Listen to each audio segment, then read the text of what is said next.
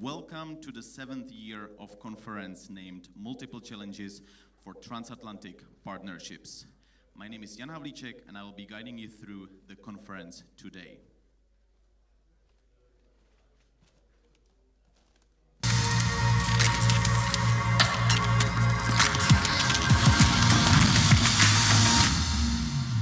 Without further delay, please allow me to introduce Šárka Šup, board member of the European Liberal Forum, who will deliver a welcome speech. Good morning, Your Excellencies, ladies and gentlemen. On behalf of the European Liberal Forum, I would like to welcome you to Multiple Challenges for Transatlantic Partnership Conference. My name is Šárka Šup. I am board member of the European Liberal Forum and also executive director of the Institute for Politics and Society. And it's my honor that I can welcome you here and I can open this conference in such a turbulent time.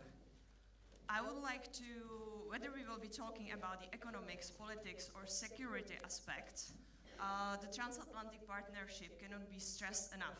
And for that, I would like to thank to our speakers who accepted their invitation and whether they will be joining us online or they are here with us in this room, because it's thanks to them and also thanks to you, we will spend now a fabulous time to discussing the most precious and the most pressing issues.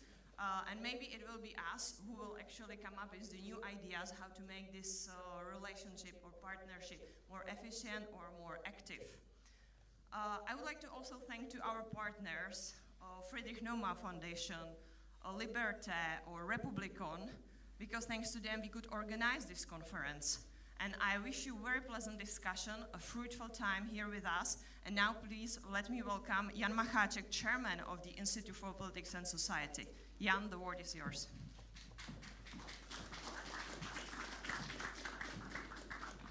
Ladies and gentlemen, distinguished guests, I would like to welcome all of you at this conference, Multiple Challenges for Transatlantic Partnership. We, like an institute, started to do this conference 7 years ago, so we already organized 7 conferences of this kind. Originally, it was called Multiple Challenges for Europe. Then we transferred to Multiple Challenges for Atlantic Partnership. Obviously, we are very glad to meet you in person, because you can imagine that after 2 years of pandemic and COVID, one conference had to be organized virtually only, and second one was hybrid.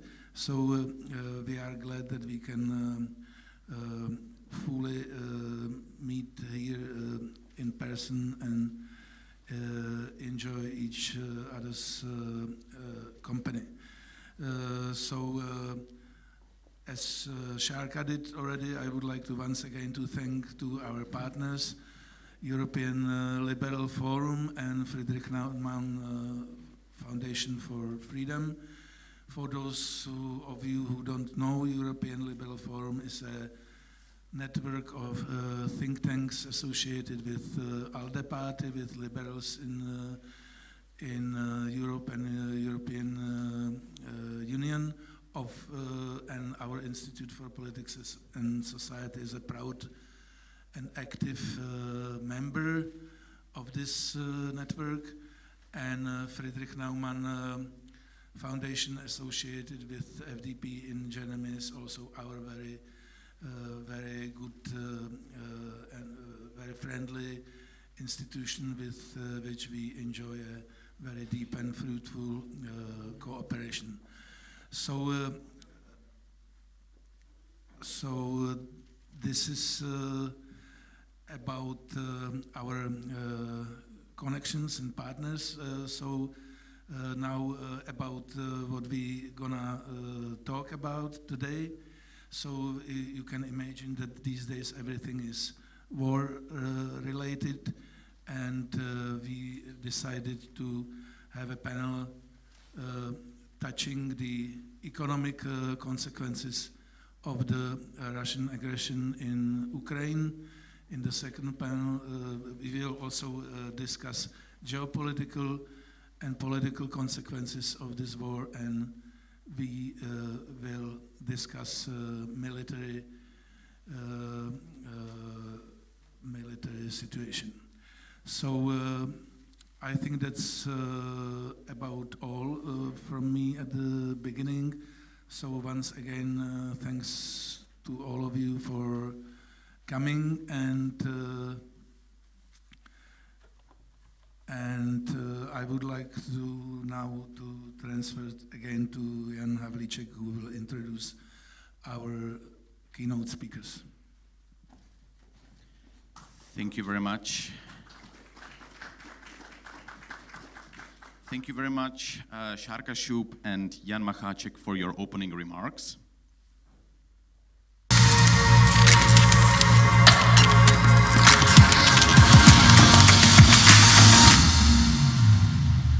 And I would like to now invite the floor for our keynote speakers. Let me start with Dita Charanzová, who is the Vice President of the European Parliament and Vice President of the ALDE party.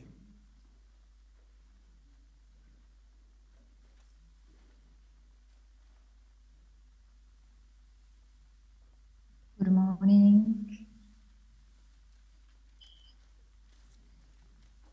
Good morning. Hopefully the connection is working. So first of all, I would like to thank the Institute for Politics and Society for organizing this very interesting event that will dive into the most important dimensions of the transatlantic partnership today. Every year there are new challenges in our transatlantic agenda, but I would say if we manage to cooperate, we always come out stronger. We are seeing this firsthand now with the current war in Ukraine. In the early days, the EU officials were sharing intelligence on Russia's military building up with Ukraine, and then also cooperating on harsh sanctions against Russia. EU and US have found even more unity and purpose, standing up Russia's aggression. Whether this strong unity will remain to be seen. I think it's crystal clear that we have to find a way how to keep this unity, how to make sure that this unity remains if we want to help Ukraine ultimately defeat Russia. It has been almost 2 years since President Joe Biden won the presidential elections. Following 4 years of turbulent relations under the Trump's administration, it was clear, though, even that repairing the damage and improving our cooperation would not be as simple as flipping a switch or pressing a button. Beyond the Trump years, events in the past year have continued to pose questions on our diplomatic closeness. There was the US withdrawal from Afghanistan, the signing of defense agreement between Australia, the UK and the United States, and more recently the introduction of the Inflation Reduction Act this summer that has also led to concerns that its provision will have negative impact on the European companies. But this past year and a half also saw great advance in our relations. The EU and the US have made tangible progress in many areas. For instance, in bilateral security, defense cooperation during the summit that was organized in June 21, where both we agreed to set up a specific EU-US security and defense dialogue. We have also managed to solve some sticking points, like the issue of corporate taxation, finding a solution to tariffs on steel and aluminium, By resolving tensions, however small, we are restoring and building up greater trust. Perhaps one of the greatest achievements has been the creation of the EU-US Trade and Technology Council. Despite our differences, we are working together to find shared understanding and trying to move forward also the trade and technological agenda. The more technical work on regulatory alignment, discussing semiconductor supply chains, is far perhaps less sexy than security and defense, but it is vital. It is vital for us to cooperate on these if we wish to maintain our influence on the world stage, and also if we want to stand up to China. The fact that we now have this structured forum to discuss these issues, to have this dialogue, is extremely important. But I would say that it's also time to have concrete results. The Trade and Technological Council must not become just a talk shop.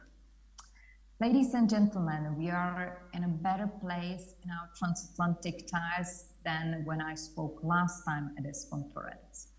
We have not fixed everything yet, but we are seeing progress in building trust, and importantly, that our transatlantic partnership is becoming more dynamic, moving beyond the traditional areas of trade and security cooperation.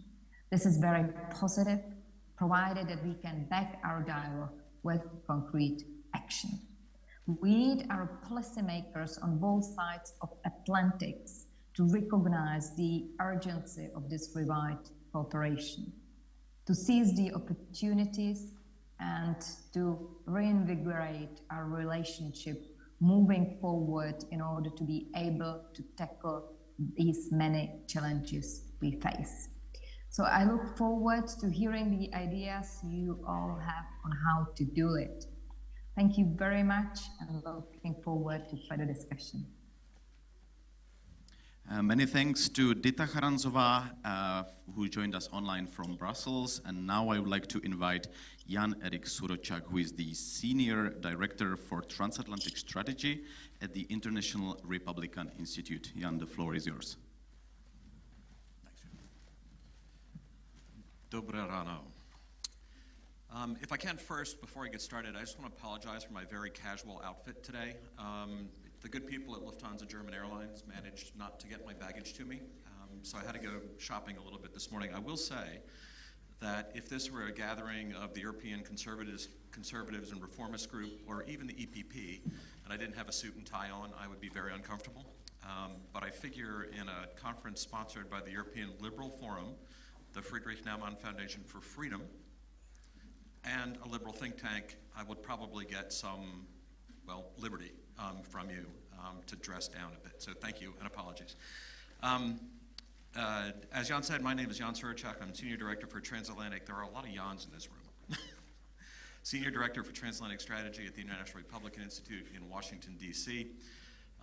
It's a very great honor and pleasure for me to be able to be here to help open this conference with you this morning, taking a look at the challenges confronting the transatlantic relationship. I'd also, I think, want to spend some time highlighting the many opportunities that I think, and we heard some of it from Dita a second ago, highlighting the many opportunities that we can pursue together in fortifying our shared democratic values and strengthening the future of democratic governance here in Europe and elsewhere in the world together. And with that, I'd like to start my remarks on a positive note about something that works and has been working before exploring some of the more urgent challenges that we face today. As several of the people in this room know, I have spent my entire career working in the transatlantic space. Personally, I rose up in the ranks in international relations back in the United States in the context of the Cold War. And just let me say, for me to see the level of cohesion in the response to Russia's invasion of Ukraine that we have seen, it's nothing short of what I used to dream about back in when my career first began. Of course, it's not perfect, but we all know that perfection really doesn't belong to the line of work that we're all in. What counts is that we have always believed in forging an alliance that has as one of its pillars the idea that democracy must be protected and shared, and that when we're faced with challenges, we together rise to the occasion. Europe and the United States today are facing a once-in-a-generation moment. Together, we are fighting an emboldened and increasingly reckless Russia, driven by an authoritarian leader who aspires to reestablish his own delusional dreams of the Soviet Union through the deliberate destruction of something that he cannot allow to exist, a free and democratic Ukraine. We continue to grapple with confronting the Chinese Communist Party and its malign objectives in penetrating our trade markets and infrastructure through various forms of subversive influence. And at home, our nations face mounting economic and energy crises which threaten to disrupt the stability and prosperity of all of our societies. And on top of that, continued disinformation operations aimed to increase polarization and undermine our democratic systems. Clearly, Europe and the United States have been getting a tremendous amount of attention from our adversaries who feel threatened by our success and our prosperity, which is fostered by our democratic system. A system that elevates the will and needs of everyday citizens over the desires of authoritarian madmen. That's all to say, if we're getting that kind of attention from the bad guys, we must be doing something right. But these aren't the only challenges we face. In fact, the nature of the common threats that we face is always evolving. And they are so numerous and diverse that neither the United States nor its allies can address these regional and global challenges alone. Europe and the United States have to adapt to a new geostrategic reality, one in which the geopolitical center of gravity is moving, and one in which the United States and Europe will need to continue and probably increase our engagement in shared interests and values in an era of increased geopolitical competition. Just to name a few: global rule setting in trade, finance, the internet and cybersecurity, ongoing discussions about the global role of human rights, and of course, energy security. In this scenario, our work is to continue identifying policies, debates, and political coalitions in which both European governments and the US government can invest to allow transatlantic relations to thrive. In a nutshell, keeping the transatlantic alliance going strong in the years to come is going to require the promotion of shared interests, shared values, and a shared mission across all levels of government, and increased cooperation, broader areas of partnership than in the past, including an increased focus on domestic affairs and local realities, and giving more space to transatlantic, pro-democratic youth. At the same time, pushing back against those powers that aim to undermine our democracies and alliances will come at a price, and it will not be cheap. The investments we need to make for our future means putting in place systems that do not rely on our adversaries for their infrastructure, for the production of goods, for energy, and for the many other things that they today make alone. We need unity. We need each other. Investments to defend our own populations from fake news and brainwashing also won't be cheap. But these are our main assets: our families, our people, our businesses, our communities, our countries, and yes, our freedom. And they, I think, are worth fighting for, no matter what it takes. The world's a tough place, but it's not all Kafka, darkness, and doom. I think we do well to remember that the Transatlantic Alliance is not only about resolving crises and defending ourselves, it's also about promoting innovation and discovery, empowering youth across transnational connections, and walking forward together to advance our economies and safeguard our futures. It's about an indelible belief in our own free and open societies that provide more benefits for more people than ever in the history of humanity. So, as we continue to lead the change in this once-in-a-generation moment, we should keep in mind that a forward-looking transatlantic alliance means pivoting, changing, and evolving. There are some things we need to do more of. We need to ensure that democracies are appropriately equipped to meet the new challenges, not only at the regional level, but at the domestic and municipal levels as well. We need to welcome the expanding nature of our partnership and embrace transformative decisions by recognizing that in this pivotal moment, Lack of action only serves our adversaries. The attack on Ukraine reminds us all of our shared commitment to freedom, and the decisions and actions that we take today will set the course of the transatlantic partnership for the years to come, especially with regard to presenting a united front in the face of our adversaries, China and Russia. We, of course, have to return to our core values and recognize that we stand strongest when we stand and act together.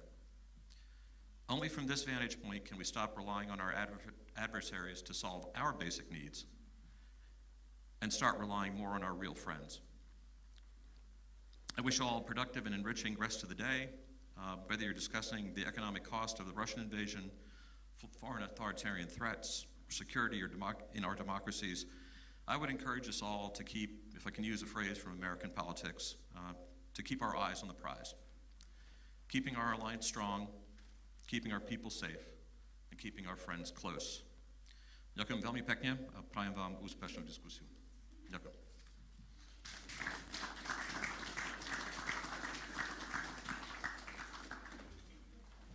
Many thanks to Jan-Erik Suročák and also Dita Charanzová, who delivered our keynote speeches. Let's move to economic panel.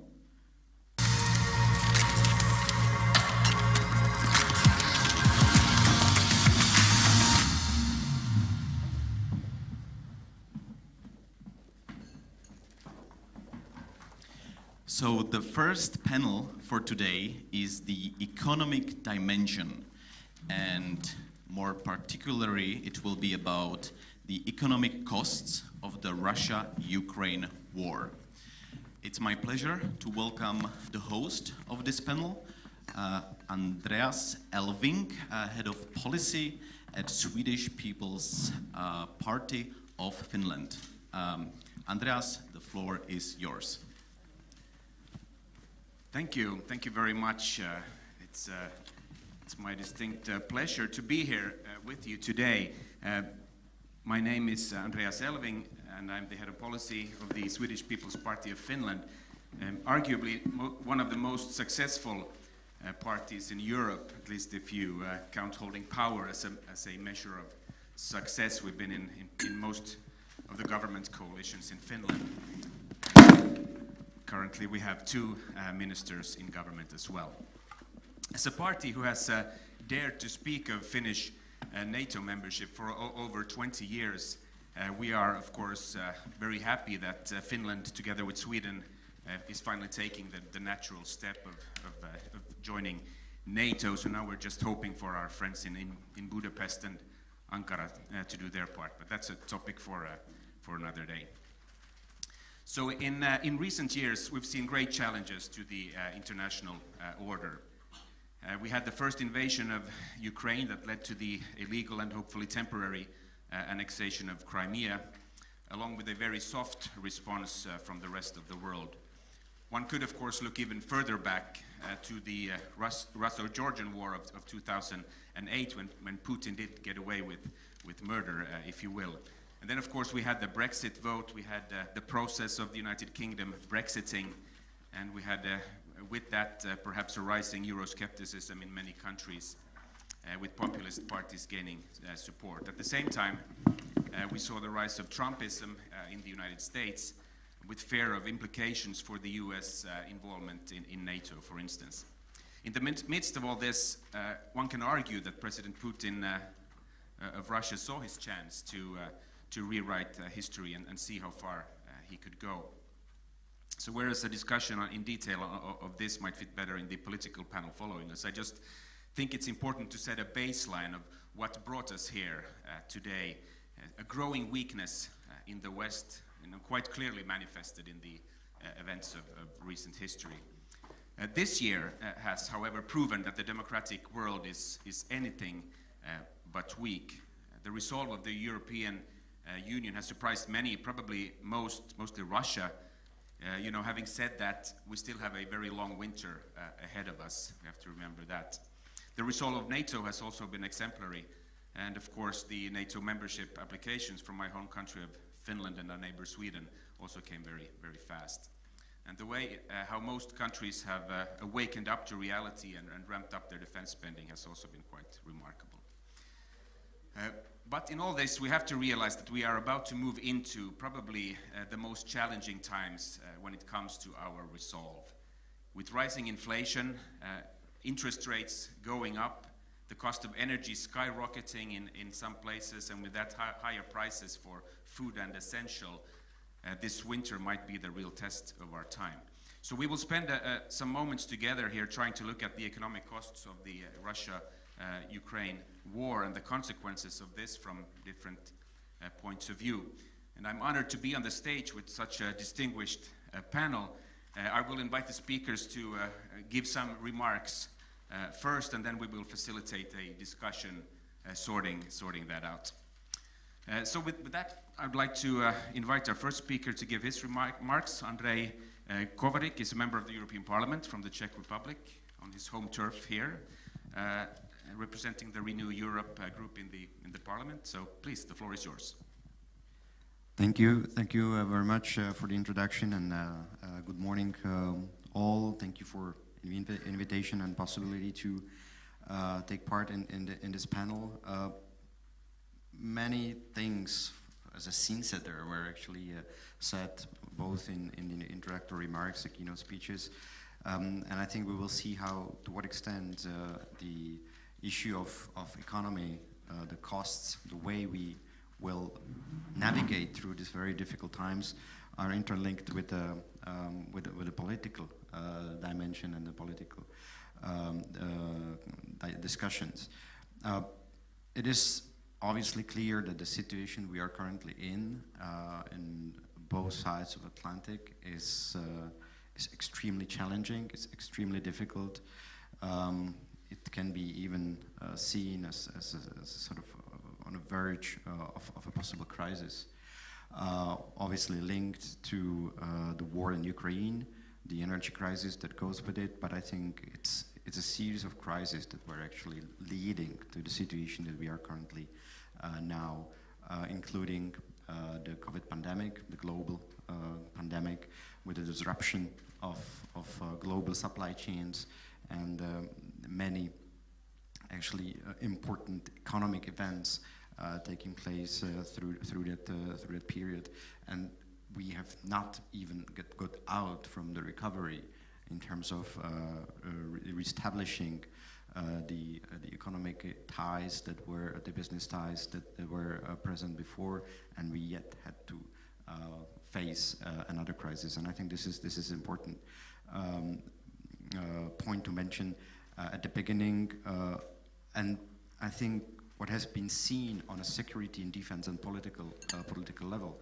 So this moment of very close cooperation and support on both sides of Atlantic, and just let me also add to the equation not only the U.S. but also Canada, as I'm a member of the delegation between the European Parliament and Canada. I think those are also very important allies on the other side of Atlantic, and I think we all share the same approach, the same values, the same views on how to get through this very difficult times. And I think we saw this enormous unity on a political level. We saw unity in terms of imposing sanctions on Russia. There's a lot of coordination between various blocs. You know, the European Union are adopting the sanctions as a bloc, as 27 member states. Obviously, the other countries under the G7 or G20 format, they joined unilaterally. But I think you can see to what extent the impact, and also I think that the targeting of the sanctions is very much similar. Huge unity in terms of unprecedented military support to Ukraine, which I think is definitely one of the key features of the support to Ukrainian armed forces in their fight against illegal invaders, and which is not only military. I mean, we can see also many other applications actually coming from technology world, etc., which are actually helping Ukrainians to overcome the clear advantage that has the Russian army in terms of numbers and strength. So I think there's a clear unity, and we should be also able to clearly demonstrate that unity also on the economic level, and I think we should be open with that. It was not always the case in the past, and we've been through various attempts how to get both the U.S. closer to the European Union, such as the negotiations of the comprehensive trade and investment partnership agreement, which eventually failed. But I think with initiatives such as Technological and Trade Council that is currently taking place, with a lot of exchanges on both political and business level, I think we should be able to overcome those differences that we have on the economic side. But the situation won't be easy. Obviously, now we focus on the energy crisis, but we don't start from the same places on the different sides of Atlantic. We don't even start from the same places within Europe. But we are definitely very much exposed, and this exposure seems to be lethal now and fatal to high exposure to the deliveries of Russian supplies of gas and oil, which is obviously not such a critical case when it comes to US or Canada. So we have to deal with these issues, but also I think on top of that, many other macroeconomic indicators that we actually see are impacting negatively the real economy, such as high inflation on both sides of Atlantic, meaning higher interest rates, meaning there are at this point transfers of capitals from one side of Atlantic to another, which may be quite difficult. But I think, and we will definitely discuss that a bit later, huge public spending. Because obviously the situation, when it comes to security situation, requires a lot of public spending in this regard, be it in the defense sector, but also be it in other areas. So I think that would be in a nutshell for me the introductory remarks. Obviously, not only optimistic views, but I think these are challenges we should be able to overcome. But the cooperation and I think closer alignment and convergence of various economic steps, being in monetary or fiscal policy, should be also viewed by the European and North American leaders in order to make sure that the unity that is well demonstrated on political and defense or security level will be also seen on the economic side. Thank you. Thank you. Thank you very much. We'll come back to many of the issues you raised, but I would like to move forward.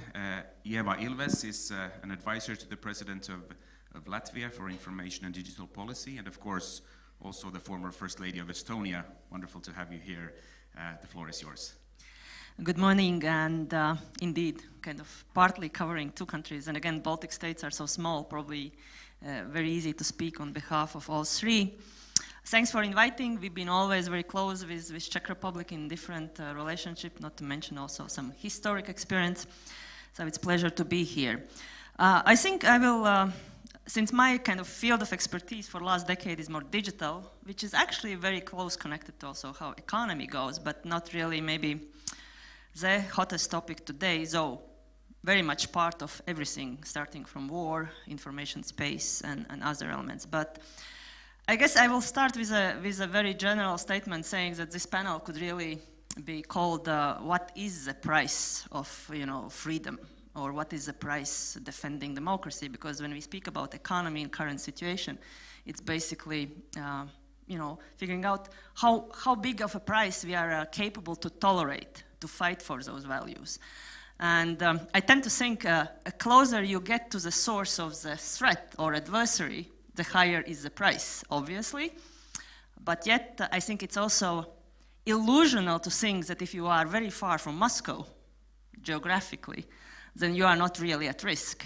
And, we've seen, if you look at the number of decisive moments in European history, recent history, You know, be it Brexit, be it US elections, be it even elections in Paris. We see that force element meddling in those processes and eventually endangering the very core of democracy and the same values that Ukrainians are defending right now physically. So that said, I want to say that this price tag we are paying for fighting for democracy and freedom right now in economic numbers is not only sort of regional, it's not only because of Ukraine, and it's not only because we all are committed to the same values, it is actually really a price for all democratic society, and therefore we have to sort of build up our resilience to the difficult economic times.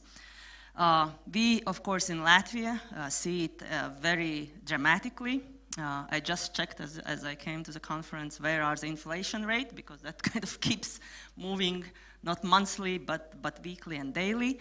I mean, if Europe says situation is bad because inflation is reaching 10%, you know, some countries 6, some 10, then in Baltics it's 22, just sort of, you know, give a feeling, if it's hard, then it's hard, how hard it is in Baltic states.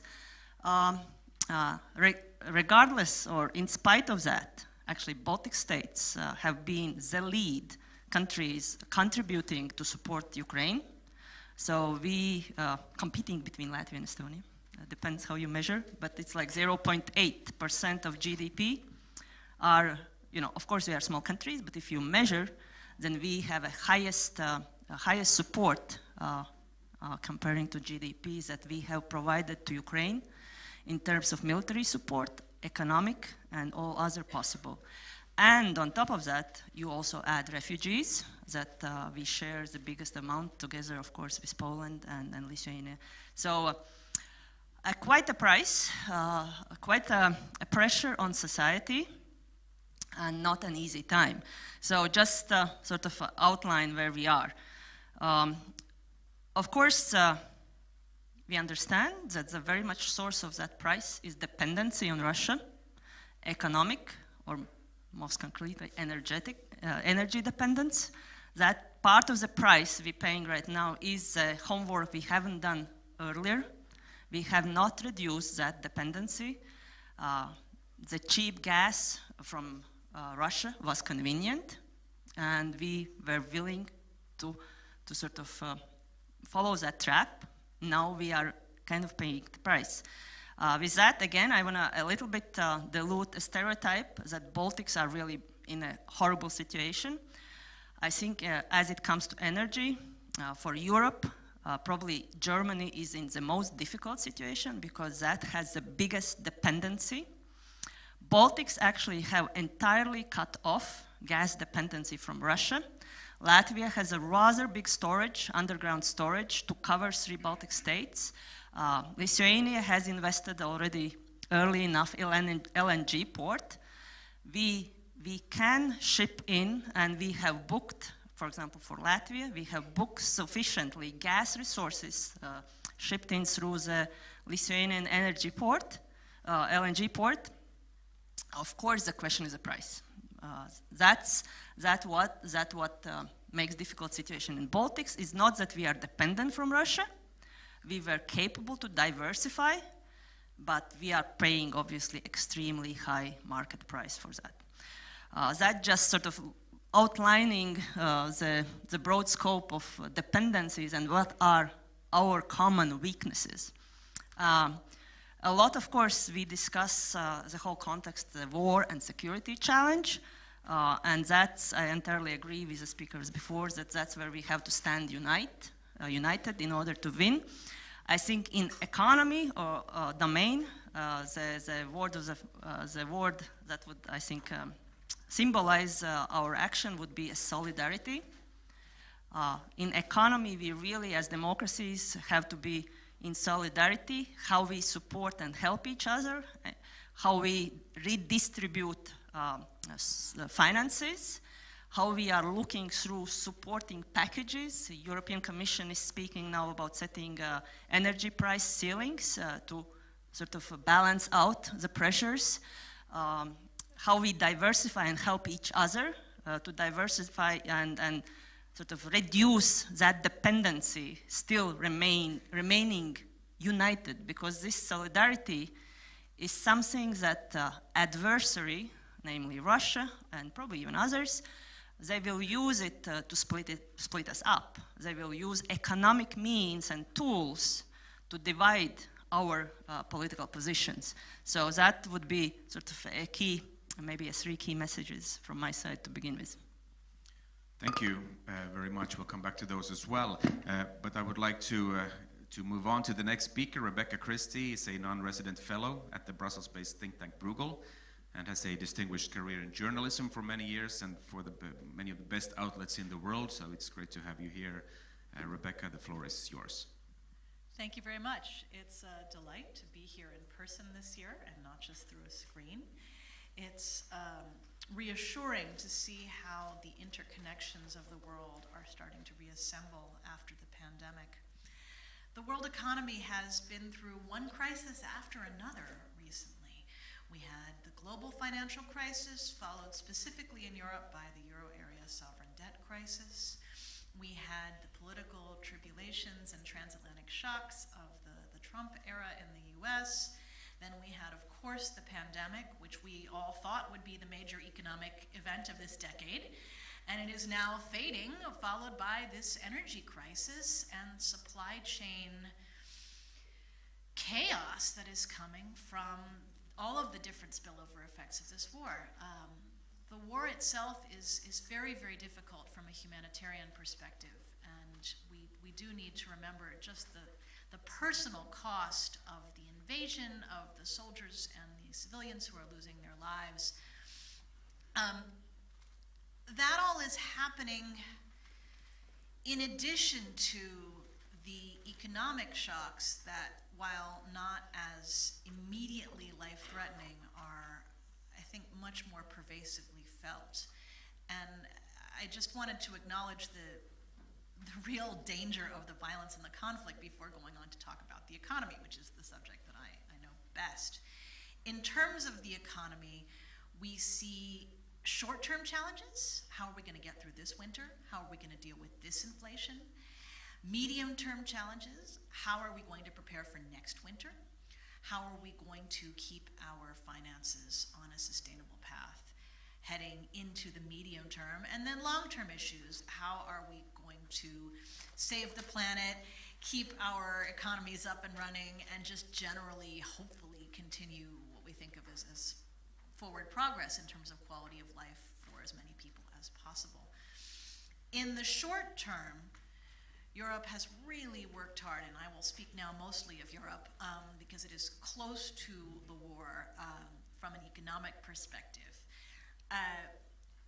The EU's gas reserves are now almost completely full, to the point where there's so much gas in storage it's almost suppressing prices. So in a sense, the question will be what happens in the winter once these reserves have been drawn down a little bit. Do prices continue to stay stable, or do they go back up again? But then you have a question of what about next winter? Will we be able to refill the reserves? Will Europe be able to continue the energy security that it has so far put together? You have the question of inflation, which is just one temporary shock after another. It's very difficult for monetary policymakers to figure out how to respond to this cascade of temporary shocks, which to me anyway are different from systemic shocks. Our monetary policy model looks at what are supposed to be long-term trends. You know, prices go up, rates go up, prices come down, rates adjust. You're supposed to be able to do this over a period of time. And what happens now is every month we have a new one-off. So it doesn't feel appropriate to raise interest rates in the way that we did in earlier eras to try and suppress prices, and it also doesn't feel appropriate to do nothing. So monetary policymakers are really stuck. The lesson we see out of the UK is that you can't really address inflation until you've dealt with financial stability. Financial stability has to be your priority. You have to be able to sell your government bonds. You have to have a banking system that is functional and able to deliver to the real economy. And to do that, you have to have a central bank that is willing to do whatever it takes and operate on a global scale to maintain confidence. Confidence, at the end of the day, is what keeps the world's best and biggest economies running. The Federal Reserve, the ECB, the Bank of Japan, hopefully also the Bank of England. It's weird to talk about the Bank of England in terms of hopefully, but they've had a rough week and they haven't been getting the balance right of trying to manage policy and trying to communicate to the markets that they are a rock in the storm.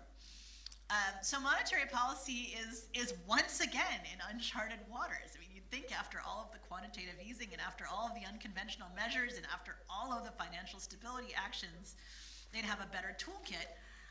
And yet, when it comes to managing with this just revolving door of temporary shocks, they're still having to make it up as they go along. I guess I'll close by talking about the difficulty of regulating and stabilizing the energy market in this environment, because the Russia-Ukraine conflict has put so much emphasis on energy. It's also put emphasis on manufacturing and on food supplies. In those cases, the parts exist, the agriculture is still there, it's just a question of getting it from one place to another. But of course, when you talk about transportation, you're back to talking about energy. When you talk about manufacturing, you're back to talking about energy.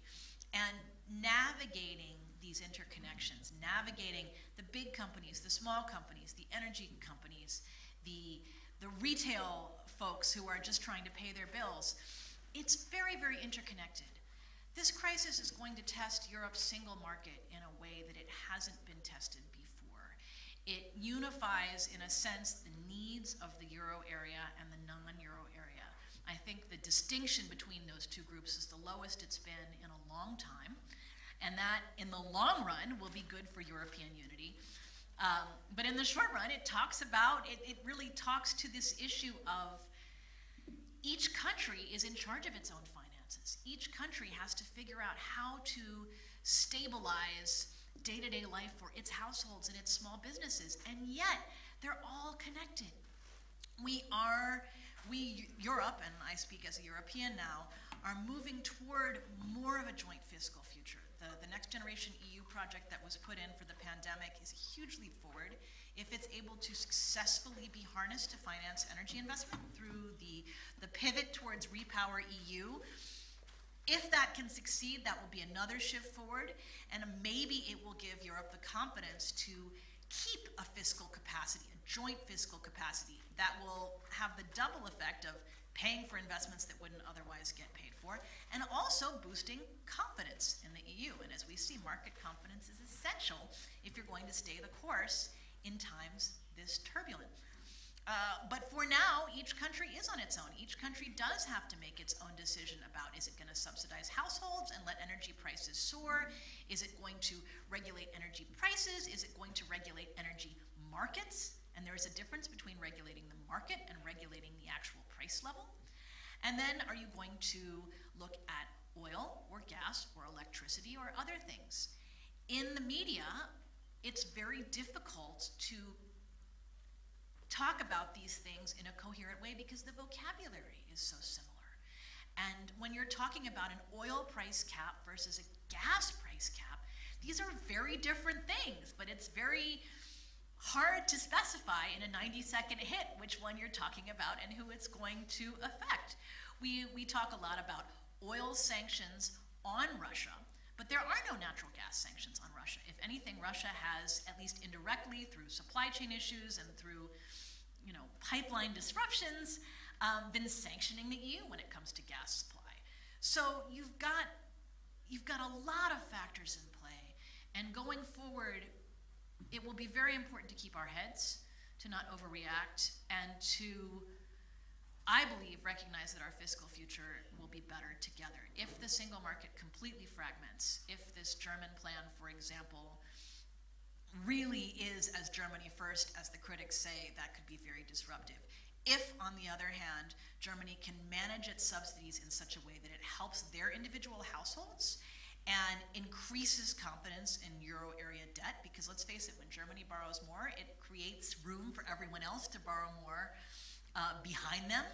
that could actually end up being a stability helping factor going forward. So we're at yet another turning point, and we'll have to see. Thank you, Rebecca, for that very interesting, and we'll come back to those issues too, but I want to move forward. Jan Makacek, we've of course heard from already today. He's the chair of one of today's organizers, the Institute for Politics and Society, and has a strong background in media economics, and is also an award-winning journalist. So please, the floor is yours. Thank you. It's hard to speak about after such exhaustive analysis, but perhaps I should mention a few things which were not touched. We should also, we definitely should speak about the Ukrainian economy. We all know that Ukrainians are fighting courageously and in last few weeks very successfully. But as many people pointed out, for instance, Niall Ferguson in his column, that more Ukraine is winning militarily, it is actually losing economically. The country is in really desperate economic situation with the upcoming winter, etc. Ukrainians' estimates are that their economy is like 30% down from previous pre-war levels, but there are estimates from outer sources which say it's even like 60% down. The economy is basically not functioning. It's not a criticism of Ukraine. It's a country in a defending itself from a military aggression coming from many sides, and it's I was asking what branches of Ukrainian economy are actually functioning. So it's transportation, ports, it's certainly like food processing to an extent, and IT, which partially transferred to Poland, etc. So it's very desperate, and Ukraine is absolutely dependent on foreign aid. And here is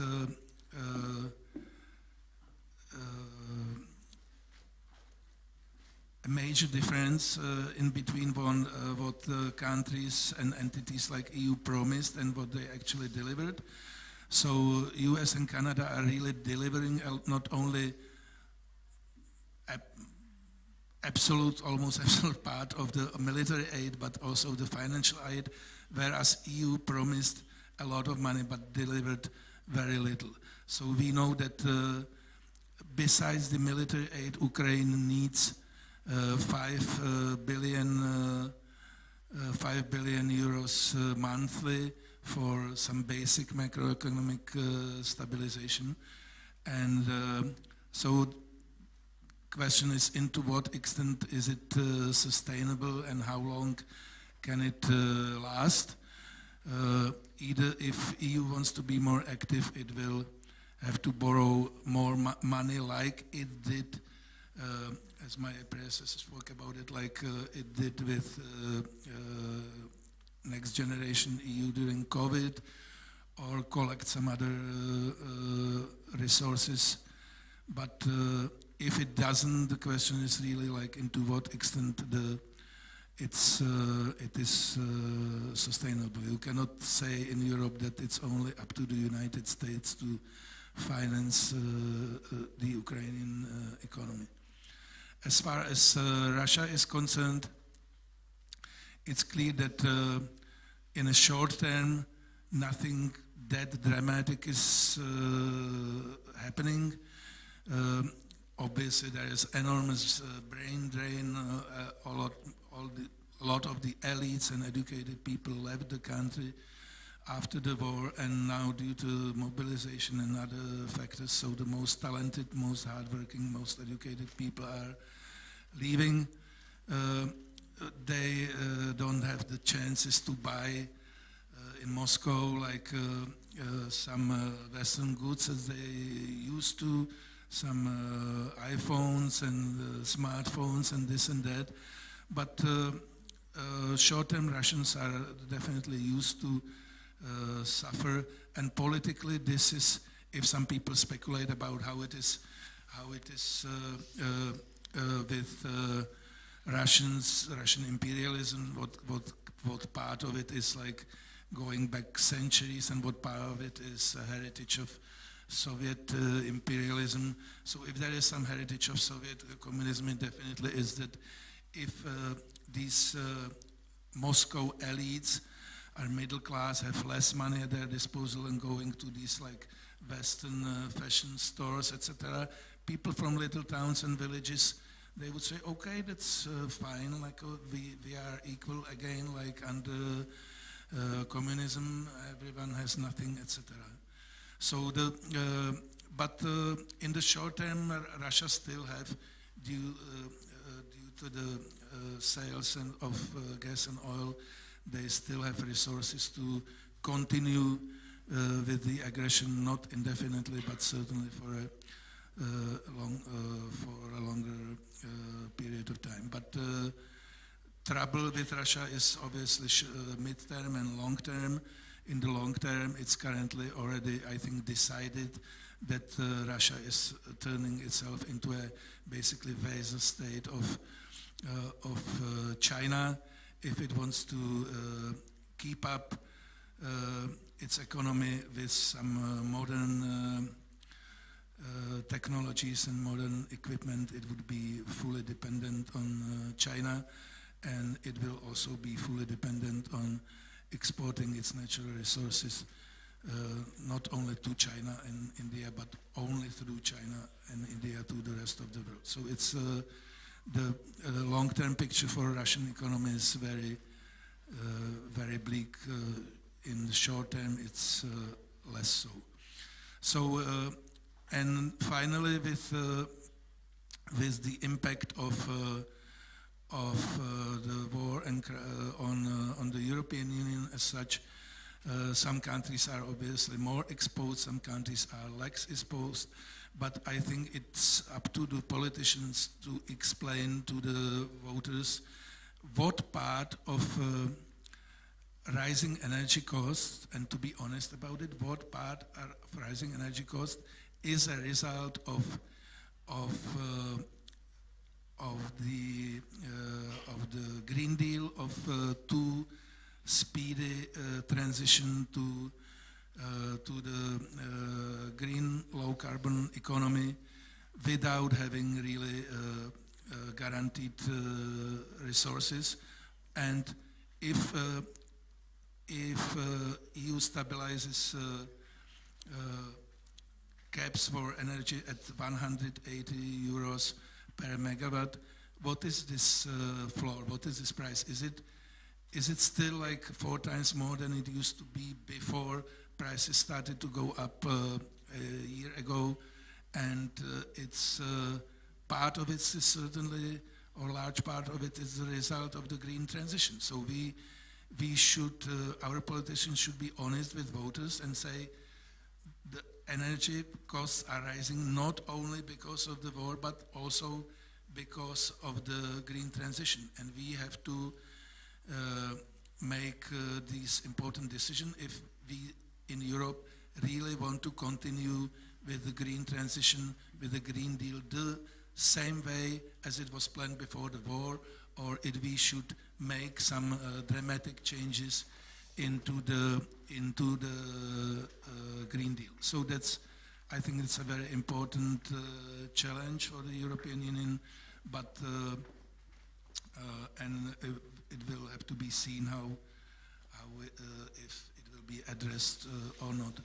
As my favorite, one of my favorite columnists in Tyler Cohen basically wrote, there is currently a situation that approximately the rising energy costs will, if it continues the same way, it will subtract like 6 to 8% of GDP in average for every European country. And the governments in EU basically decided One option is that you let the market forces to react, and the infection will spread into other branches of the economy, and the result would be 6 to 8% decline in GDP on average. Or governments would so-called fiscalize the problem, so they will basically translate this energy rise into and cover it fiscally, either through subsidies or through the price cap or price floor. But the question is how you can do it 1 year, you can do it 2 years. You will stop. The advantage of it, as he says, that advantage of it is that infection doesn't spread to all the branches of the economy, but the disadvantage is that it's still a crisis. You only transpond the energy crisis into the fiscal crisis, and then the question is if the markets would absorb new levels of debt to GDP, or if there is going to be once again sovereign debt crisis coming to Europe and to the West. So I think it's a very important thing that we have to realize that while doing all these price caps and saving the economy, it certainly has costs, and you only transfer it into fiscal burden and into the future, and it cannot be done indefinitely. If there are no subsidies, there certainly will be a large deindustrialization happening in the European Union. For this country, definitely it's very dependent on German economic model. If parts of German chemical industry, for instance, disappears from Europe, the question is where it goes. Is it going to China again? Is it what we wish? Is it what we want? So we should also be thinking about what kind of levels of the industrializations are acceptable, and what kind of levels of and where these things we are used to consume, where they will be produced, and if it's in our interest. Sorry for being too long, perhaps. So I will stop now. Thank you very much. A lot of interesting challenges coming from all of you. We'll see. We'll try to find some answers too. But before that, I would like to hand the floor to Antonios Nestoras, who is the head of policy and research for the European Liberal Forum, also one of the organizers of today, and he's also the interim executive director of said organization. Please, the floor is yours. Thank you very much, Andreas. I'm delighted to be here today in front of you in this beautiful city. Thanks for the invitation, and congratulations to the main organizing team here on the ground for what seems to be already a fantastic conference. I think I share Jan's concern here that it's difficult to add, after 5 speakers, 4 speakers, and the 5th, it's certainly difficult to add a lot of new and meaningful things. So I'll try to be brief. That's my first promise. And the second, I'll try to, instead of adding even more challenges, trying to a little bit change the perspective of how we look into the economic costs, the cost of the war for Europe. So I share the beginning of Rebecca's also intervention. We are now in a position where we have experienced 10 years of consecutive crisis. That is, without doubt, something that makes economic policy, economic situation, the economic outlook much more difficult. And of course, we have in front of us since February a major external factor that affects economic, monetary, fiscal policies in Europe, most of all. There is no doubt that the war in Ukraine is adding to inflation and weakens growth. Both Ukraine and Russia are major commodity exporters. This means that the war is driving food prices up, it is driving energy prices up. There's no doubt about that. It's already been said, and we all confirm it. Europe is affected the most from these upward trends in prices. Eva has already mentioned that from all the European states, the Baltic countries have reached 20%. I mean, that is unprecedented historic high in inflation. Overall, I was looking at some data, some latest estimates this morning because of the panel, and the estimate is that the war is going to take approximately $1 trillion US out of the global economy, and on average, it will add 3 to 4% of inflation to the world economy, and that is even more higher in Europe. But if we look at the average of the inflation rates right now in Europe, then we are at 10%. Even if the adding effect of the war is estimated at 3-4%, we're still 3-4% higher than what the original mission of the ECB was, to keep the inflation rate around 2%. I'm not saying that they don't have a tough job. They have a really tough job, especially because of the whole context. But still, we have to ask ourselves if they're doing a good job in keeping inflation in the around 2%, which is the statutory mission of the ECB, regardless of the inflationary pressures coming from external shocks, just like the war and the energy prices and the food prices and so on. And if I'm asking myself this question, I believe that the answer that I'm going to give is that the ECB could have done a much, much better job in reining in inflation, at least on the dimension that could be controlled internally and not, which is not dependent on the external shocks. And I also share Jan's position that the increase in prices started long before the war. I think there's enough data out there to suggest that inflation is not only dependent on the war. So we have to be careful not to use the war as a scapegoat for policies that we could implement in order to control inflation. Of course, we have to take some measures in controlling energy prices and food prices. They have already been mentioned, but at the same time, we have to look into the long-term strategies of the central banks. As far as I'm concerned, as a European, the ECB, but of course, the Bank of England and the Fed is also important in this respect. So that's that would be my modest contribution. Focus a little bit on the monetary policies and the inflation calculations, formulas, and the data and the formulas that the ECB is using in order to decide on very, very important policy decisions. So not to look only on the external shocks, but also on the internal options that we have at our disposal in order to control all these challenges because of the war. Thank you very much.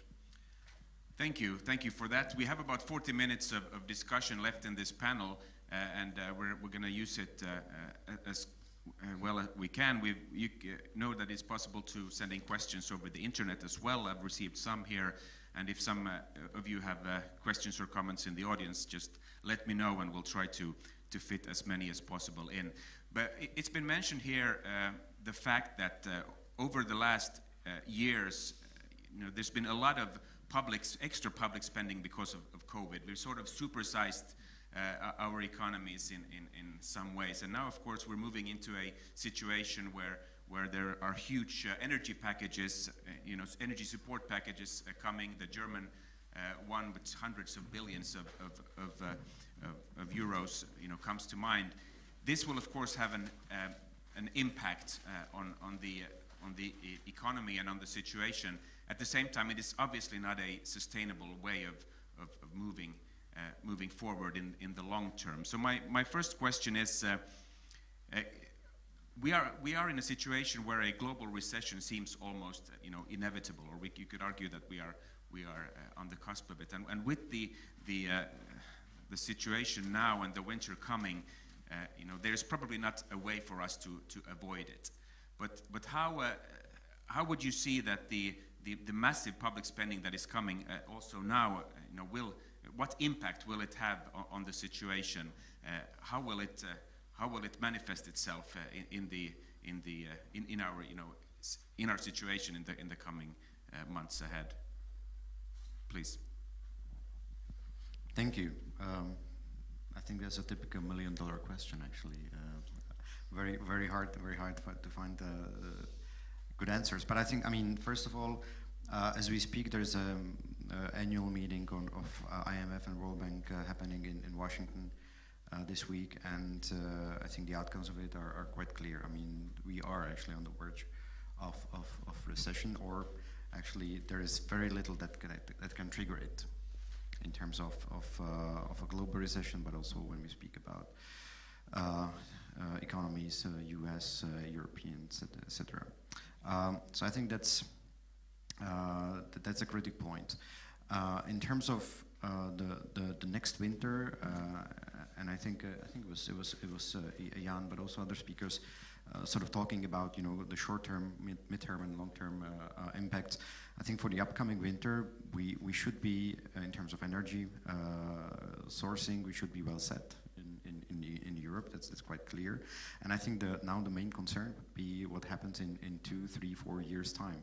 And it is because also, in my view, many economic impacts, the real impacts on the society, can actually have delays in before they fully hit. We are currently trying to deal with inflation, but the policy toolbox is quite limited. And as you mentioned rightly, we are also combining it with huge public spending. So I think in my view, on the public spending side, sure, we have to be able to make sure that the impacts are minimized, especially on vulnerable sectors, vulnerable households, vulnerable companies. But also I think we should really target it very well. Because obviously very, very large and broad support can actually mean that the inflation pressure will still there in the economy. But I think we should really trigger it where it makes sense. We should look into the price of energies or price of food, for instance, as well, because those are the key components that would drive the inflation forward. And the energy prices usually translate into economy through also, through the deliveries of, or consumption of energy by other sectors. I think this is about good targeting. In terms of monetary policy, I think it was very well summarized already. I think there's a huge risk to do little or too late, or to do too much too early. And I think what we see, and this is what I meant by my call for a better cooperation between the monetary policy makers across the Atlantic, because I think we are really risking taking different paths in a way we want to accommodate monetary policy to the current situation, which can actually mean that we destabilize both economies. We see it's partly in Europe, but I think obviously the Eurozone and the steps taken by European central banks help to sort of level playing field. But when we compare the approach in the US and the European Union, they are different. The Fed is now currently much more aggressive, and that also means that there's more impact on the capital markets and the way the financial flows are actually circulating. And I think there is a risk again that if, for instance, Fed, as the Fed chairperson recently expressed, will only focus on its domestic issues, then we can actually end up in a situation when we will deal in Europe also with the negative fallbacks of US monetary policy on our economy. I think this would be a situation we need to avoid. Too little, too late, or too much, too early? Are we doing it right?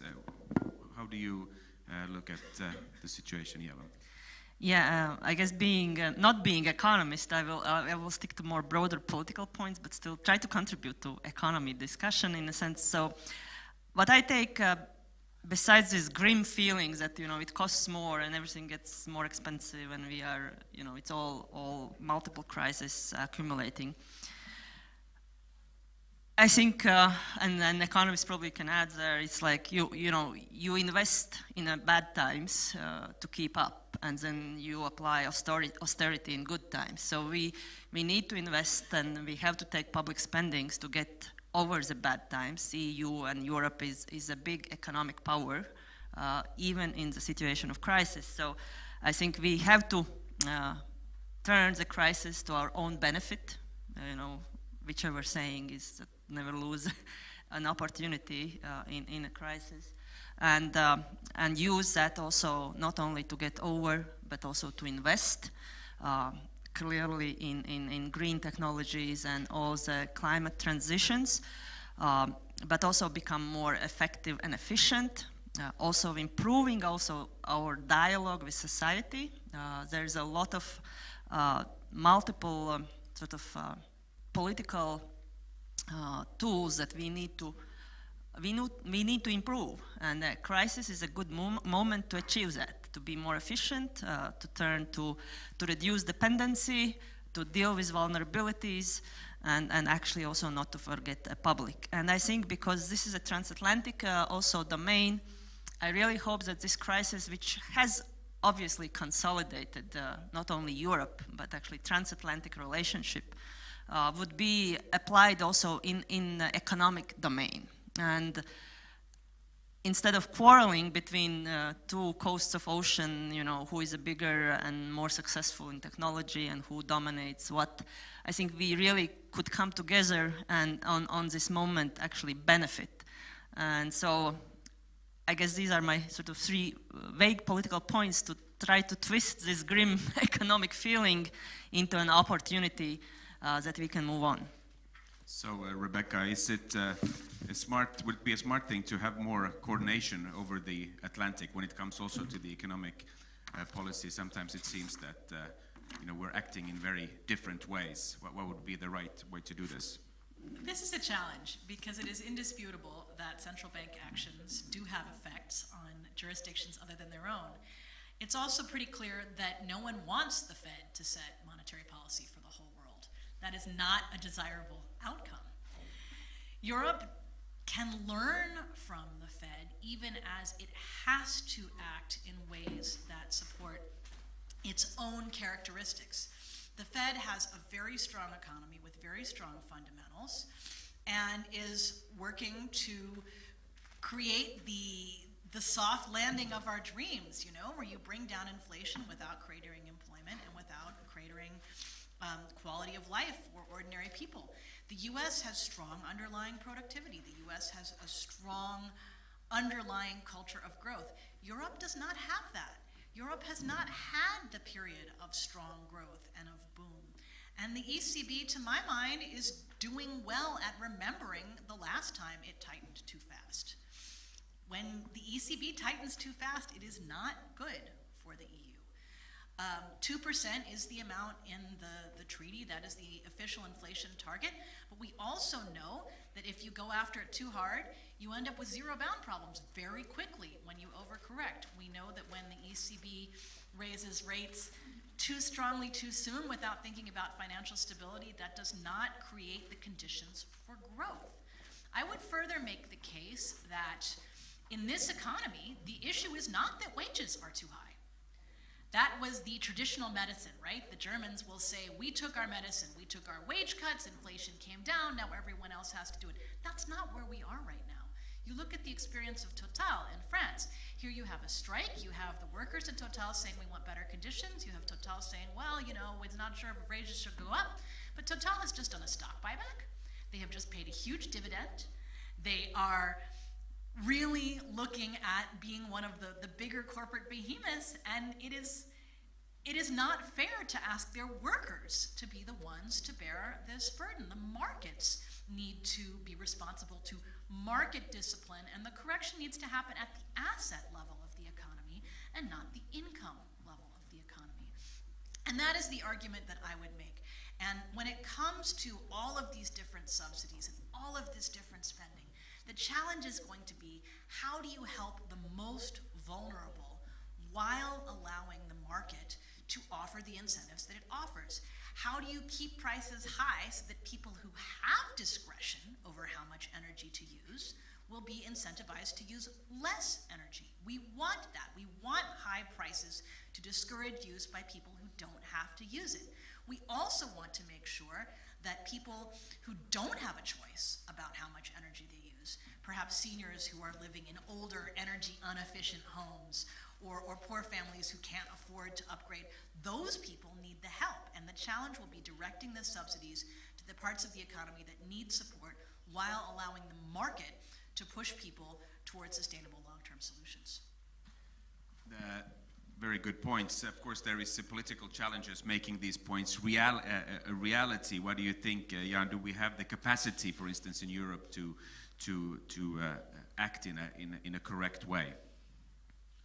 Well, let me tell you like a few remarks. When I got here, for instance, today, it seemed to me a little bit cold, and I realized that we already have regulations, and that in spaces like this, the degree should be like 18 or 19, I'm not sure, but you can see if the room is so nicely full of people, we radiate our inner energy, it's quite warm in here.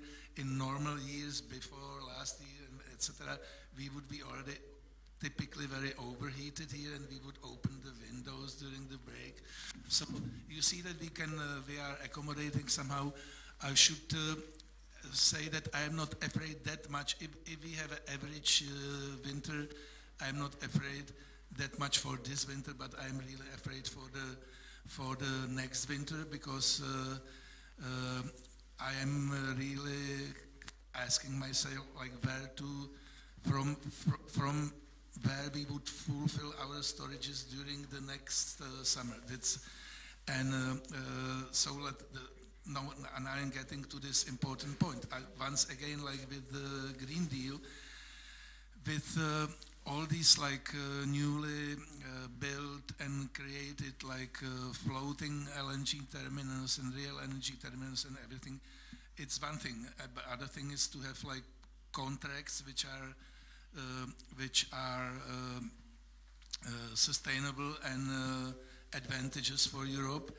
And in this respect, I really think that Europe should reevaluate, I don't say give up Green Deal, but to transform it, to prioritize and reevaluate, because if you speak with countries like Qatar, Algeria, whatever, so first thing they would ask you is it still that in 2050 you want to have a like fully decarbonized economy?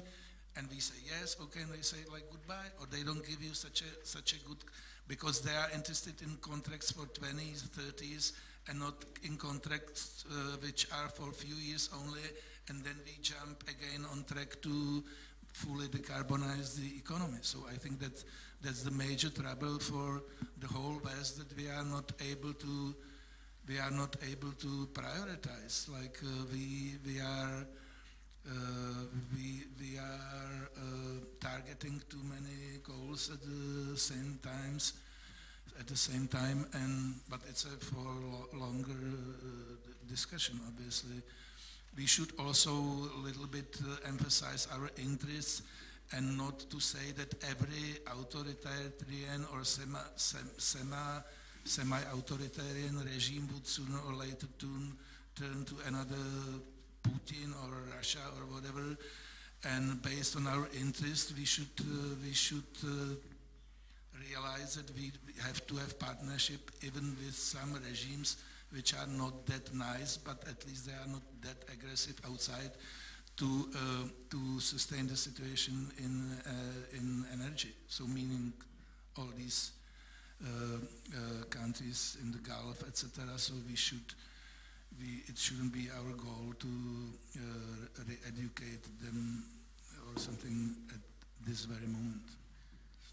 Well, the moderator would like to argue a little bit against this, but he will restrain himself. But isn't it possible, Antonios, for us to do two things at once? You know, not to give up on our sort of green targets, and but at the same time deal with the situation we are in. Can we, walk and chew gum at the same time, as they say? Even though I realize the stakes are a little bit bigger than just walking and chewing gum. I should say one thing, that I didn't say give up on Green Deal, but I said to transform it. So I never said give up. Of course, this is very difficult to answer in practice. Yes, but I'll answer with a Greek proverb, and in Greece we say you cannot have two watermelons under the one armpit, like this. So we're talking about two different things, and you cannot carry them at the same time effectively, both of them together. If indeed we have to deal with short-term systemic shocks, and we have to redefine our long-term strategy, then this is the time to do it. If the war, 2 years of pandemic, very anemic growth because of the successive crisis, is creating an environment which is no longer easy to have very high and ambitious environmental goals, then maybe we could just delay them a little bit. This is nothing. Well, of course, we don't mean that we cannot or we should not make our economies and our societies sustainable. We have to make them 100% sustainable, but we're dealing with extraordinary circumstances at this moment. We are asking the citizens to make extraordinary sacrifices during this winter. So perhaps we can rethink the mix of policies and goals and objectives that these policies want to achieve. It's not easy, but this is the fundamental function of politics, basically, to take two extremes and try to make them work in the real world. Very good. We mentioned here a little bit about the sort of long-term impact. Russia is known for being able to take pain, a lot of pain, a long time, and I'm not sure that the Western Europe or the United States are as used to that. So looking, it was also mentioned that next winter and the winter after that might be the real challenge. So my question would be, will we be able to take the pain for many years now in order to save our democracy, or what are the risks that this will go in the wrong direction? Please. Obviously, this is a critical question. There definitely will be a risk of a huge negative economic impact on European societies, which could be also linked to destabilization in political terms. That is clear. But I think it was very well mentioned here in the introduction. We have to also compare those prices to what is actually the ultimate issue here, and and I think it's very hard to say, what is the price for freedom, and because that sort of make people think to start to calculate the price for freedom, and I think this would not be good way out. So, in this regard, I think there is more like a number of strategic choices that we rather have to make, and I think there was many of the tools to use that were already mentioned. We have to obviously make sure first that the primary source of instability, which is the war in Ukraine, goes to its end as soon as possible, in a way that is actually in our view the right outcome of the war, and I think that this is critical. But even though, because this is not what is fully in our hand, even though the conflict takes more time than we wish, I think the key is actually to work better in this unstable or unpredictable terms, and trying to use whatever it takes in terms of delivering on this predictability from our side. That would also mean to basically not to leave any stone unturned in terms of the policy measures to take. But maybe in more general terms, we're discussing here, what should be the right approach in monetary terms, in fiscal terms, more broader economic policy terms. But maybe we would also need to be able to and ready to redesign the policy toolbox that we usually have in our disposal, because the situation is not as we know it. And actually, we also did it back in 2008-9 when we had the global financial crisis. If you look at the European financial legislation or regulatory framework right now, it is much different from what we knew before, and we were actually able to react to it. It took some longer time, but we were able. So I think all these discussions that are currently taking place about how we should design the policy measures, how we should manage the transition in energy terms, in climate terms, in energy efficiency terms, etc., etc. I think those would be crucial. But I think we should really remain open to various types of solutions, short term, but also obviously midterm, and see what actually is the best, or let's say the optimal or most effective decision and most effective instrument that we can apply. And yeah, I'm afraid that maybe some traditional measures that we applied in the past would not be enough. So Eva, you mentioned that the support from the Baltic states has been exemplary in this situation, and sort of the realization what is at stake, I think, is very or it's more apparent in some countries than in others. You've also lived in the United States and have a broad perspective. Could you perhaps, how do you think the sort of readiness of all of our societies are to bear these difficult years, which I think we can agree, I mean, these will be difficult years ahead? I think though I live in a complicated geopolitical space nationally, sort of coming from Baltic states, I'm more optimistic, and I actually give more credit to our societies in democratic countries than actually maybe the picture looks in media or social platforms. Baltic states obviously is an example, and that can be also credited to our maybe history, because we've been like that in so many decades, and we kind of know the price of freedom. And I think Czechs know. If I would ask Czechs how much they are willing to pay not to see Russian tanks in Prague again, probably that would be a very different debate. But I give a credit, and I think part of my optimism is also a COVID time, actually. It wasn't an easy time, and we probably are not entirely happy how we got through COVID. But we did get through the COVID. We saw the resilience in society. We saw the democratic arguments. We saw a lot of disinformation and misinformation. And we were in a very uncharted waters in a health situation, right? A few years ago, we didn't really know what will happen with that virus. Will we all be dead in a month or 2 or 3? So I think I'm optimistic about democratic societies. I think we will get through next winters.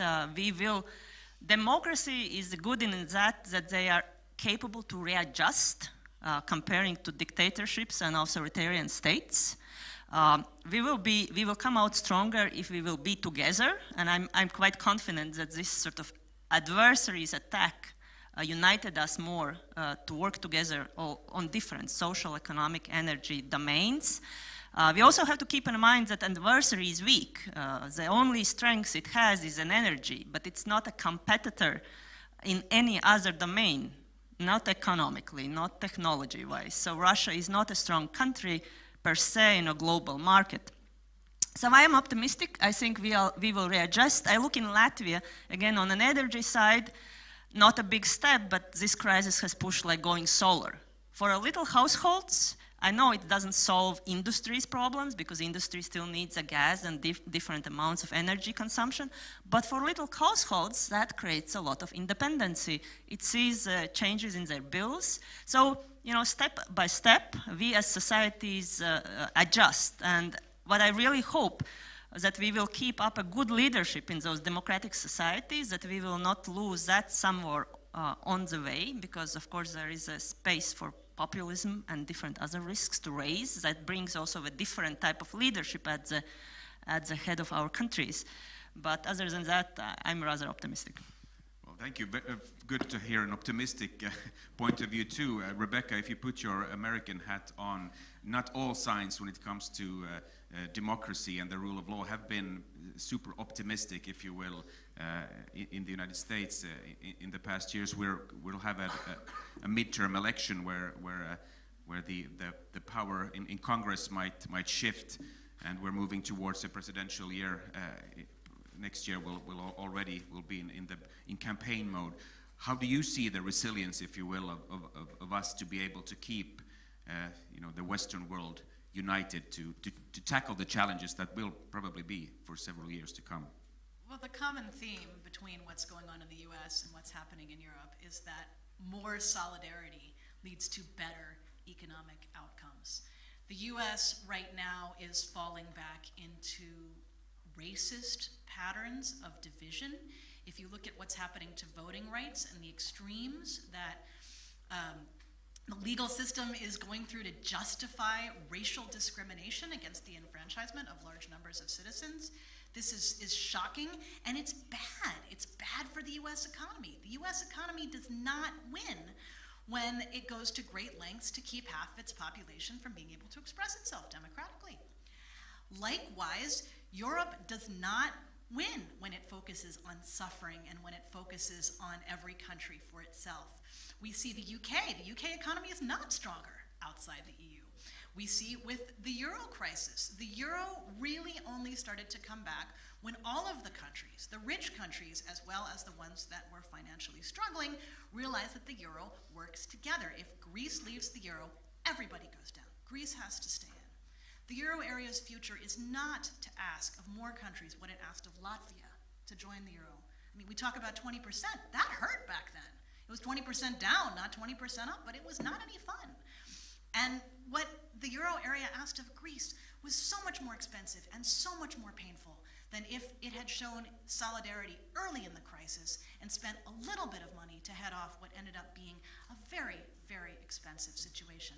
And if I could offer a corollary to the Carpuzzi effect, is that the people with more arms have to carry more watermelons.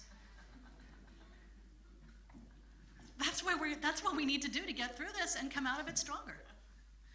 Greek proverbs meets American optimism. This is very good. We're learning new things here. Of course, it's not only in the U.S. that one can be worried when one looks at certain democratic trends, if you will. We have challenges in Europe as well, and of course we're very ripe for populist sort of negative populism to show its ugly head again. What would you say, Jan? Do you think we have the capacity to withstand this, or how would you comment?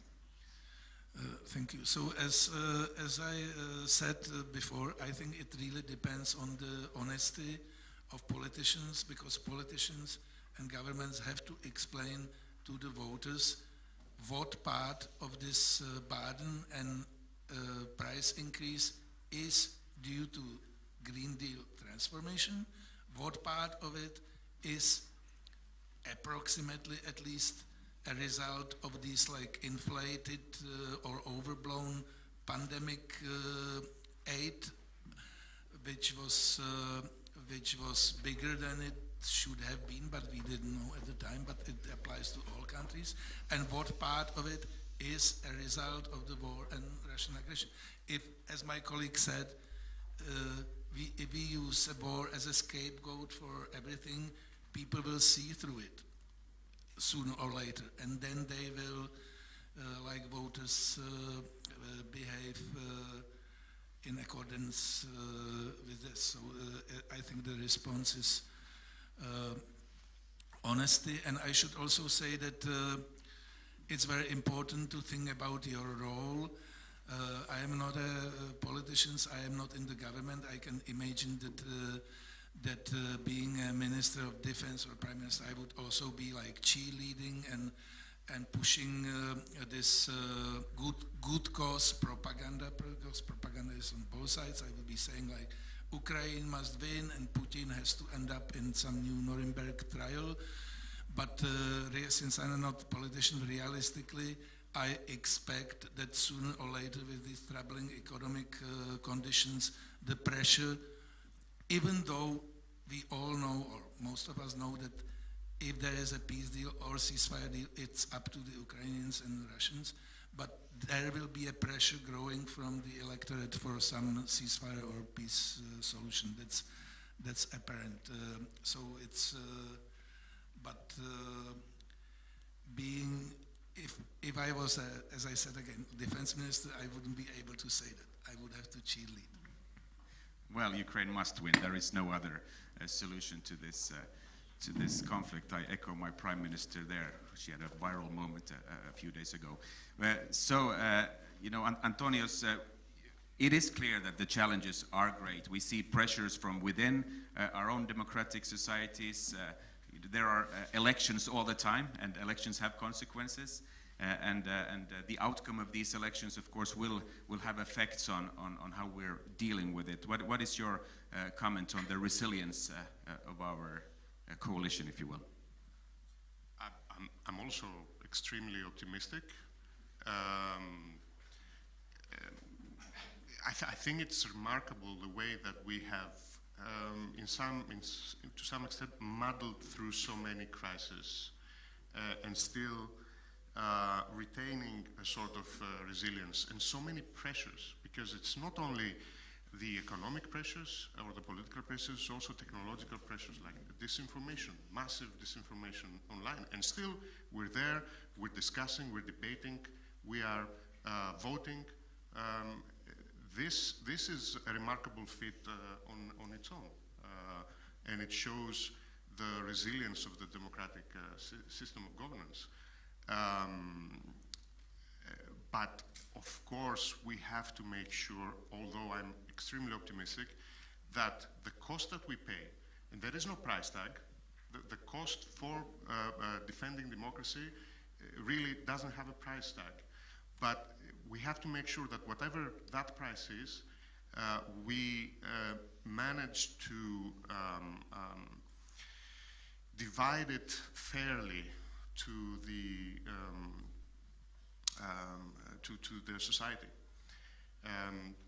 So I go back to the American optimism and the Carpuzzi and the watermelons. We have to find ways to carry the watermelons without burdening the poorest and the weakest members of our society. Now that is a great challenge, and we have to work together in order to overcome it.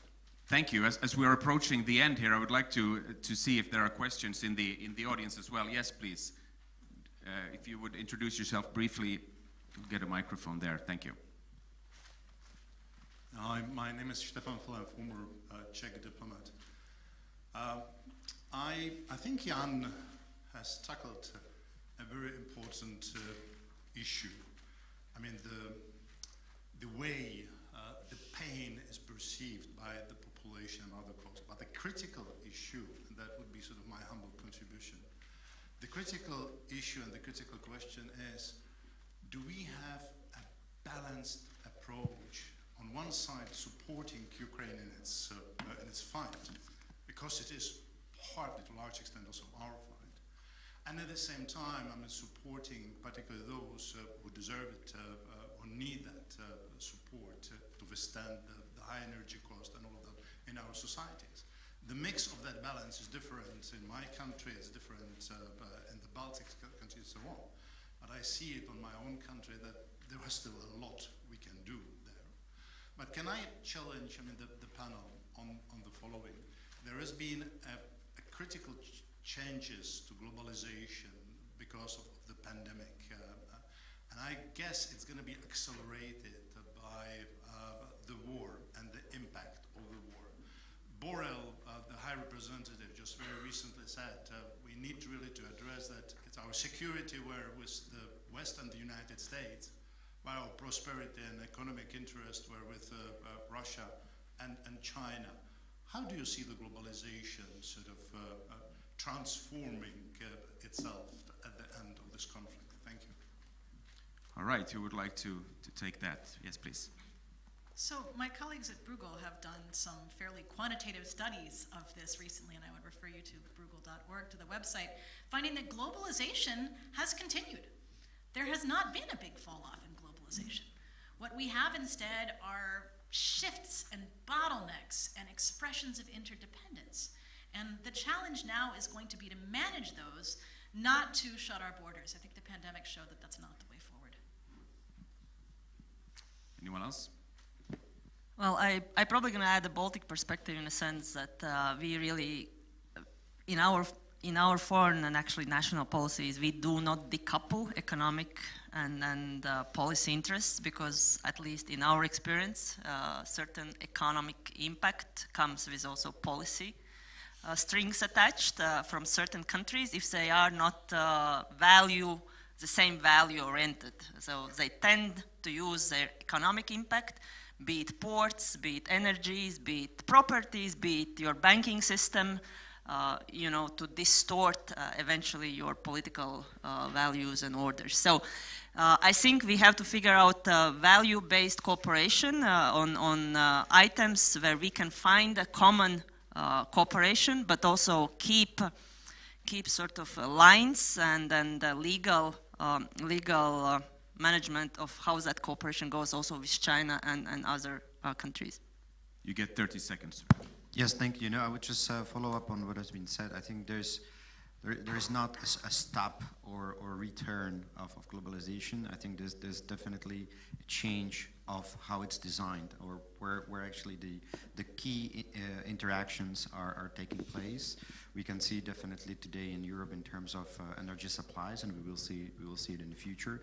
We saw it in let's say in the health sector during the pandemic vis-a-vis China or India. But I think our answer to this should not be closing, or maybe as maybe sometimes our French colleagues in the European Union see it in closing Europe in a very tight autonomy under the strategic considerations. But I think it's really about diversifying, creating a resilient connections, but also working in close cooperation with those partners on which we can actually rely in the long term. But there is obviously, I think whatever happens after this, the China will remain a huge challenger in these terms as well, and that would be, I think, our future task in terms of how we want to shape and use the globalization in our benefit. Well, thank you very much to the whole panel. As a Finn, I'm very keen on following the rules. I get very uncomfortable if I'm breaking rules, and we have to keep the time, and our time is up.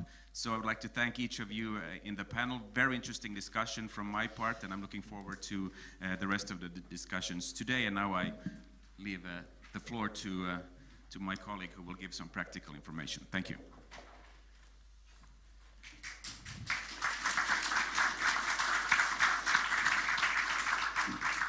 Thank you very much, Andreas, for moderating this panel. I have a few housekeeping information for you. So the first one, you can ask questions either directly, or you can use our app. It's Slido. You can either scan the QR code here or here at your to your cards. From the other side of your card, there is a QR code, and you can ask your questions to the panelists anonymously as well. So that was the first one. The second one, welcome for the lunch. We have now 40 minutes for the lunch, and the lunch will be served in the first floor. Okay? So thank you very much, and please, let's be back at 12:30 for the political panel. Thank you.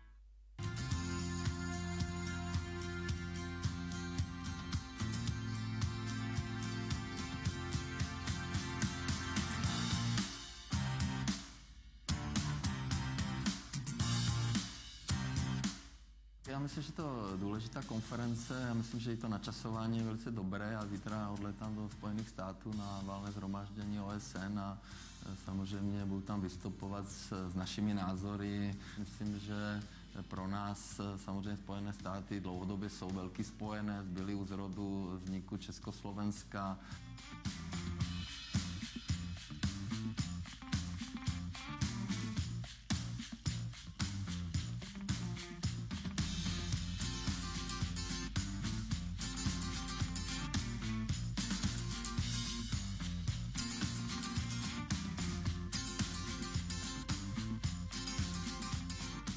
Pro nás Spojené státy jsou hrozně důležité. Z úhlu České republiky je Amerika mezi top 10 destinací pro export, ale co je ještě důležitější, mezi top 6 destinacemi s ohledem na tvorbu přidané hodnoty. Takže pro nás je hrozně důležité diskutovat o příležitostech, možnostech, trablích, potenciálních problémech a je to zcela ideální platforma, kde se můžou potkat všichni. Za dnešní konferenci velmi rád a přispívá k diskuzi o současném stavu transatlantických vztahů. Proto pro nás, pro Českou republiku, je to zásadní otázka. Spojené státy patří k našim významným partnerům, spojencům a máme hodně společných zájmů.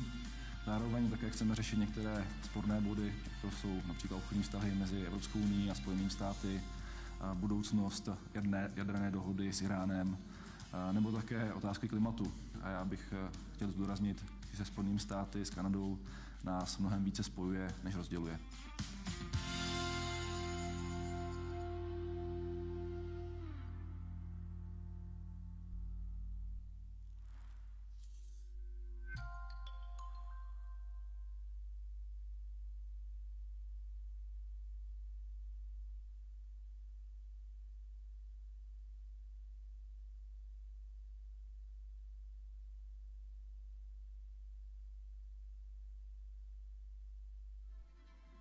Welcome. This conference purpose is to provide an opportunity for academics, experts, and concerned members of society to delve into and discuss the many challenges that we face in collaboration with our partners and allies across the Atlantic. questions regarding NATO and effective security, transatlantic trade, and a globalized COVID-19 response are just a few of the highly important topics that will be explored in the context of transatlantic partnership in our digital forum today. Tato konference se koná již po páté, avšak poprvé v této digitální podobě. Letos má skvělé načasování, protože se pořádá právě týden po zvolení nového amerického prezidenta. A právě Joe Biden je příslib nové pozitivní spolupráce, a to nejenom z ekonomického hlediska, ale i z bezpečnostního a politického.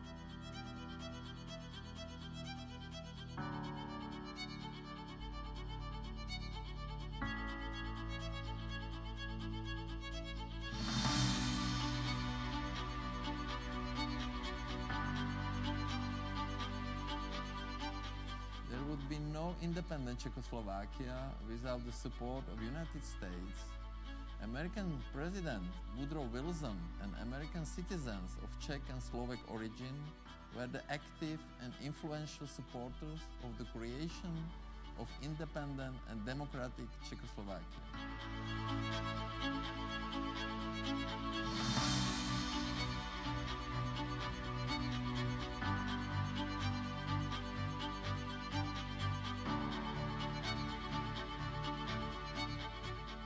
Osobně se domnívám, že ty hlavní výzvy pro novou administrativu prezidenta Bidena budou zejména na domácí scéně.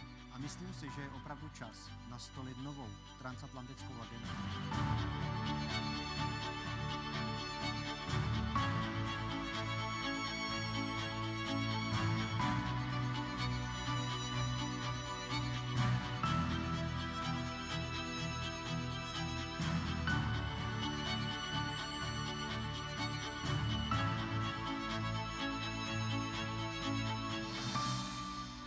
Já si myslím, že letošní konference se velmi povedla, protože vlastně i ten formát vzdálený, virtuální, umožní zapojení aktérů ze všech možných koutů světa, což zvlášť pro transatlantické vztahy je dost podstatné.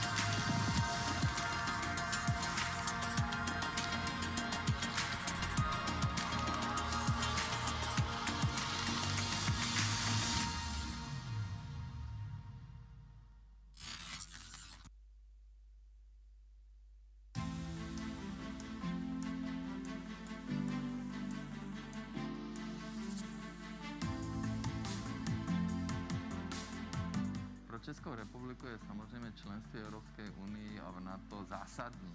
Není vůbec na místě debata, že bychom tyto aliance opouštěli a naopak musíme být aktivnější a musíme přispět tomu, aby Evropa byla úspěšná.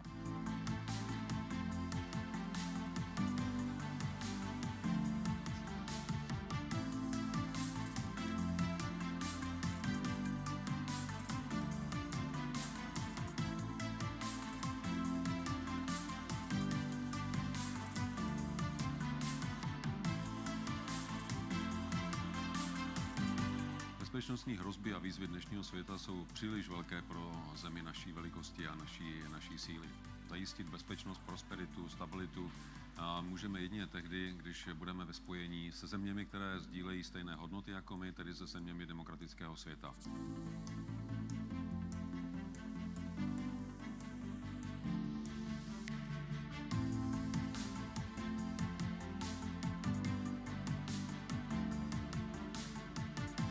For the Czech Republic, the transatlantic relationship has been indispensable to our security and defense.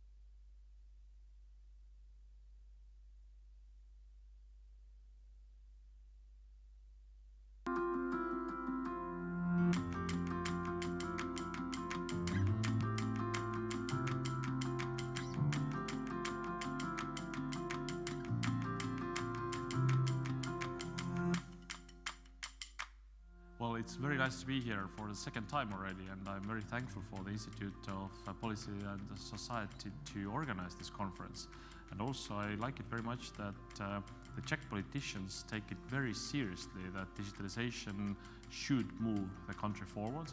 Our experience in Estonia is just like that, and we believe that digitalization is not only the future, but it is and should be also the present day.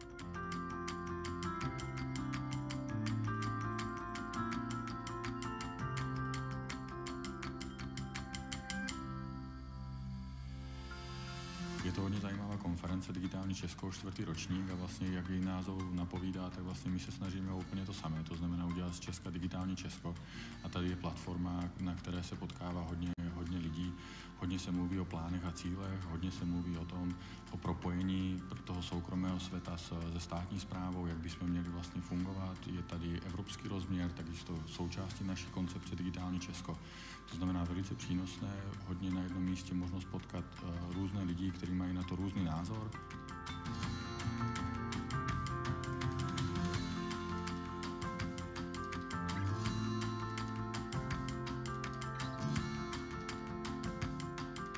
Digital Czech Republic Conference has become the go-to event dedicated to digital transformation of this country, but also of Europe as a whole. It's incredible how the Institute for Politics and Society is able to bring together top policymakers, representatives of the private sector, as well as NGOs, to debate some of the most pressing issues of our time. Uber is a proud sponsor of this conference, and we will continue supporting all events that help people discover the opportunities when it comes to the future of urban mobility.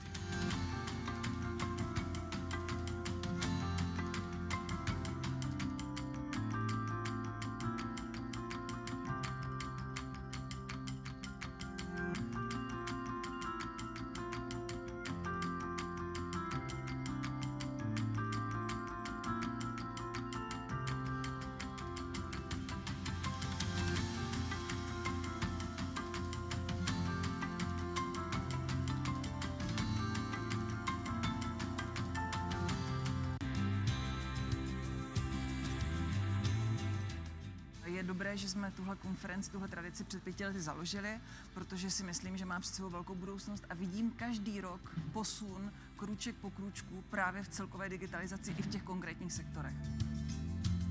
Digitalizace je předpokladem vůbec vývoje české ekonomiky. Jestliže zaměstnanec má vzhlížet do budoucna, tak bez digitalizace to možné není. Český zaměstnanec si uvědomuje, že budoucnost je založena na digitalizaci, na technologiích, o kterých třeba ještě nevíme, ani je neumíme pojmenovat, a na zcela nových dovednostech, a my jsme proto připraveni. Samozřejmě tím, jak jako narůstá naše závislost na technologiích, tak také narůstá i naše zranitelnosti. A samozřejmě tomuhle musíme čelit, ale obecně za to systém založený na řízení rizik, který v České republice máme v kyberbezpečnosti, je dobrý, jako filozoficky, jde správným směrem a myslím, že ty výzvy zvládneme. Dokázat řídit prostě dopravu tak, aby byla nadále bezpečná nebo daleko ještě bezpečnější. To znamená čas upozorňovat řidiče na dopravní problémy, případně samozřejmě do té dálenější budoucnosti i ty autonomní vozidla, ty by dokázaly řádně řídit ty dopravní proudy tak, aby nedocházelo k nějakým nehodám, které potom přináší ztráty na životech či nějaká těžká zranění. Takže pro mě to je samozřejmě důležitý nástroj ke zvýšení bezpečnosti na té dopravní infrastruktuře, ale samozřejmě i zefektivnění jednotlivých procesů v rámci přípravy dopravních staveb v České republice. Já jsem v první řadě hodně rád, že se tato konference povedla, že se uskutečnila, i když se mohla zrušit, ale i tohleto je digitalizace, i tohleto je vlastně o tom, že dokážeme díky technologiím a díky digitálním technologiím zpřístupnit obsah. Za mě je daleko lepší, protože ten obsah bude pravděpodobně šířitelný daleko dál, to znamená, se dostane k daleko širšímu publiku.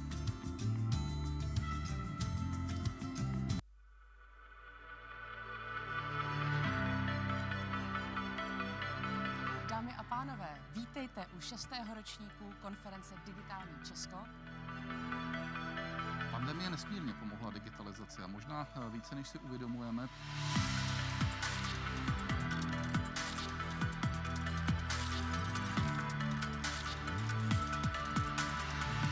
Koronavirové pandemie na vliv jakýchkoliv digitálních služeb, tak my jako Česká národní banka to v té oblasti, kterou my sledujeme, úplně nepozorujeme. My stále vidíme nárůst hotovosti, pokud se bavíme o platebním styku.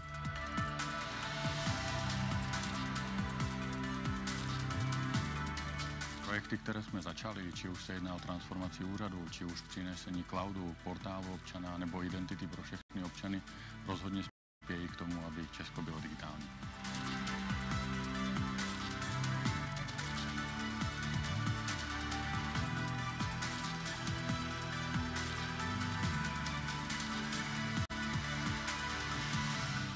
Z mého pohledu máme teď jedinečnou příležitost tu tragédii covidu využít k něčemu pozitivnímu a to by právě měl být přechod k elektronickému zdravotnictví. My jsme si tady říkali, že digitalizace už v dopravě je. Hodně dopředu je třeba železniční doprava a vlaky, postupuje do té dopravy osobní, ale také do našeho způsobu využívání. Řada z nás už jsme si vyzkoušeli mobilem odemknout nějakou koloběžku a pak po ní chviličku jet, takže pomáhá jednoznačně a bude pomáhat dál a dál ohromným způsobem, jaký si asi nedokážeme představit.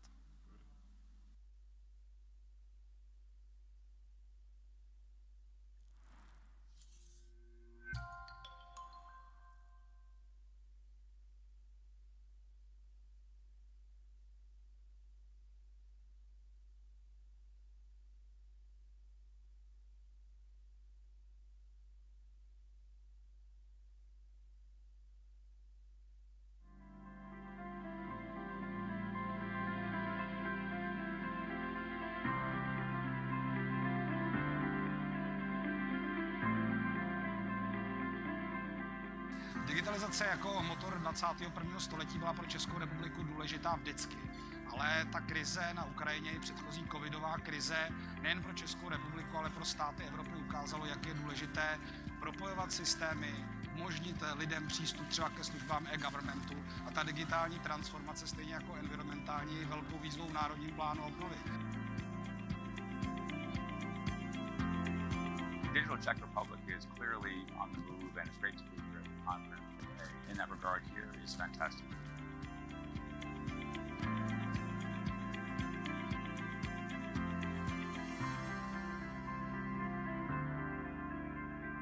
Dnešní konference Digitální Česko a ta diskuze, kterou jsme tady mohli mít odbornou, je důležitá, zejména v této době, kdy opravdu na bezpečnosti a obraně záleží.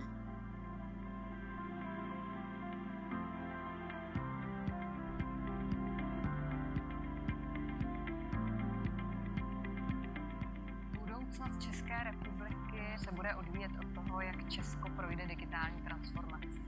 Máme super úspěšné firmy v téhle oblasti.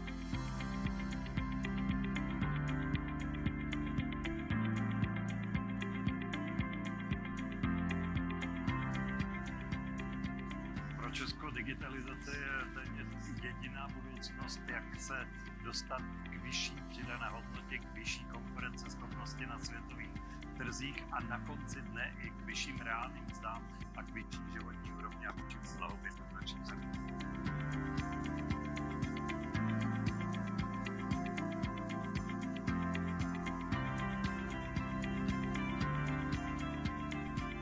Z digitalizace můžeme benefitovat všichni a to velmi jednoduše. Ušetříme čas, kterého má každý čím dál tím míň, tím, že vlastně se stát k nám bude chovat tak, že bude nám dávat předvyplněné formuláře, bude nám dávat schvalovat jenom věci a podobně, tak to bude pro nás velmi, velmi jednoduché, či už vyplnění daňového přiznání, anebo prostě vyřízení veškerých agent, které se státem děláme.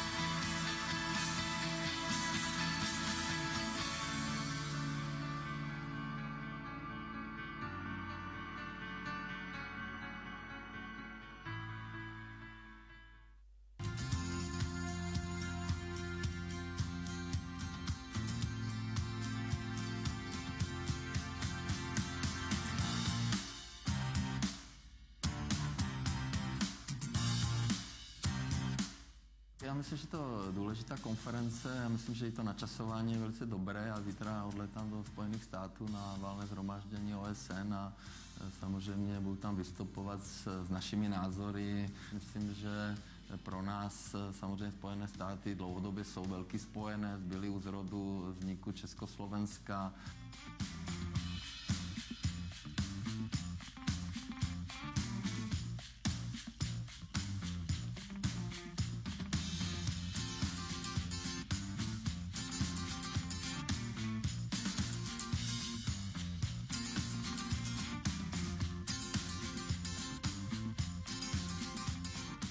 Pro nás Spojené státy jsou hrozně důležité. Z úhlu České republiky je Amerika mezi top 10 destinací pro export, ale co je ještě důležitější, mezi top 6 destinacemi s ohledem na tvorbu přidané hodnoty. Takže pro nás je hrozně důležité diskutovat o příležitostech, možnostech, trablích, potenciálních problémech a je to zcela ideální platforma, kde se můžou potkat všichni. Za dnešní konferenci velmi rád a přispívá k diskuzi o současném stavu transatlantických vztahů. Proto pro nás, pro Českou republiku, je to zásadní otázka. Spojené státy patří k našim významným partnerům, spojencům. A máme hodně společných zájmů. Zároveň také chceme řešit některé sporné body, jako jsou například obchodní vztahy mezi Evropskou unií a Spojenými státy, a budoucnost jaderné dohody s Iránem, nebo také otázky klimatu. A já bych chtěl zdůraznit, že se Spojenými státy, s Kanadou, nás mnohem více spojuje, než rozděluje.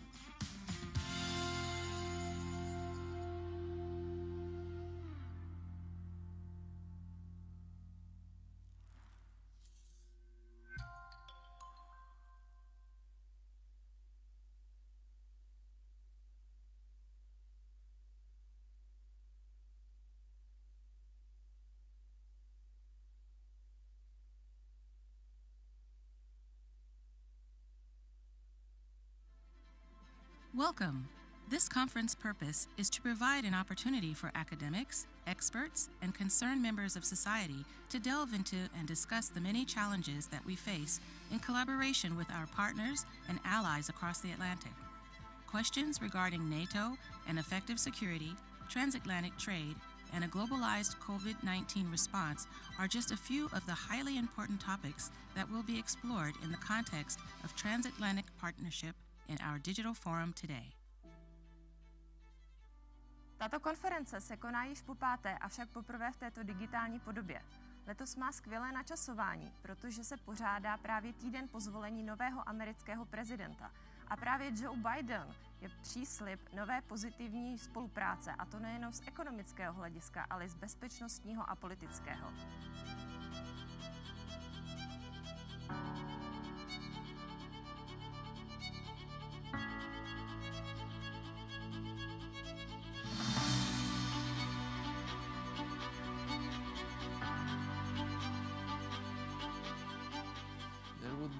Independent Czechoslovakia without the support of United States. American President Woodrow Wilson and American citizens of Czech and Slovak origin were the active and influential supporters of the creation of independent and democratic Czechoslovakia.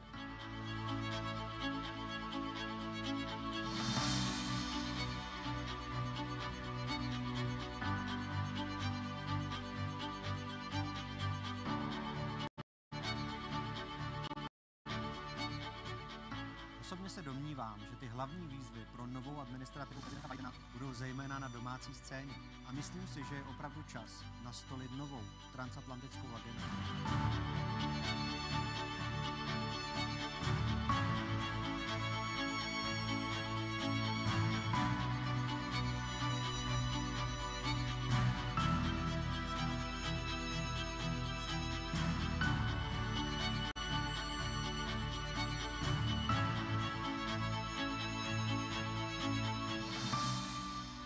Já si myslím, že letošní konference se velmi povedla, protože vlastně i ten formát vzdálený, virtuální, umožní zapojení aktérů ze všech možných koutů světa, což zvlášť pro transatlantické vztahy je dost podstatné.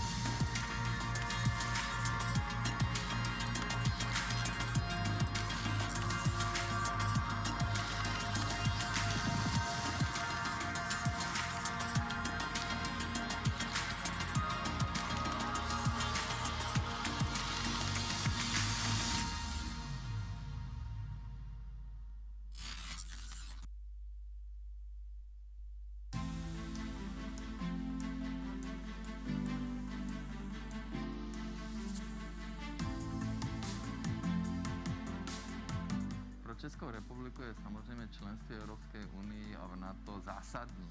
Není vůbec na místě debata, že bychom tyto aliance opouštěli a naopak musíme být aktivnější a musíme přispět tomu, aby Evropa byla úspěšná.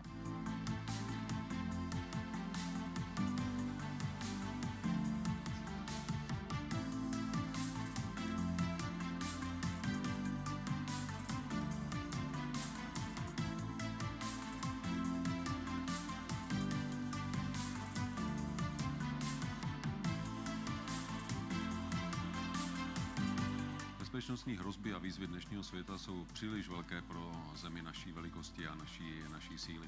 Zajistit bezpečnost, prosperitu, stabilitu můžeme jedině tehdy, když budeme ve spojení se zeměmi, které sdílejí stejné hodnoty jako my, tedy se zeměmi demokratického světa.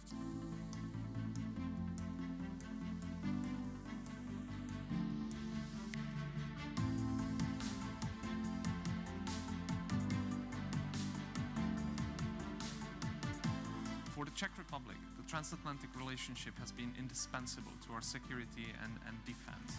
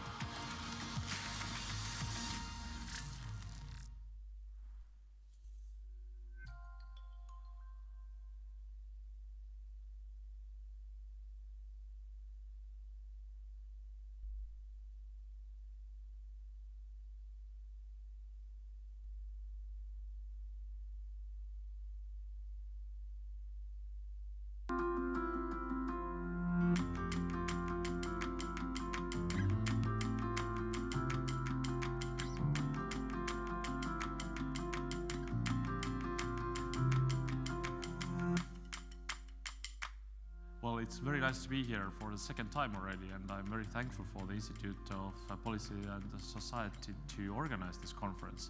And also, I like it very much that the Czech politicians take it very seriously that digitalization should move the country forward. Our experience in Estonia is just like that, and we believe that digitalization is not only the future, but it is and should be also the present day.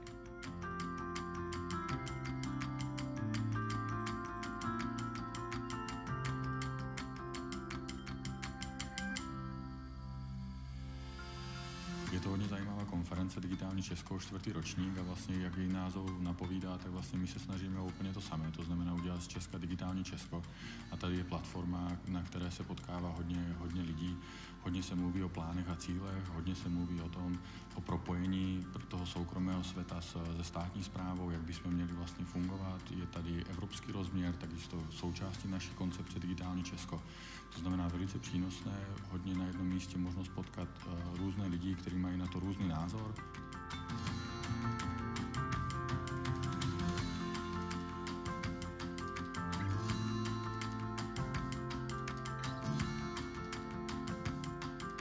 Digital Czech Republic Conference has become the go-to event dedicated to digital transformation of this country, but also of Europe as a whole.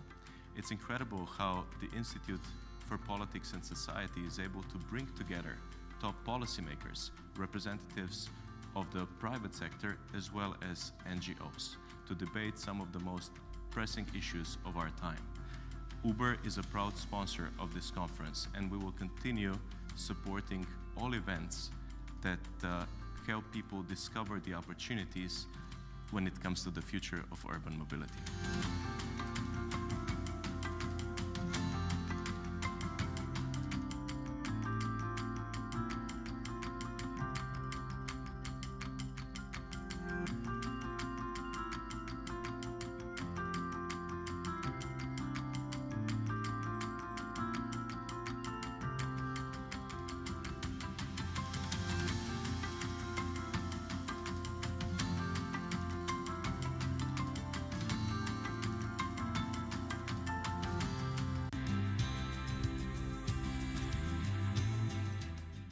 dobré, že jsme tuhle konferenci, tuhle tradici před 5 lety založili, protože si myslím, že má před sebou velkou budoucnost a vidím každý rok posun krůček po krůčku právě v celkové digitalizaci i v těch konkrétních sektorech. Digitalizace je předpokladem vůbec vývoje české ekonomiky. Jestliže zaměstnanec má vzhlížet do budoucna, tak bez digitalizace to možné není. Český zaměstnanec si uvědomuje, že budoucnost je založena na digitalizaci, na technologiích, o kterých třeba ještě nevíme, ani je neumíme pojmenovat, a na zcela nových dovednostech, a my jsme proto připraveni. Samozřejmě tím, jak jako narůstá naše závislost na technologiích, tak také narůstá i naše zranitelnosti. A samozřejmě tomuhle musíme čelit, ale obecně za to systém založený na řízení rizik, který v České republice máme v kyberbezpečnosti, je dobrý, jako filozoficky, jde správným směrem a myslím, že ty výzvy zvládneme.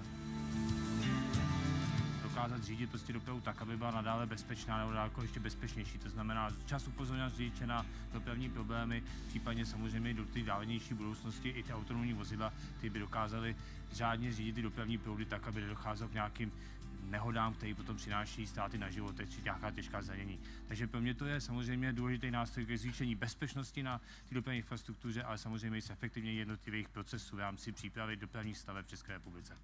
Já jsem v první řadě hodně rád, že se tato konference povedla, že se uskutečnila, i když se mohla zrušit, ale i tohleto je digitalizace, i tohleto je vlastně o tom, že dokážeme díky technologiím a díky digitálním technologiím zpřístupnit obsah. Za mě je daleko lepší, protože ten obsah bude pravděpodobně šířitelný daleko dál, to znamená, se dostane k daleko širšímu publiku.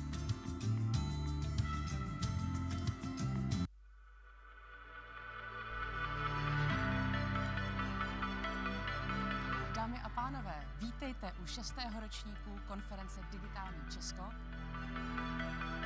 Pandemie nesmírně pomohla digitalizaci a možná více, než si uvědomujeme.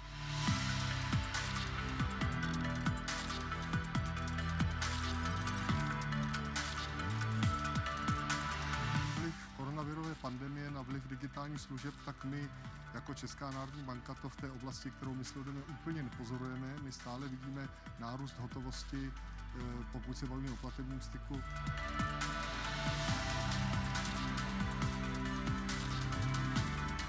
Projekty, které jsme začali, či už se jedná o transformaci úřadu, či už přinesení cloudu, portálu občana nebo identity pro všechny občany, rozhodně spějí k tomu, aby Česko bylo digitální.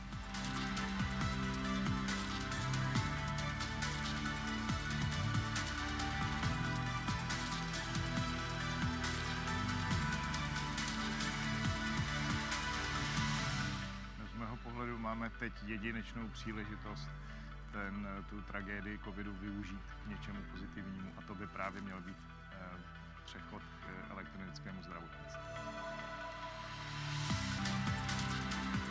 My jsme si tady říkali, že digitalizace už v dopravě je. Hodně dopředu je třeba železniční doprava a vlaky, postupují do té dopravy osobní, ale také do našeho způsobu využívání. Řada z nás už jsme si vyzkoušeli mobilem odemknout nějakou koloběžku a pak po ní chviličku jet, takže pomáhá jednoznačně a bude pomáhat dál a dál ohromným způsobem, jaký si asi nedokážeme představit.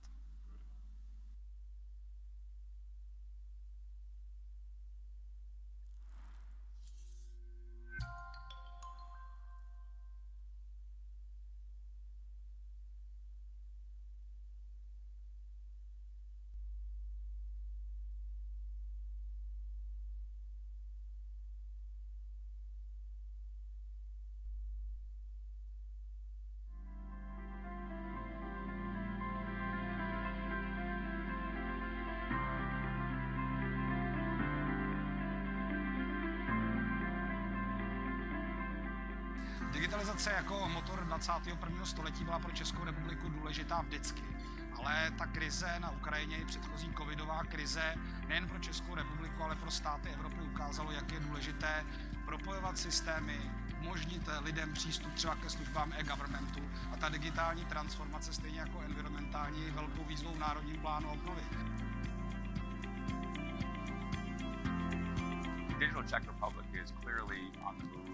So we will be starting in 2 minutes.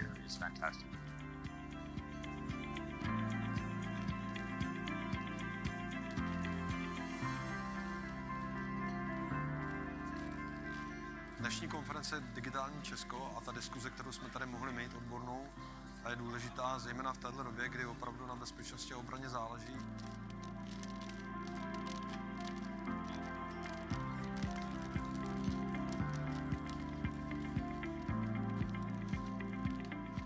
Budoucnost České republiky se bude odvíjet od toho, jak Česko projde digitální transformaci.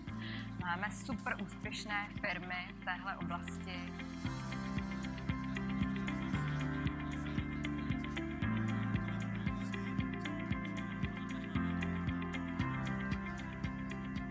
Pro Česko digitalizace je jediná budoucnost, jak se dostat k vyšší přidané hodnotě, k vyšší konkurenceschopnosti na světových trzích a na konci dne i k vyšším reálným mzdám a k vyšší životní úrovni a vyšší blahobytu v naší zemi.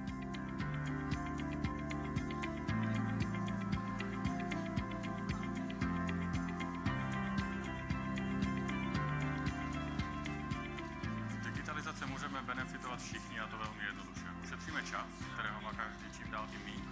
Tím, že vlastně se stát nám bude chovat tak, že bude nám dávat předvyplněné formuláře, bude nám dávat schvalovat jenom věci a podobně, tak to bude pro nás velmi, velmi jednoduché, či už vyplnění daňového přiznání, anebo prostě vyřízení veškerých agent, které se státem děláme.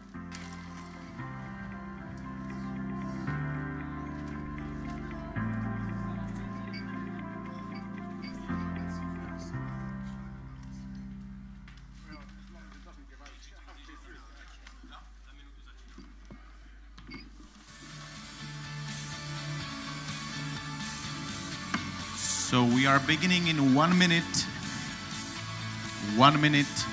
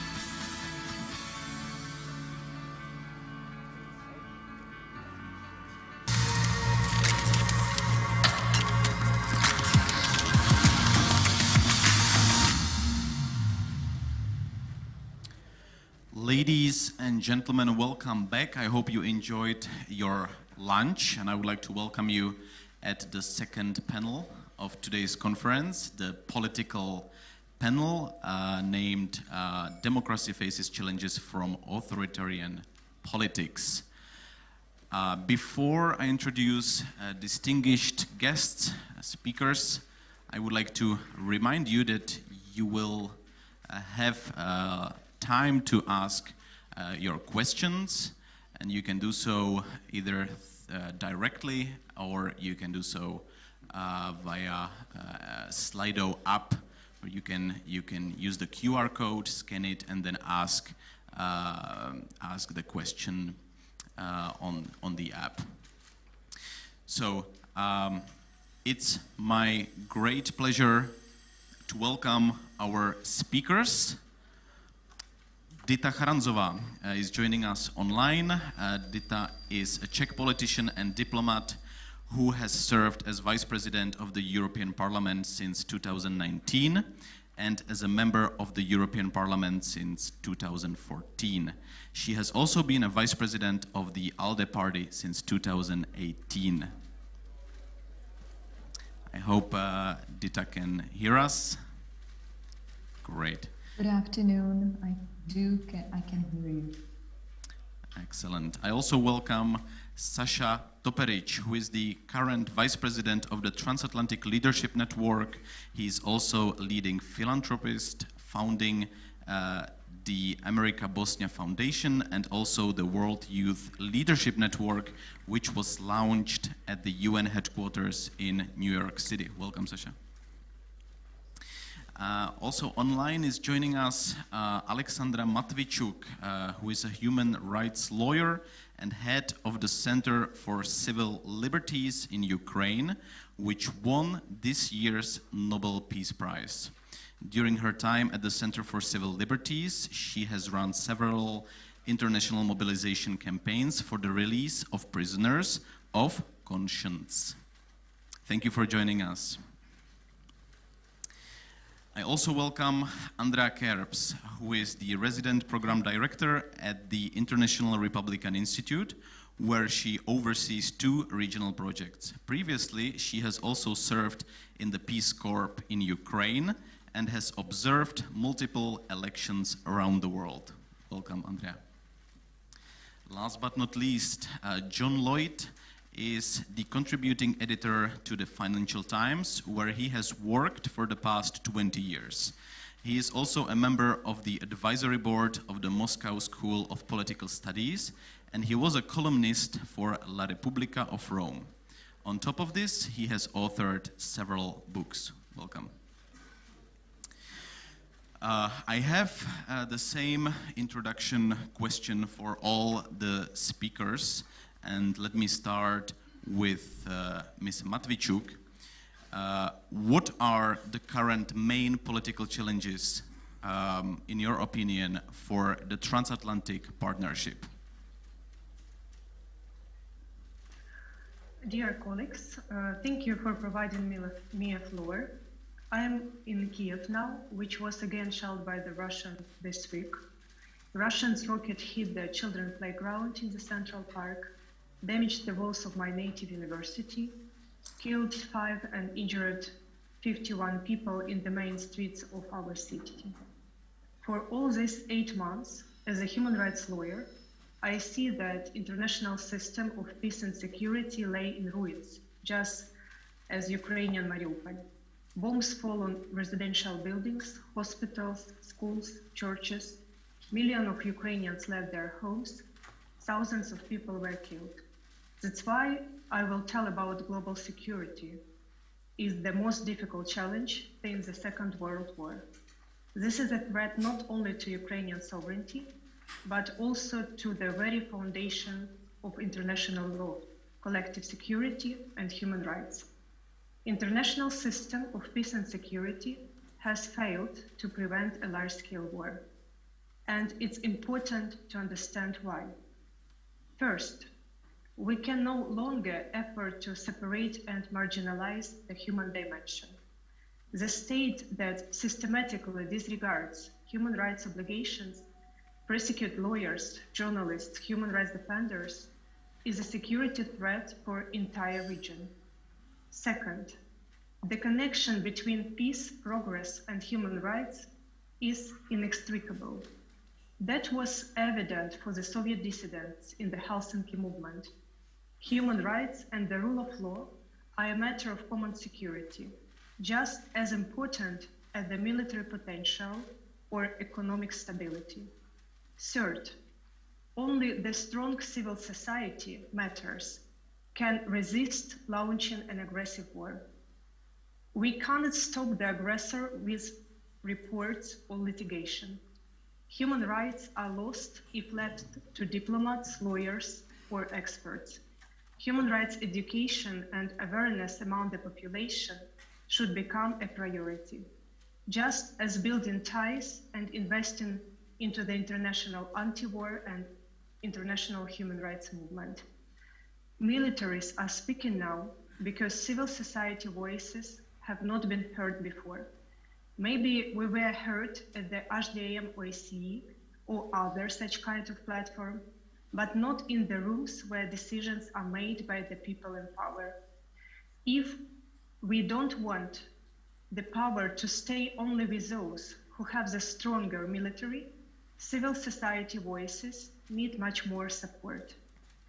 We need jointly think about a new security architecture which will create guarantees for all countries and their citizens, regardless of participation or non-participation in military blocs, regardless of the strength of their military. A reboot of the Helsinki process is needed, in which human rights must finally take central stage. The countries participating in the Helsinki Accord need to step out of their comfort zone and take necessary steps to stop Putin and end this war in Europe without requiring Ukraine to give up our democratic choice and without sacrificing our values. This is not the war of two states. This is a war of two systems, authoritarianism and democracy. If we do not stop Putin in Ukraine, he will go further. After all, now we are fighting for your and our freedom. Thank you. Thank you so much for your opening remarks, Ms. Matvichuk, and I would like to congratulate you once again on behalf of all of us here in Prague for receiving the Nobel Peace Prize. I think it's much deserved, and I really congratulate you. So let me now ask the same question, and let me ask for opening remarks. Sasha Toperic. So what are the current main political challenges, according to you, for the transatlantic partnership? Thank you, Jan. Thank you. Is it working? Thank you, and thanks the Institute for Society and Politics. Really a fabulous conference, very timely, flawlessly organized. Really big congratulations, Alexandra. Echoing Jan, congratulations on the Nobel Peace Prize. Clearly, we will be talking about Russia mostly throughout the panel, but let me address several food for thoughts. China. I think that Europe should not wonder when the United States will, apart from our allies. But the real question is,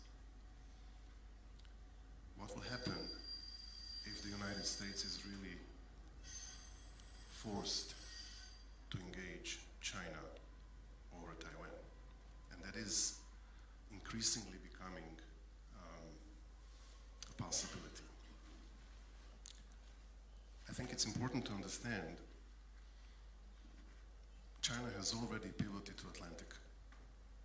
So the Indo-Pacific and the North Atlantic are now strategically connected. That would require a extremely robust military defense capabilities in Europe. Not 2% GDP budget. And there is an opportunity that our previous speakers spoke on what is called a new beginning or a new start after 4 turbulent years of Trump administration with Trade and Technological Council that is, and the Military Council that is addressing these issues so that the military capabilities of the US and the Europe matches. How much progress has been made so far? Maybe we can discuss later. But that is a pretty serious danger that if we will quote and hear well what President Xi said, and to quote, Taiwan is an issue that cannot be passed from generation to generation. It's an issue that we have to deal now, offering the same system he offered for Hong Kong, which is a two-system, one country. Now we've seen how that played out in Hong Kong, and we see how the people in Taiwan are looking very scarily about what China may be up to. And of course, clearly China will be looking into how Russia will fail or succeed. So I think much more is globally at stake. That is not just a gravity of the Russian aggression in Ukraine these days. And I think the European Union unity with Washington that we talk so much about, and we should applaud it and we should keep talking about it, we should keep supporting it, came, I don't want to say mostly, but came due to unprecedented bravery of the Ukrainian people and the Ukrainian army that we have witnessed. Frankly, that maybe very few have expected.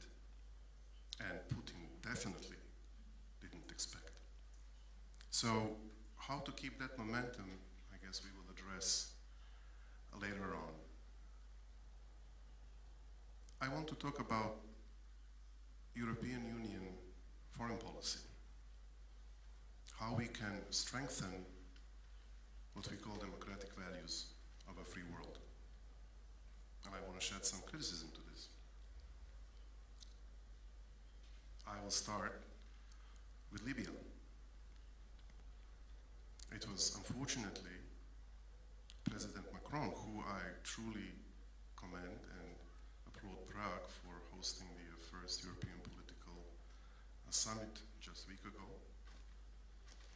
who actually paved the way in support of renegade warlord Khalifa Haftar, who was recently convicted by the US court for the war crimes and torture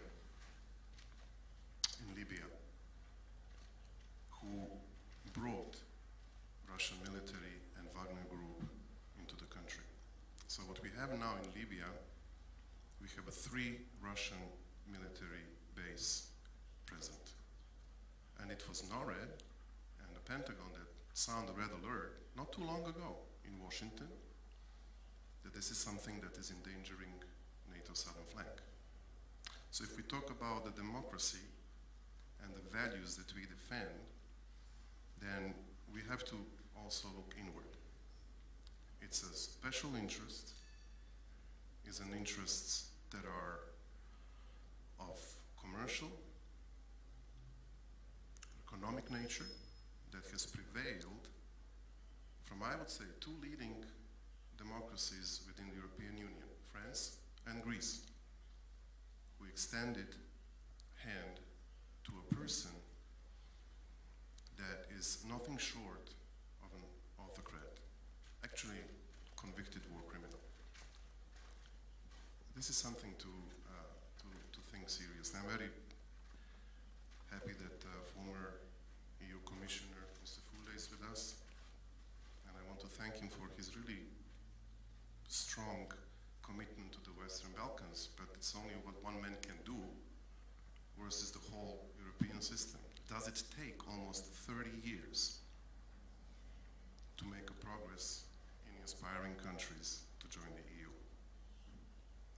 And we will talk about the civil society, we will talk about the rule of law, we will talk about the support for democratic choices. Excellent. The United States have sanctioned only this year over a dozen individuals from Albania, North Macedonia, Montenegro, and Bosnia and Herzegovina. Where is Europe?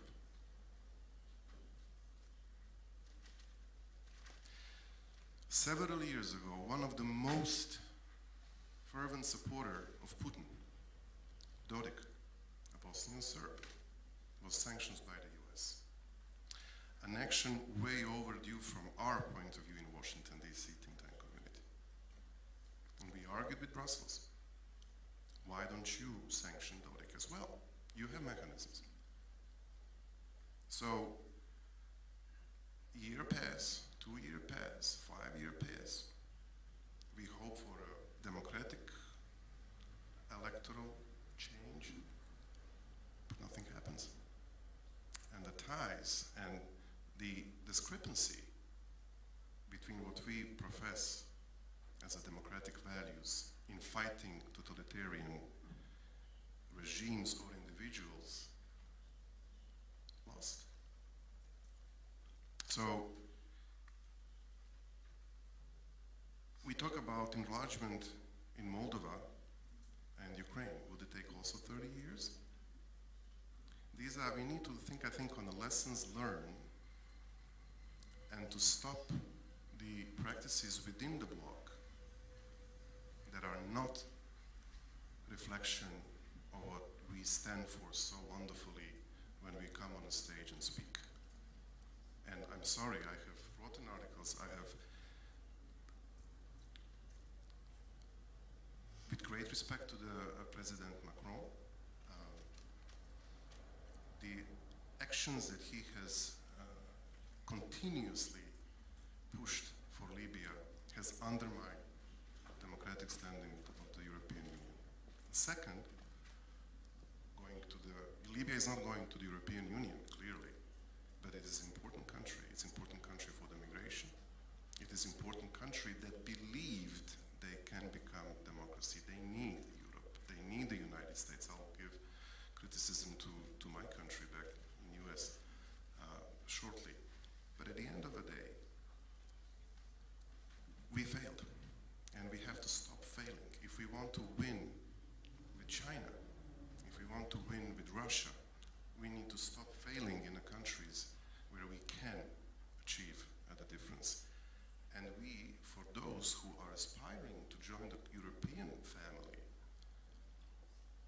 we need to do way better. And I would urge the European leaders to consider really joining the US Treasury and put these people on a sanction list, on a no-fly zone. And that will hurt. Trust me, that will be a decisive action, a proof that we do live values and we stand with the people who are choosing democracy against authoritarians. And last, before I'll maybe continue later, just to say on bipartisanships in the US, there is an unwavering support for Ukraine. I'm really sad to hear the narratives that would imply what would happen in the upcoming midterms if the Republicans win one or both of the houses of Congress. You can recall Ted Cruz, a conservative senator from Texas, who was blocking nominations of the US ambassadors, including to Czech Republic indirectly, because he's now in the queue to be confirmed. But back at the beginning of this year, not agreeing on Biden's Nord Stream 2 policy and concessions to Germany in opening the pipeline. So I don't think we should be poisoning strong transatlantic relations that were strong, including last 4 turbulent years, as much as I know most of you will furiously disagree. Former President Trump, and it said that one should say so, is a person of who would not, as an individual, be leader of a free world. But if you would look to some of the policies enacted with the Republican administration, they were good. You may complain and you may feel hurt that he was asking for 2% of the GDP for NATO. Why? To pull out of NATO? So I'll stop here. Back to you, Jan. Thank you very much, Sasha, for your opening remarks. I think they will serve as a very good base for our further discussion. If we can still hear, if we are still in touch with Dita Charanzová, I would like to ask you, Ms. Charanzová, what are the main political challenges for the transatlantic community in your opinion?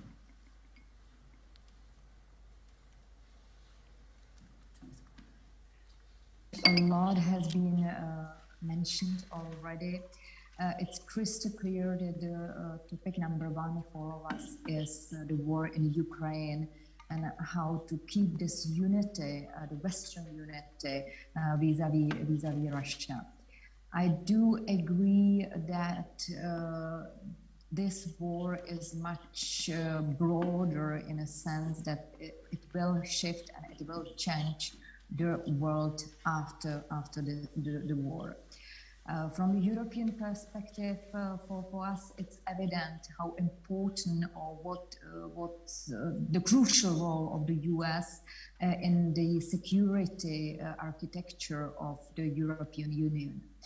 I think we have managed so far to keep the unity of the European member states, but also the unity with the US in reaction to the aggression in Ukraine.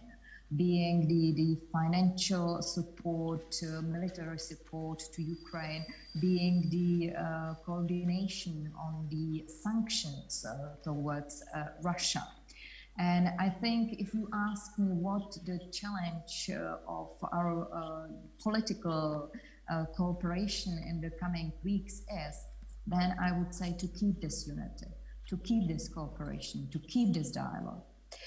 I do agree, and I will not repeat that our political relations are also about how we will shape the future international world order, being how we will tackle the role of China.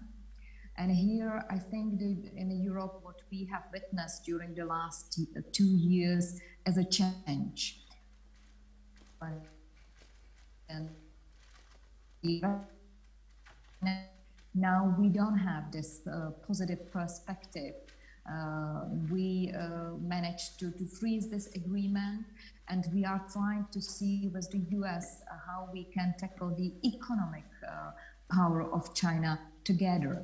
It will be through the Trade and Technological Council, which has been mentioned. We can perhaps elaborate more whether what kind of results we can expect during the Czech presidency in this regard. Of course, the situation of Taiwan, our like-minded country, which has been supported on several occasions from the side of the European Parliament, will also play an important role in our relations with the US, how we will combine our forces to support Taiwan in these complicated times. I will not dig into Libya and other issues that has been already mentioned, but if there is something which is missing from this geopolitical perspective, it's definitely Latin America. There I see the differences, there I see different approach of the European Union, different approach of the current and the previous US administration. And I think countries like Venezuela, Cuba, Nicaragua play now an important role in Latin American continent, and we have to see how we can again find a common grounds, a common position, common policies with the US to tackle these regimes in Latin America.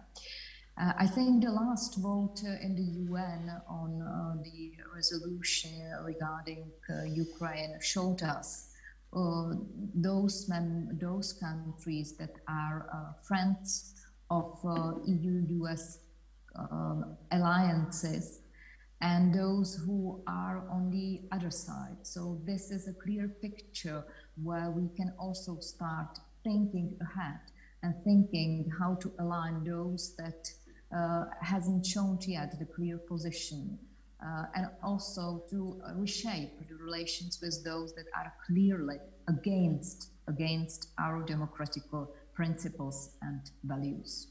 And I will stop perhaps here and happy to contribute further to the discussion. Thank you. Thank you very much, Ms. Charanzová, for your opening remarks. I would like to ask Andrea Kerbs for the same. What are the main challenges that we face? The floor is yours. Is it on? Yes, okay. Thank you, Jan. Thank you very much. And thanks to the organizers. I'm very happy to be back in Prague. I'd like to start out, though, real quickly with just one little caveat about myself. I lived in Ukraine 5.5 years. I lived in Georgia, the country, for 10 years. I lived in Moldova for almost 2. So when it comes to all things Russia and the war, I have a much different opinion, I think, than most Americans. So please keep that in mind. It's very personal to me. And I haven't lived in the US in quite some time. And I'm from the middle of America, which you were talking about the think tank world of Washington, D.C.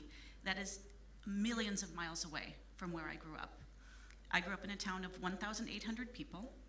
It's called Lake City, and there's no lake, and there's obviously no city. And I think a lot of times what happens is that, you know, people see Washington, D.C., people see New York, and that's what they think that America is. But a lot of it is just not that. And so when looking at U.S. politics, again, this is one of the things that I think is one of the biggest political challenges to transatlanticism, is the polarization. And it's the polarization that's happening inside the U.S. It is happening in Europe. One particular example, when Donald Trump was president, I worked for something called the International Republican Institute. We are not related to the party, nor are we financed by the party. But Donald Trump wanted to defund us. This is before defunding was cool. He wanted to defund us, the National Democratic Institute, USAID. But it was people on both sides of the aisle, in House and Congress, who had the same values of that we need to be involved, we need to help our friends and allies. And they actually managed to work together. And through the National Endowment for Democracy, IRI and NDI, we've had the most money we've ever had from them. And so that's what populism can do too, right? It can start out horribly and can end up bringing people together to a good conclusion. I hope that's what happens here and now in this world, but I don't know. My fear is that the economic months, years ahead that we have is going to keep leading to more populism, which will lead to, again, more polarization, and it's going to be tough to get out of this. We did some focus groups in Hungary, and one of the things that the Hungarians noticed was that Biden wanted to distance himself and have a totally different relationship with Europe, image, everything than Trump did, which I think is absolutely valid. And we see that at home too. But I think there was this expectation, or at least hopeful expectation amongst Europeans, that the minute that Biden became president, that things would get better overnight. And I think that's a really, really difficult expectation to meet. I think Biden has done well so far with regards to the war in Ukraine, but can he ever meet those expectations? And that's a question for you as to how Europe is actually visiting it, or viewing it, as opposed to what is really out there. I just want to hit on a point that Sasha also said about bipartisan support for Ukraine. One place the Republicans and Democrats are united is on China. They see China as the #1 threat. Regardless of what's happening in Ukraine right now, it still is China. And we're seeing that, okay, maybe it wasn't in the news as much the past few months with Ukraine, but, and Sasha, you can back me up here, I hope, but in Washington, it's still being talked about. It's still on everyone's priority lists, and that's not going away anytime soon. So I think I'll end with that. I don't want to end on a depressing note. I am hopeful that things will get better, but I think it's going to take a lot of work from all of us to do so. Thanks. Thank you very much, Andy, for your opening remarks, and I would like to give the floor to John Lloyd. Thank you. Is it working? Yeah. Just one word before I start. The chairman, when he was introducing me, said that I was on the board of the Moscow School of Political Studies, which I am, except it's been renamed as the School of Civic Education. I've been on it for 25 years, since I lived in Moscow and met the extraordinary couple who created it. But to be identified as somebody who is on the board of a Moscow organization is not necessarily a recommendation, certainly not in Prague. So I wanted to stress this, that there are as you will know, there are in Russia a large number of people who not just are against the war, but who hate it, who hate what it's doing to Russia above all and to them. The school is of that order. Indeed, it has been persecuted for the last 5 or 6 years to the point where it's founders and his staff have moved mainly to Latvia, some to Lithuania, and some elsewhere. We keep going to a large extent because of funds from abroad, but it's increasingly difficult to do so. Increasingly difficult for the reasons that I give. The reason that I gave earlier, that is, people assume that a Russian organization is in some way damned. That can be helped at the moment, but it makes life more difficult. However, it will continue, and it will continue both to be against the regime in the Kremlin and also to be for Ukraine.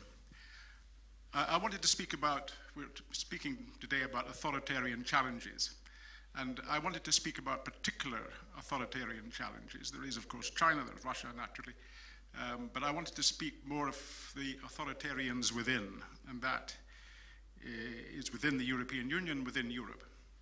It's important, I think, to recognize that the parties now referred to as authoritarians or populists or far right,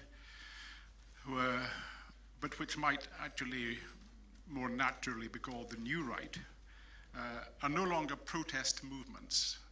People like Le Pen, Giorgia Meloni, Vox in Spain, Swedish Democrats, they're no longer protest movements, but they are now part of the political furniture of Europe. And that has to be recognized. They are now parties with programs and probably with quite a long term in front of them. They grew rapidly in part because of immigration and the pressures of immigration and the new pressures that it will continue to bring, possibly more so, indeed almost certainly more so in the next few years. And that does mean, I think, that the new right will not go away anytime soon and will quite possibly flourish. They grew because of the perception, which was often largely true, that existing immigration in the European countries, especially where it was very large, was becoming, in some respects, dangerous, and that in many countries, France, Sweden, Italy, and Spain, groups of immigrants, not immigrants as a whole, a small subset of immigrants, were creating gangs, usually working for drugs, and were being extremely violent. In Sweden, always held up as a nation of peace and balance, the murder rate, at least the murder rate by shooting, is now second only in Europe to Croatia. So Sweden has gone from a low to a high crime country, at least in terms of murders, in a few years, largely due to the gang violence. And the banlieues of France, as you will know, are increasingly no-go areas for the police. Immigrants are usually poor. They want a better life. Most of them want to come to wherever they come to in Europe to work, to become citizens, but they also bring with them very often gangs which already have operated in places like Syria, Albania, Nigeria, so on, and which make life worse. Worse for the native of the country, worse, actually much worse, for their fellow immigrants. And the new right parties say they will fix this. They will fix the problem of immigrants, and so they get votes. In Italy, the new right Fratelli d'Italia will be the largest part of the new government, although there is much squabbling going on among the members of the coalition which the Fratelli d'Italia leads at the moment, so it may be a bit delayed before it becomes a government, but it's very likely that Giorgia Meloni, a 45-year-old woman who is the head of Fratelli d'Italia, will be the prime minister. In Sweden, the Swedish Democrats are the biggest party in the coalition, the right-wing coalition, which also is likely to be the next government of Sweden. So when you see parties in two countries, Sweden and Italy, which could hardly be more different within Europe, but both of them have produced far-right parties with similar programs, then you see how deep this new movement has gone. It will get larger because people in Africa, in the Middle East, and Southeast Asia, and elsewhere are becoming more desperate. President Trump put up a wall, or part of one, between Mexico and the United States, The Democrats mocked him for doing so. President Biden has not just not torn it down, but has actually continued to build at least part of it.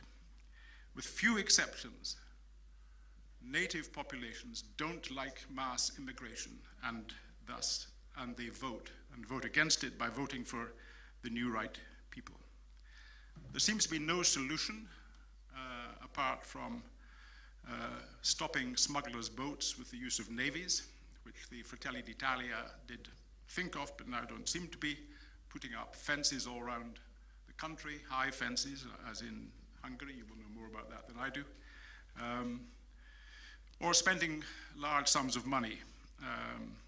Britain, which I haven't mentioned for obvious reasons at the moment, has the idea of putting them on planes and sending them to Rwanda, which also has been much mocked, but will continue. And although it doesn't seem like a good idea, probably least of all for Rwanda, it's a feature, it's an index of how difficult it is to find any solution to something which the voters demand to happen. And it's a real problem for democracy. And it will continue to be, and as I say, probably get larger. The new right, so-called authoritarians, are Eurosceptics. But unlike the polite British who left and closed the door behind them, they will stay in and seek to change the European Union from within. Indeed, many voices within Europe are beginning to say, I wish they had taken the British line and left, because they'll be more difficult within than without. There is a party in Italy, I've spoken to the leader of it, called Ital Exit, and he got 2% in the last election, so he's not coming into power anytime soon, but it does give some evidence that there is a strain within Italy, quite a strong strain actually, of Euroscepticism in a country which was once thought to be the most loyal European Union member among all of them. The tendency of Brussels to acquire more and more power will likely be halted, or certainly these new parties and these new governments, Italy and Sweden, together with Hungary and Poland, and possibly others, will try to halt this move to get more powers, and they will, I think, do so by demanding that national law, Italian law, Polish law, will outrank the European law, and that's a crucial issue, an existentialist issue for the European Union. It must have its law as the prime part, but if there's a fight about it, then the thing might fall apart. These parties which have come to power, like Fratelli d'Italia and the new Swedish Democrats, have all been determined to leave the EU, but they realize now that that would be difficult, indeed even suicidal for their government, and that the return to a previous national currency, in the case of Italy, to the lira, Sweden hasn't taken the euro yet, would be intensely damaging to their economic policy, and so they say they will stay in the euro, they will stay in the European Union, at least in the short term. But it's a quite loveless union. This union, the European Union, which was supposed to be the manifestation of a great ideal, no more wars in Europe after the Second World War. Now, many of the countries which remain in are there in large part for the money, in large part now for the new right, because they daren't leave because it will create such a mess, and that isn't a recipe for a strong union any longer. These parties are more than anti-immigrant and more than anti-European Union. They are what might be called traditionalists. They have a moral agenda which is different from liberals, most of you here, and some of it is not particularly popular or populist, and that's why I'd query the indiscriminate use of populists to them. They have an agenda which very often doesn't appeal at least not immediately, to their populations. They are, for example, very much against the so-called sexual revolution of the last 50 years, which came out of the 1960s, particularly in America. They're against abortion. They would agree very much with the decision of the American Supreme Court recently. They dislike the LGBT plus agenda, so they're vague about what they will do about it. They want a return to a strong Christian faith in their countries, though most of the countries of Europe are increasingly secular. They strongly believe in the family as the place where children learn how to be good and well-rounded people with a sense of responsibility. They look on what has happened for much of the past half century, and especially in the 21st century, in our own century, as evidence of decay. They see the decline of the European birth rate, especially strong in Italy, which used to have a very high birth rate. It's now got one of the lowest in the world, I think equal to Japan, or even lower. They see that decline as a tragedy and say they will reverse it with state aid to families who have more children, and by ending or at least reducing abortions. They're very opposed to globalization and tend to see societies as composed of a majority who struggle to live well and an even larger number, a much smaller number who earn large incomes and enjoy a high social status. There's a British writer called Paul Embury, who also works as a fireman, but writes very good books. He's described the majority, the people at the lower end of the society, as that stratum of society whose members often do the toughest and most grinding jobs, for example, of physical labor, or work in blue-collar industries, factories, call centers, retail, or frontline services, those whose wages and social status are generally at the lower end of the scale, who own little or no property or wealth. In most of our countries, that is the majority. These people kept our countries and our societies civilized through COVID, and in many cases, indeed I think in all cases, they still do. But there is some evidence that they will do so no longer, at least not quietly. All over Europe, we heard this morning about the strikes in Total, but there are strikes in the UK still in the railways. The barristers, the lawyers, the young lawyers came out for more pay, and in many companies, strikes are general. There's a general sense of dissatisfaction among people who have felt that they were the heroes of COVID, where of course everybody praised them, but where's the meat? Where's the reward? These are people the New Right claims to represent. They propose a society in which justice is done to the poor, the workers, the neglected. Their rhetoric is very often very akin to the left, even the Marxist left. All want a radically changed politics, even in times of revolution.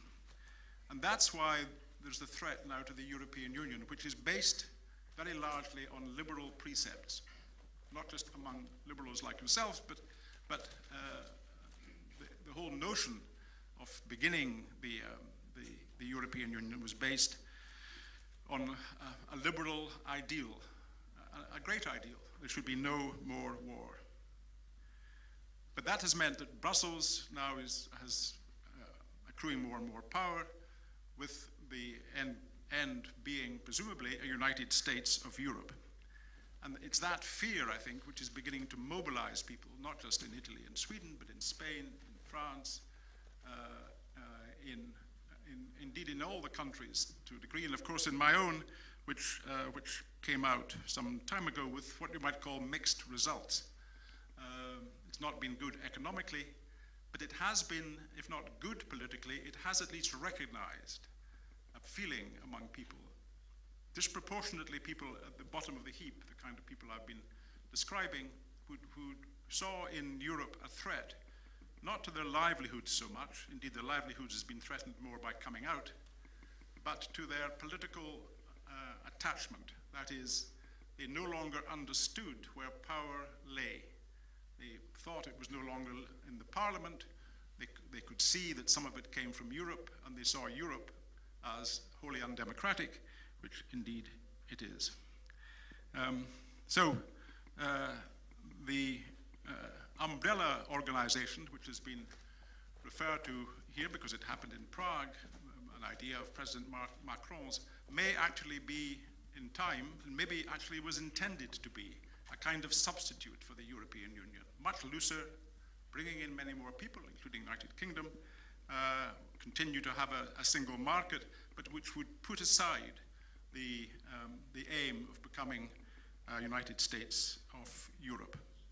That would be, for many people, possibly many of you, a real setback. It may, however, continue the fact of a union where at the moment that aim is itself a threat. So the real threat of the new right, if it is a threat, is likely to be not so much the threat of the parties, but the threat of majorities in different European countries who demand that Europe either changes or that their country leaves. Thank you. Mr. Lai, thank you so much for your opening remarks. I think it would be fair to give the floor to you, our audience, so that you have a chance to ask questions to any of our speakers. So if there are any questions in the audience or comments, please raise your hand and we will bring you the mic.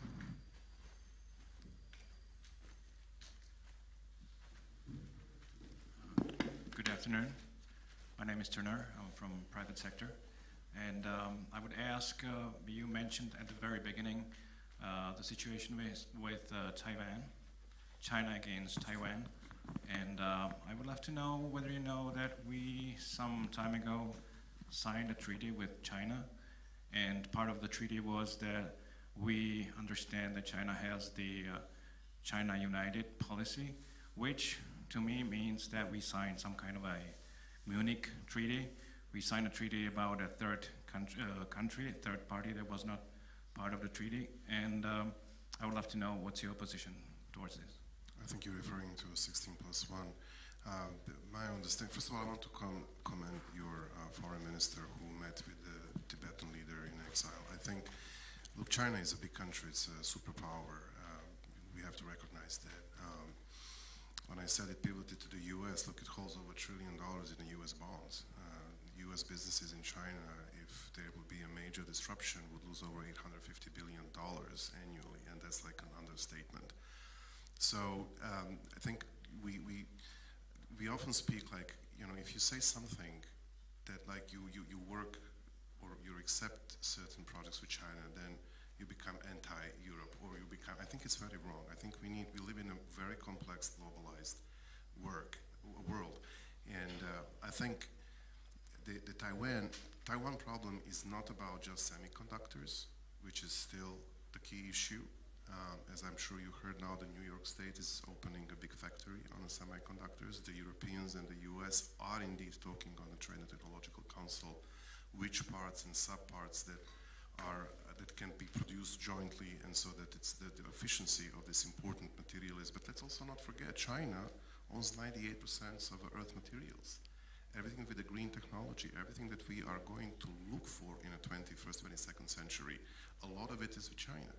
So I think the key issue is that the war between China and the US, possibly the conflict between US and China, can come over China aspiration to bring in Taiwan into the One China policy. This is something that, if you read yesterday, just published White House National Security Strategy, first one with the Biden administration, it talks about a free and democratic Indo-Pacific, and this is going to remain the US strategy, and I think should also be a transatlantic strategy. And I would say what Alexandra appealed, and I think we should keep the ball.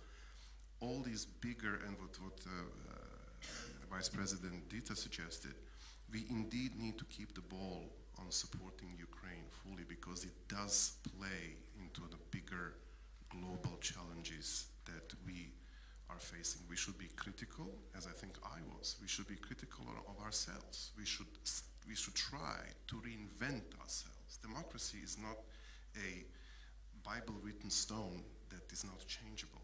It's changed every day, and we need to adapt to it, and we need to bring our own leaders, with some to certain part that I really agree with John, to accountability, because we can't fail in the eyes of those who will exploit the weaknesses of certain countries and certain leaders, how powerful they may be within the European Union, to lose that advantage we have. Because at the end of the day, if you look, and I always argued in 1 minute, the biggest cultural contribution, I think, that the United States has given to the world is the Star Wars, Star Trek movies. It shows the humanity. It shows the Asians, black, Hispanics, white, as a humanity exploring the vast universe. It's a goal to which we, as a humanity, all living on this planet Earth, should be striving for. And if you look to the people in China, in Iran, in Syria, in Libya, in Latin America, what Dita was mentioning, all the young people identify with it. They identified with what we would then transcribe into the globalism. Those are the advantages of soft power of democratic values that we share. And I think this gives maybe an answer to your question, because the war with China is a luxury that the world cannot have unless it will really take down the democratic issues within the Southeast Sea and the Taiwan. So I think, and I'll stop right here, with all the flaws, the Europe and the US has a battle to win, which is to defeat Putin fully and completely. We do not know who will come after Putin. But what we will know is that there would be an opportunity to put this conflict to a faster end. And I would still hope, because it has been discussed so many times earlier, that if this unity continues as such, it will influence the Russian people, it will influence the Russian military, it would influence those circles around that oligarch-led president of Russia to change and to back down. And I'll just stop here, and I think our friend in Ukraine may have maybe more insights on Ms. Matvichuk, would you like to react on the question? I will agree with this thesis that we have to join our efforts in order to overcome Putin, because this war have different dimensions, and Putin also play in dimension on values. He tries to convince the whole world that democracy, rule of law, and human rights are fake values. If they're genuine, why they couldn't protect anyone? Why the whole international mechanism of human rights aren't work? Why the whole UN guarantees are failed to save one medic, Victoria Bidina, who was separated with her 4-year-old daughter and who has been sent to filtration camps and is still there.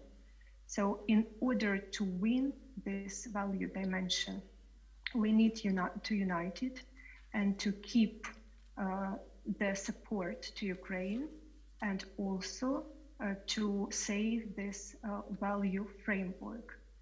I think that the example of China is a good example and very bright one, that business as usual with authoritarian regimes leads to the postponed global threats to the whole region.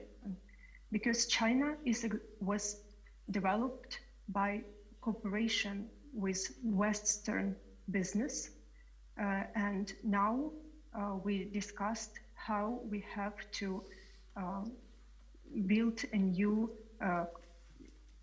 international systems with such kind of threats as China and Russia itself. And I will end with a point. I am a human rights lawyer. I'm not diplomats. I'm not politicians. I'm not military experts. So for sure, I don't know the complex answers for the whole problematic questions. But what I know for this moment, that the serious challenges has to be taken seriously, and the right temptations among political leaderships of the world, that this problem will vanish. But the truth is that problem will not vanish. It's our historical responsibility. We have to seek to this difficult answers, complex answers to the difficult questions. And we have to redesign the new world system. Thank you. Thank you. I have a very important question I really wanted to ask Andrea Kerbs, and then I will again give the floor to you. A few days ago, on 11th October, there was a panel discussion in Berlin, and one of the speakers was Hungarian Prime Minister Viktor Orbán, who said that Donald Trump is the hope for peace in Ukraine. He then accused the United States of perpetuating the war in Ukraine by providing it with weapons, and said that there should be US-Russian negotiations to bring about a ceasefire. And what are your thoughts on that? Well, my first thought is he must be talking to my mother, who's watching Fox News all the time. And I'm only half joking. Again, like I said, I lived in Ukraine 5.5 years, and my mother's a Trump voter, very strong Trump voter. And she told me on the phone when this war started, if Trump were still the president, this war would not have started. It blows my mind today how that thought process goes. But so Jan, what we're seeing in Hungary, and it's mostly in the Hungarian press, but in the past month and a half or so, there has been a stronger and stronger anti-Americanism that has been thrown in. And when you have a basic cable package in Hungary, you turn on the TV and 1, 2, 3 channels are all state channels. And when that is said over and over and over again, it starts to get legs. And unfortunately, I think that what he is saying is actually starting to be talked about amongst average Hungarians. Personally, I do not think that there's any way, shape, or form that Trump could do anything about this. I don't think he's smart enough. I don't think that he has enough experience. And as much as people say that the Russians wanted him to win the election, I don't think that's true. And so I don't think Putin would deal with him even if that was an option. But at the end of the day, like someone said, I think earlier this morning, or maybe even on one of the panelists did, there cannot be a peace settlement until the Ukrainian people say there can be. It's their country, they're fighting for it. And we saw what happened in Georgia in 2008. Yes, the war stopped, it stopped briefly, but the ABLs, the administrative boundary lines, are still there. Russia has continued to move those. Russia has continued to fortify those with barbed wire. Families are cut off. People are kidnapped when they wander into South Ossetia. And so, again, until we have a mechanism, when the Ukrainian people are ready to have a peace agreement, we also have to have a second agreement. We have to be ready to make sure that Russia will stand by that peace agreement. We can't have another Georgia situation, because that has led to what is going on today in Ukraine. We, the bigger we, the US, the West, we did not stand up to Russia then, And they continued and continued and continued. Okay, next question. Okay, I think you were first, sir. My name is Phil Peterson. I'm with the Center for the Study of New Generation Warfare. I'd like to make 3 points. First, the only peace that Donald Trump can bring to Ukraine is the peace of the graveyard. Second point, the intelligence is undeniable and overwhelming. The Russians did put Donald Trump in the White House in 2016, and they tried really hard in 2020. And the third point is, I think that the impression I get here is that people think that if China and Taiwan go to war, that China's going to win. And I think that might well be a mistake. If one takes a look at the Chinese weapon systems, the Chinese may go to use them and find out all of a sudden they end up targeting other cities because they're Taiwanese chips. I would also suggest that the biggest threat that we have with such a war is the fact that all the things we buy from China will probably not be able to get because every Chinese seaport will be destroyed. So that are some of the different views you get when you take a look at the actual military technical facts with regard to the China-Taiwan situation. Thank you. Thank you. Anyone else? Otherwise, I will ask my questions. Yes.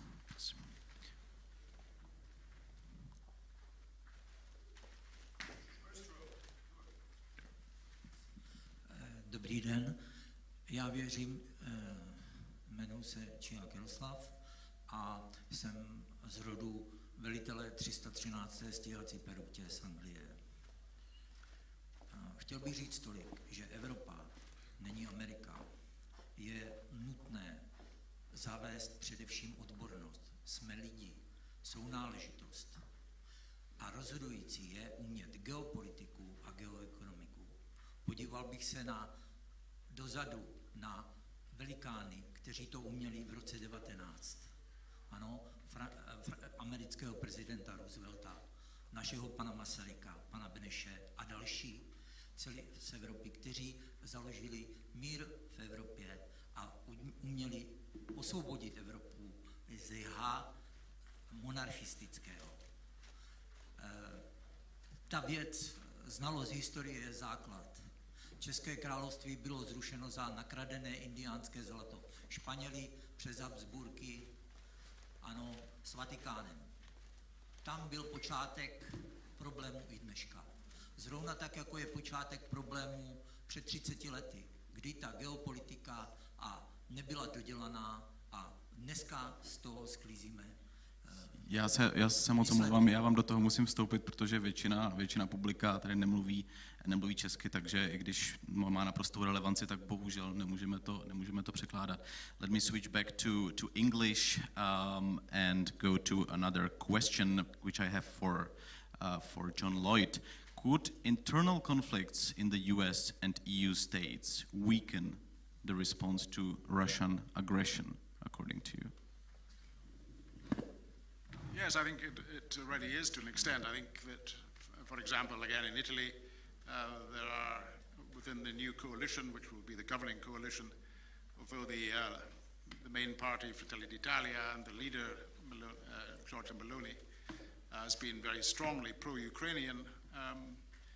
Silvio Berlusconi still regards Vladimir Putin as a close friend, and Matteo Salvini, who is the head of the Lega, another member of the coalition, has been very pro-Russian in the past, perhaps has made some noises about supporting Ukraine recently. He has made these noises, but the fact is that his party, like the party of Marine Le Pen in France, has benefited quite substantially from Russian money, and probably may or may not continue to do so, because now there's been a big report authored by the CIA a couple of weeks ago, which came out, which detailed the fact that Russia had spent 300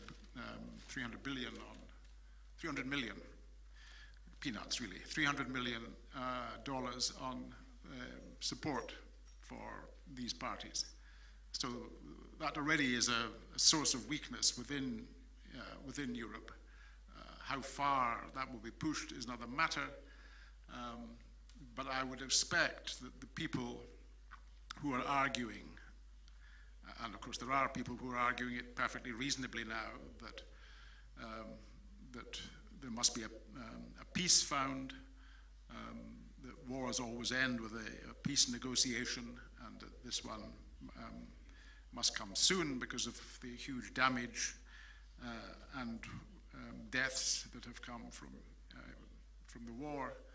These voices will get louder, and especially as the winter gets colder, and perhaps especially if there's something of a stalemate in the war in Ukraine, then they'll get louder still. And I'd expect that in a number of countries, perhaps especially Italy, possibly now Sweden, perhaps also Germany, very much dependent on Russian oil and gas, France, that these countries will have at the very least a very strong minority perhaps at first, who are arguing for a quick end to the war and begging, it would have to be United States, to force the Ukrainians to stop, forced by saying, stop now, there will be no more weapons, and in that sense forcing them to stop. I think that would be a grave mistake. I believe that we have to wait until Ukraine itself and Zelensky himself, as long as he's got the support he has, decides on that. If he wants, I think we cannot trust Putin, even if he signed a piece of paper. But I would expect, yes, that there were, as far as the United States goes, others will know better than I. Perhaps Philip would know, but it's there certainly will be voices there, and if former President Trump becomes future President Trump, then the thing will become very much different. Whether or not he can stop the war is another matter. Whether or not Putin actually will listen to him if he doesn't wish to is another matter. But he certainly, I think, would try to would not supply Ukraine with the kind of advanced weaponry that Biden has. Thank you. I saw a raised hand of the ambassador. Please, the floor is yours. Thank you very much. And my apology, because in a way I'm going a little bit to challenge the panel.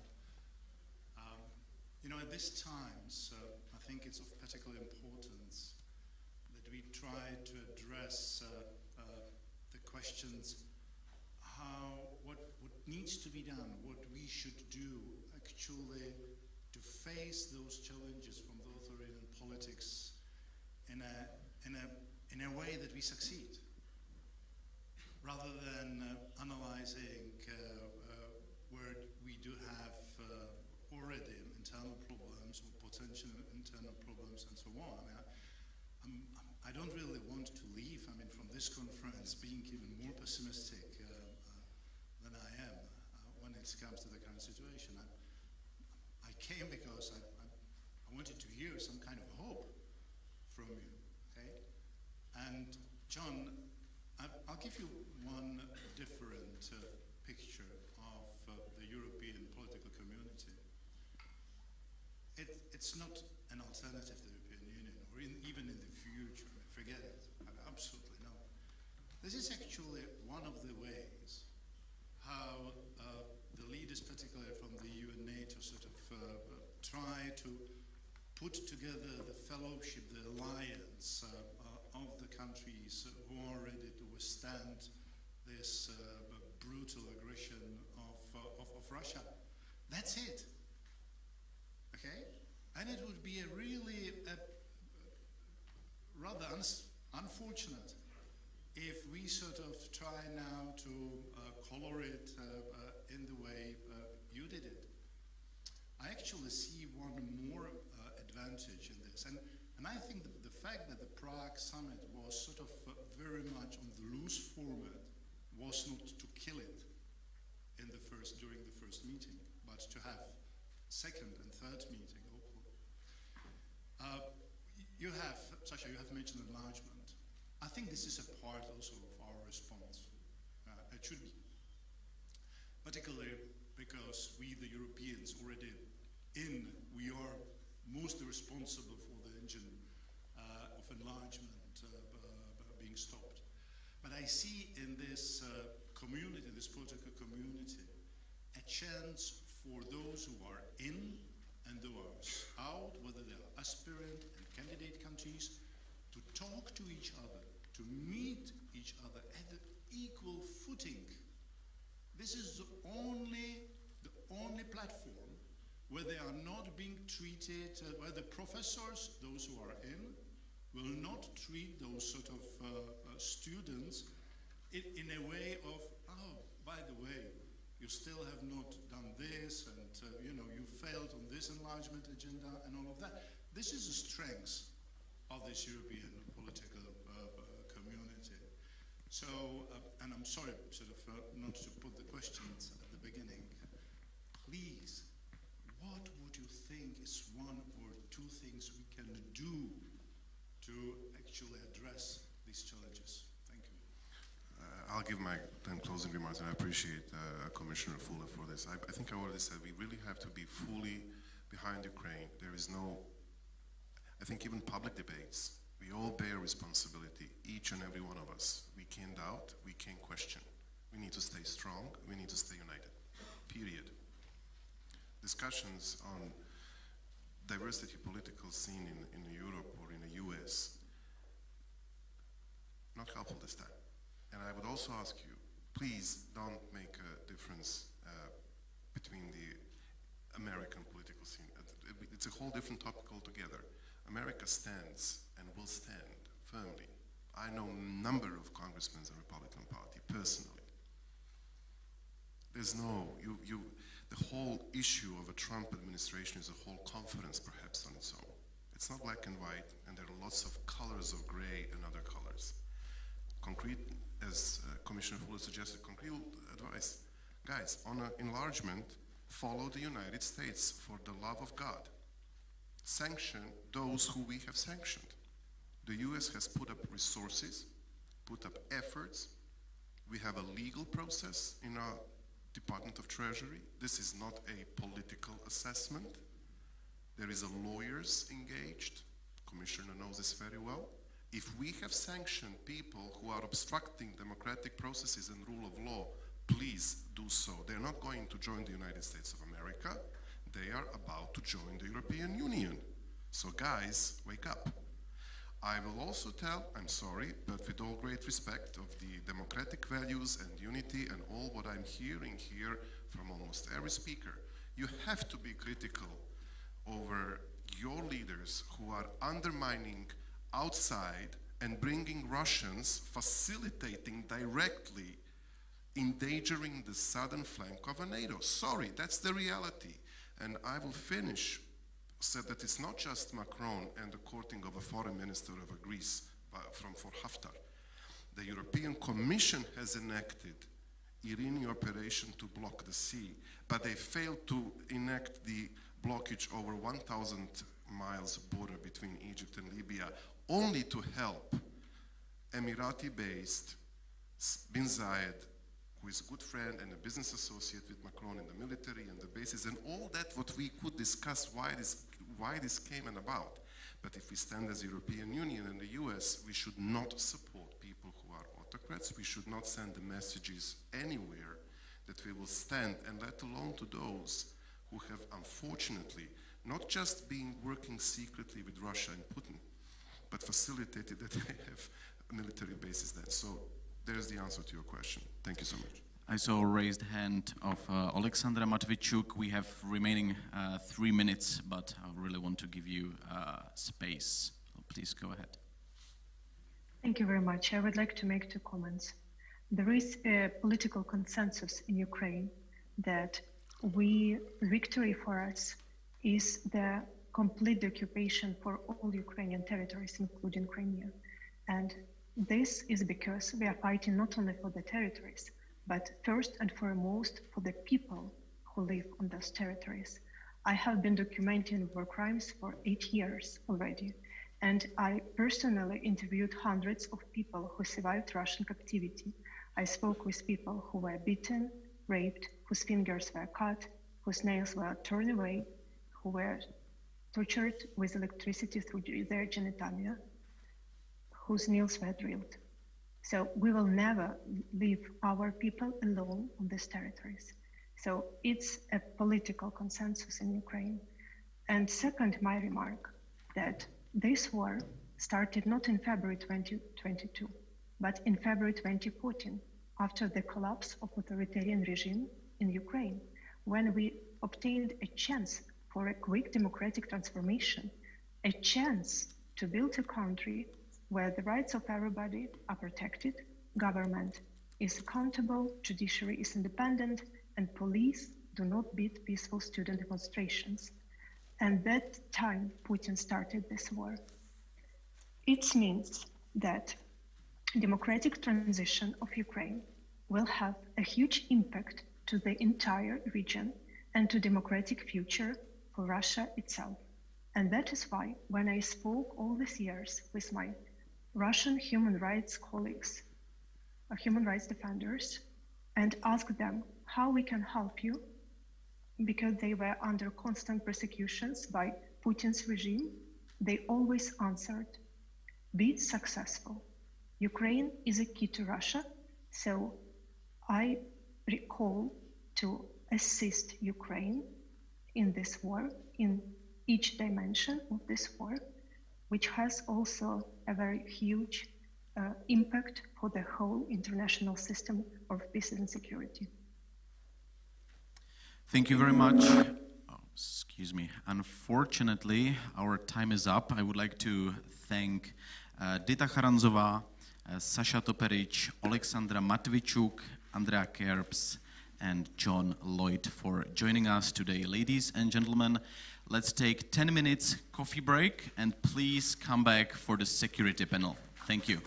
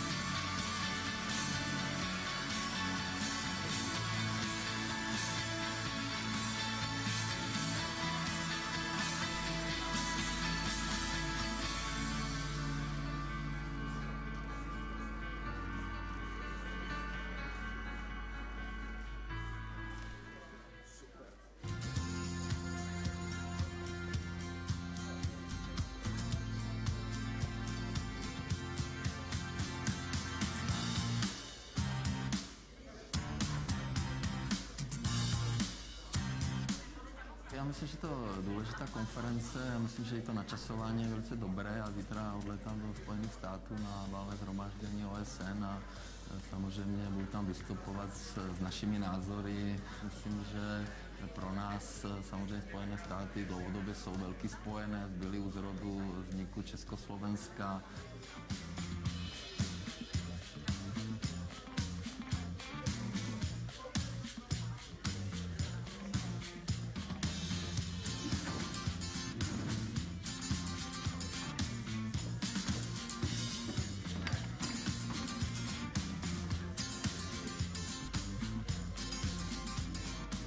Pro nás Spojené státy jsou hrozně důležité. Z úhlu České republiky je Amerika mezi top 10 destinací pro export, ale co je ještě důležitější, mezi top 6 destinacemi s ohledem na tvorbu přidané hodnoty. Takže pro nás je hrozně důležité diskutovat o příležitostech, možnostech, trablích, potenciálních problémech a je to zcela ideální platforma, kde se můžou potkat všichni. Za dnešní konferenci velmi rád a přispívá k diskuzi o současném stavu transatlantických vztahů. Proto pro nás, pro Českou republiku, je to zásadní otázka. Spojené státy patří k našim významným partnerům, spojencům a máme hodně společných zájmů. Zároveň také chceme řešit některé sporné body, to jsou například obchodní vztahy mezi Evropskou unií a Spojenými státy, a budoucnost jaderné dohody s Iránem, nebo také otázky klimatu. A já bych chtěl zdůraznit, že se Spojenými státy, s Kanadou nás mnohem více spojuje, než rozděluje.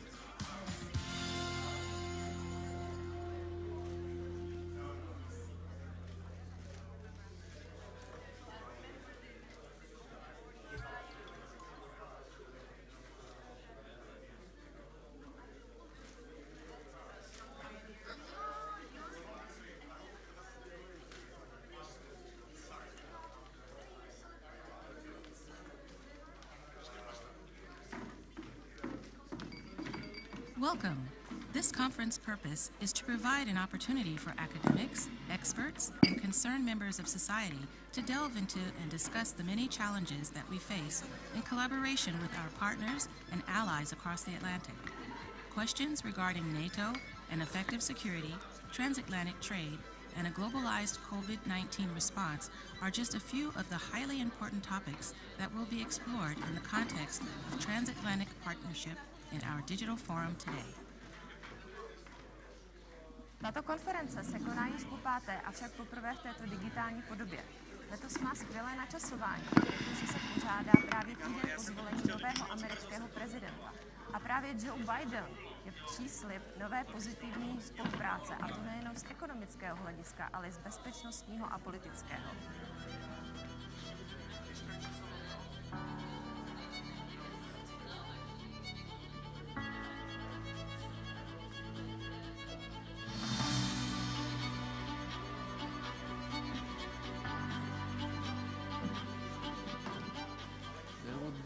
Independent Czechoslovakia without the support of the United States.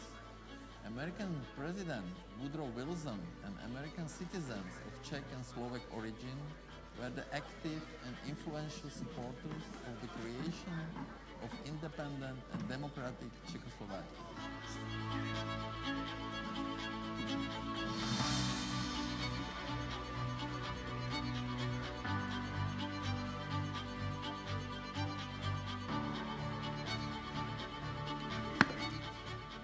Osobně se domnívám, že ty hlavní výzvy pro novou administrativu prezidenta Bidena budou zejména na domácí scéně.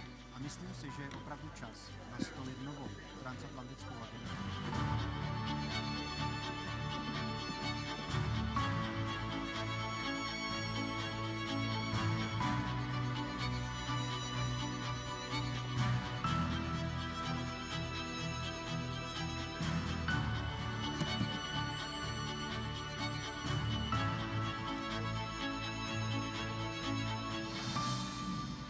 Já si myslím, že letošní konference se velmi povedla, protože vlastně ten formát vzdálený, virtuální, umožní zapojení aktérů ze všech možných koutů světa, což zvlášť pro transatlantické vztahy je dost podstatné.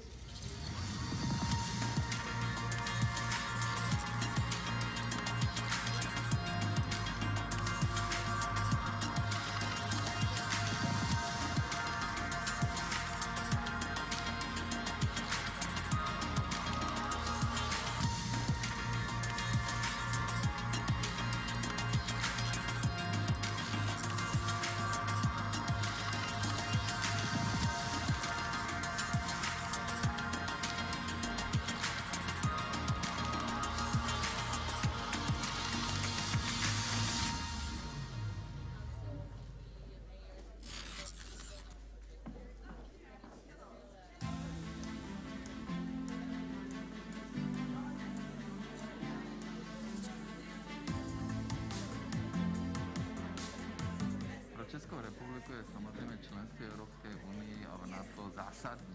Není vůbec na místě debata, že bychom tyto aliance opouštěli a naopak musíme být aktivnější a musíme přispět tomu, aby Evropa byla úspěšná.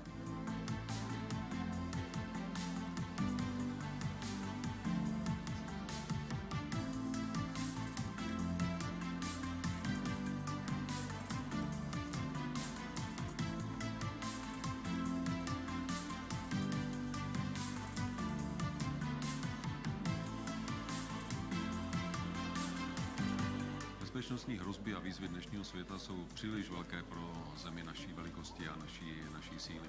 Zajistit bezpečnost, prosperitu, stabilitu a můžeme jedině tehdy, když budeme ve spojení se zeměmi, které sdílejí stejné hodnoty jako my, tedy se zeměmi demokratického světa.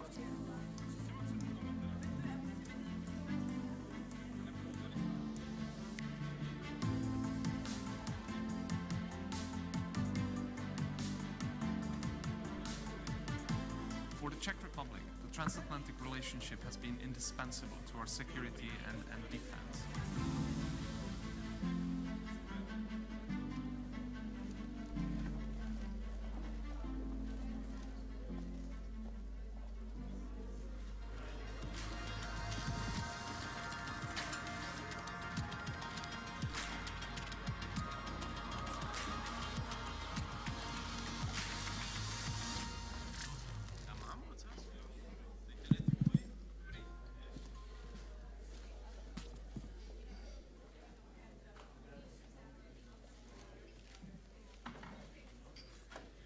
One minute to start.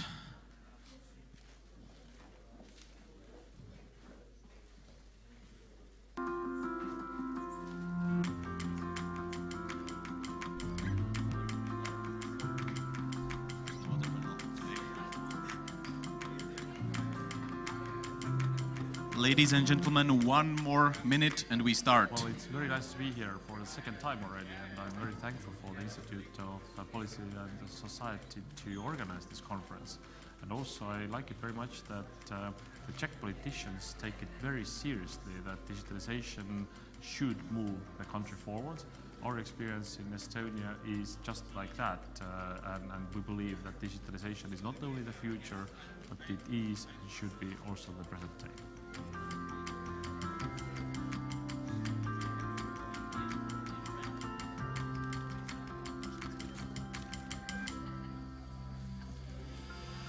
Je to hodně zajímavá konference Digitální Česko, 4. ročník a vlastně, jak její název napovídá, tak vlastně my se snažíme úplně to samé, to znamená udělat z Česka Digitální Česko a tady je platforma, na které se potkává hodně lidí, hodně se mluví o plánech a cílech, hodně se mluví o tom, o propojení toho soukromého světa se státní správou, jak bychom měli vlastně fungovat. Je tady evropský rozměr, tak je to součástí naší koncepce Digitální Česko.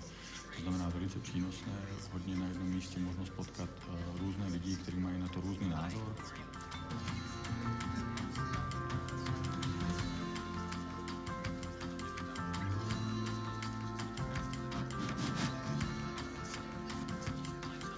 Digital Czech Republic Conference has become the go-to event dedicated to digital transformation of this country, but also of Europe as a whole. It's incredible how the Institute for Politics and Society is able to bring together top policymakers, representatives of the private sector, as well as NGOs, to debate some of the most pressing issues of our time. Uber is a proud sponsor of this conference, and we will continue supporting all events that help people discover the opportunities when it comes to the future of urban mobility.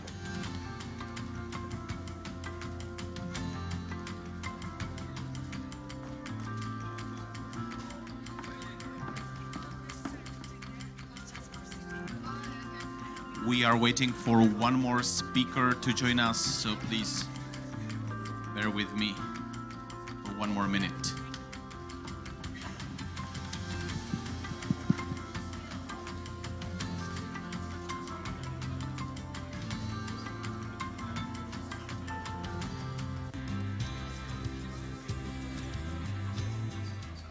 Je dobré důležité, že jsme tuhle konferenci, tuhle tradici před 5 lety založili, protože si myslím, že má před sebou velkou budoucnost a vidím každý rok posun krůček po krůčku právě v celkové digitalizaci i v těch konkrétních sektorech. Digitalizace je předpokladem vůbec vývoje české ekonomiky. Jestliže zaměstnanec má vzhlížet do budoucna, tak bez digitalizace to možné není. Český zaměstnanec si uvědomuje, že budoucnost je založena na digitalizaci, na technologiích, o kterých třeba ještě nevíme, ani neumíme pojmenovat, a na zcela nových dovednostech, a my jsme proto připraveni. Samozřejmě tím, jak jako narůstá naše závislost na technologiích, tak také narůstá naše zranitelnosti. A samozřejmě tomuhle musíme čelit, ale obecně za to systém založený na řízení rizik, který v České republice máme v kyberbezpečnosti, je dobrý, jako filozoficky, jde správným směrem a myslím, že ty výzvy zvládneme. Dokázat řídit prostě dopravu tak, aby byla nadále bezpečná nebo daleko ještě bezpečnější. To znamená čas upozorňovat řidiče na dopravní problémy, případně samozřejmě do té dálnější budoucnosti i ty autonomní vozidla, které by dokázaly řádně řídit ty dopravní proudy tak, aby nedocházelo k nějakým nehodám, který potom přináší ztráty na životech či nějaká těžká zranění. Takže pro mě to je samozřejmě důležitý nástroj ke zvýšení bezpečnosti na dopravní infrastruktuře, ale samozřejmě i zefektivnění jednotlivých procesů v rámci přípravy dopravních staveb v České republice. Já jsem v první řadě hodně rád, že se tato konference povedla, že se uskutečnila, i když se mohla zrušit, ale i tohleto je digitalizace, i tohleto je vlastně o tom, že dokážeme díky technologiím a díky digitálním technologiím zpřístupnit obsah. Za mě je daleko lepší, protože ten obsah bude pravděpodobně šířitelný daleko dál, to znamená, se dostane k daleko širšímu publiku.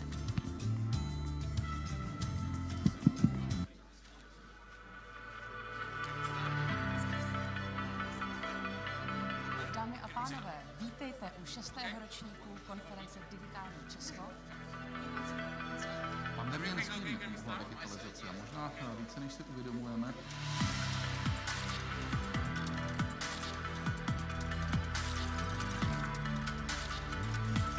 Ladies and gentlemen, welcome back for the last panel of today's conference, the security dimension, which is named Securing the World Against Russian Aggression and Blackmailing. It's my pleasure to welcome my colleague who will be hosting this panel, Roman Máca, who is the analyst at the Institute for Politics and Society.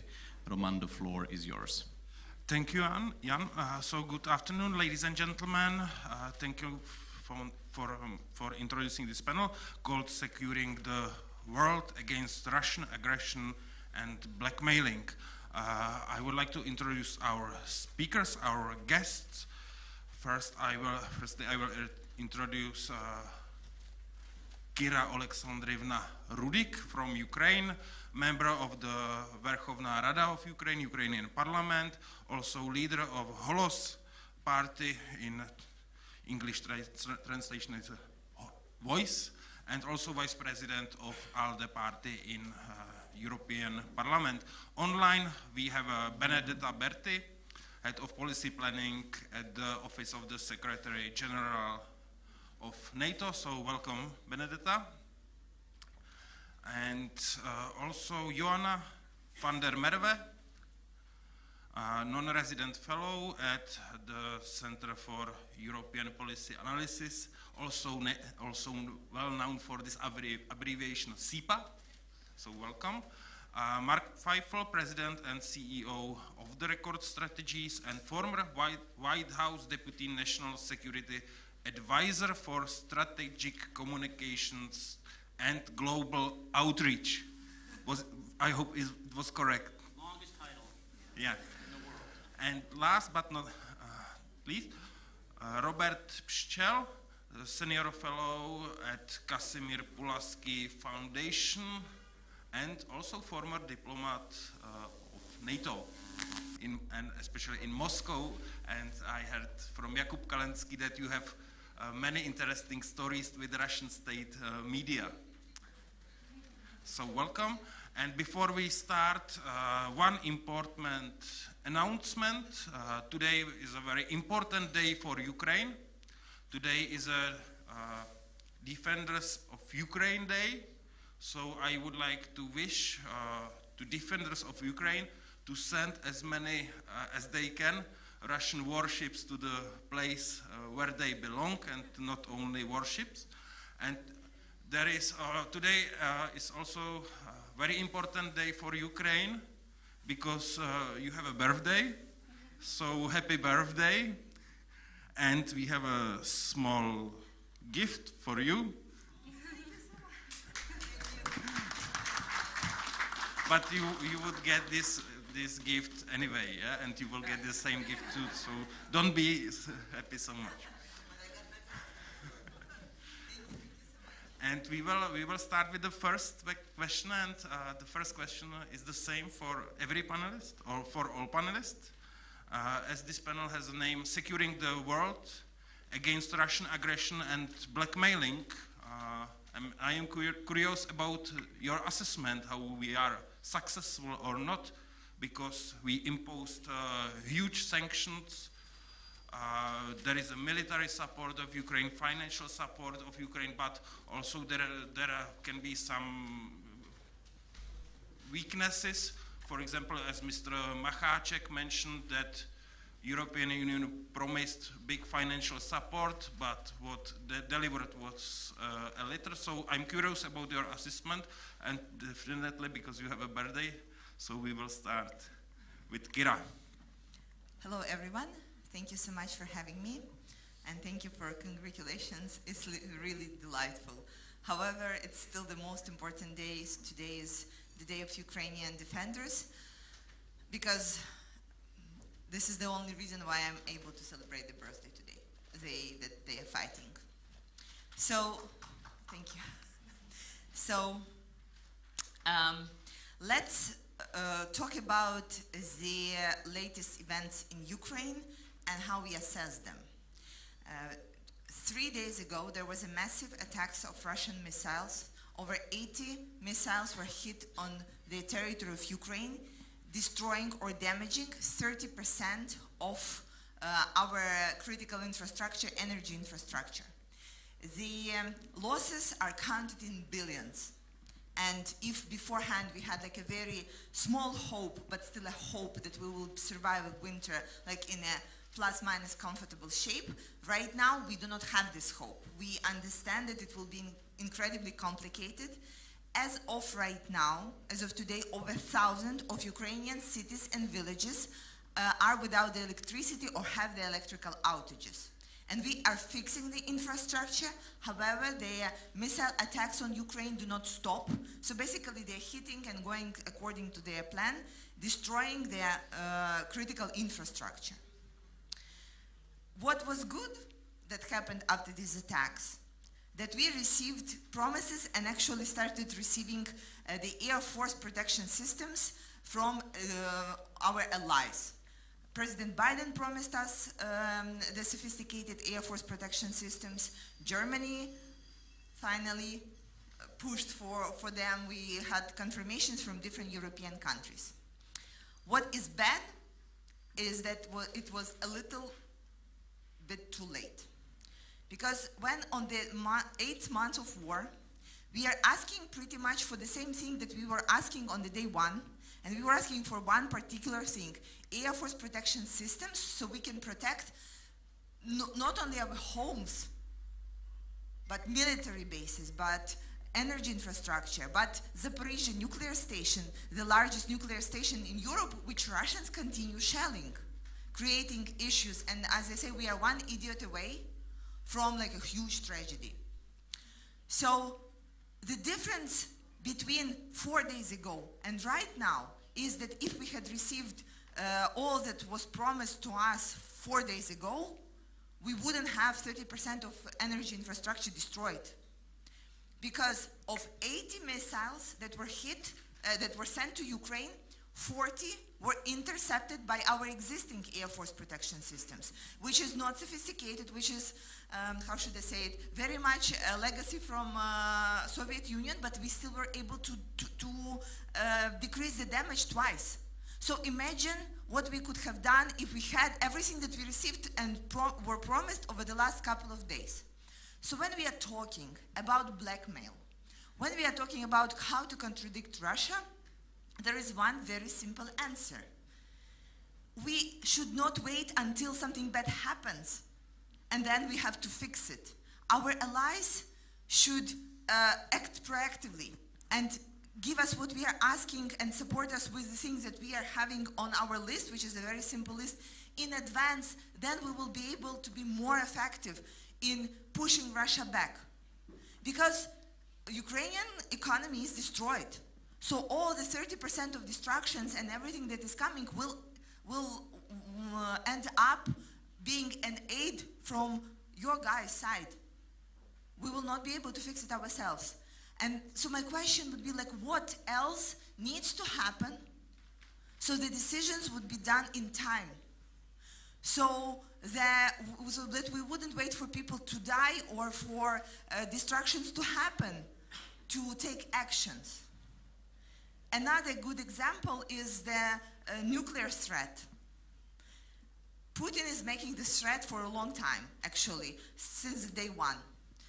Every single day, I think this threat is closer to becoming real, especially with this unconfirmed situation on the nuclear plant, because they are making everything so that there would be an incident and then Putin will be able to blame anybody else on this incident.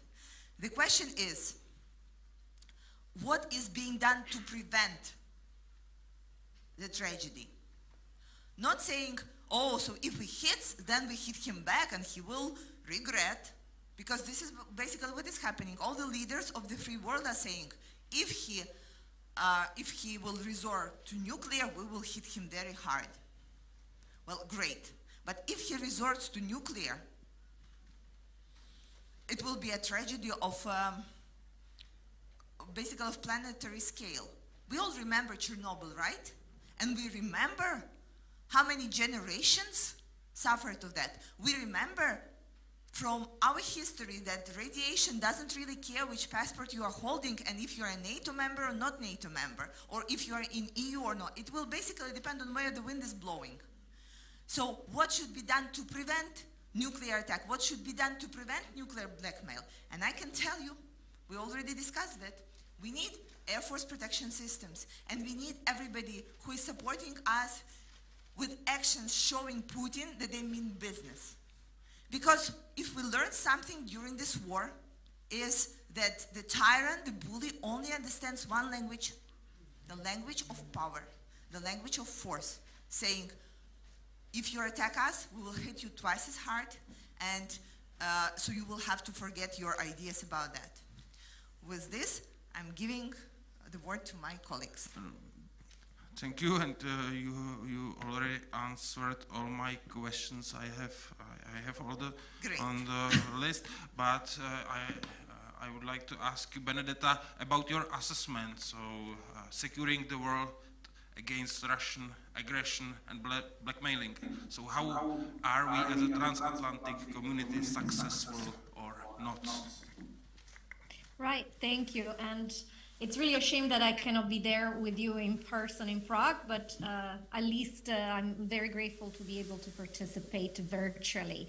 I'm going to focus a little bit on, this is a really important question. I think my focus for just 5 minutes will be also on the transatlantic community response, and then on NATO's core mission, which is, of course, the defense of allied territory. But before we go before we go there and talk about how NATO's deterrence and defense posture has worked in the aftermath of the beginning of this brutal war, maybe it's just to pick up on our previous speakers' important points.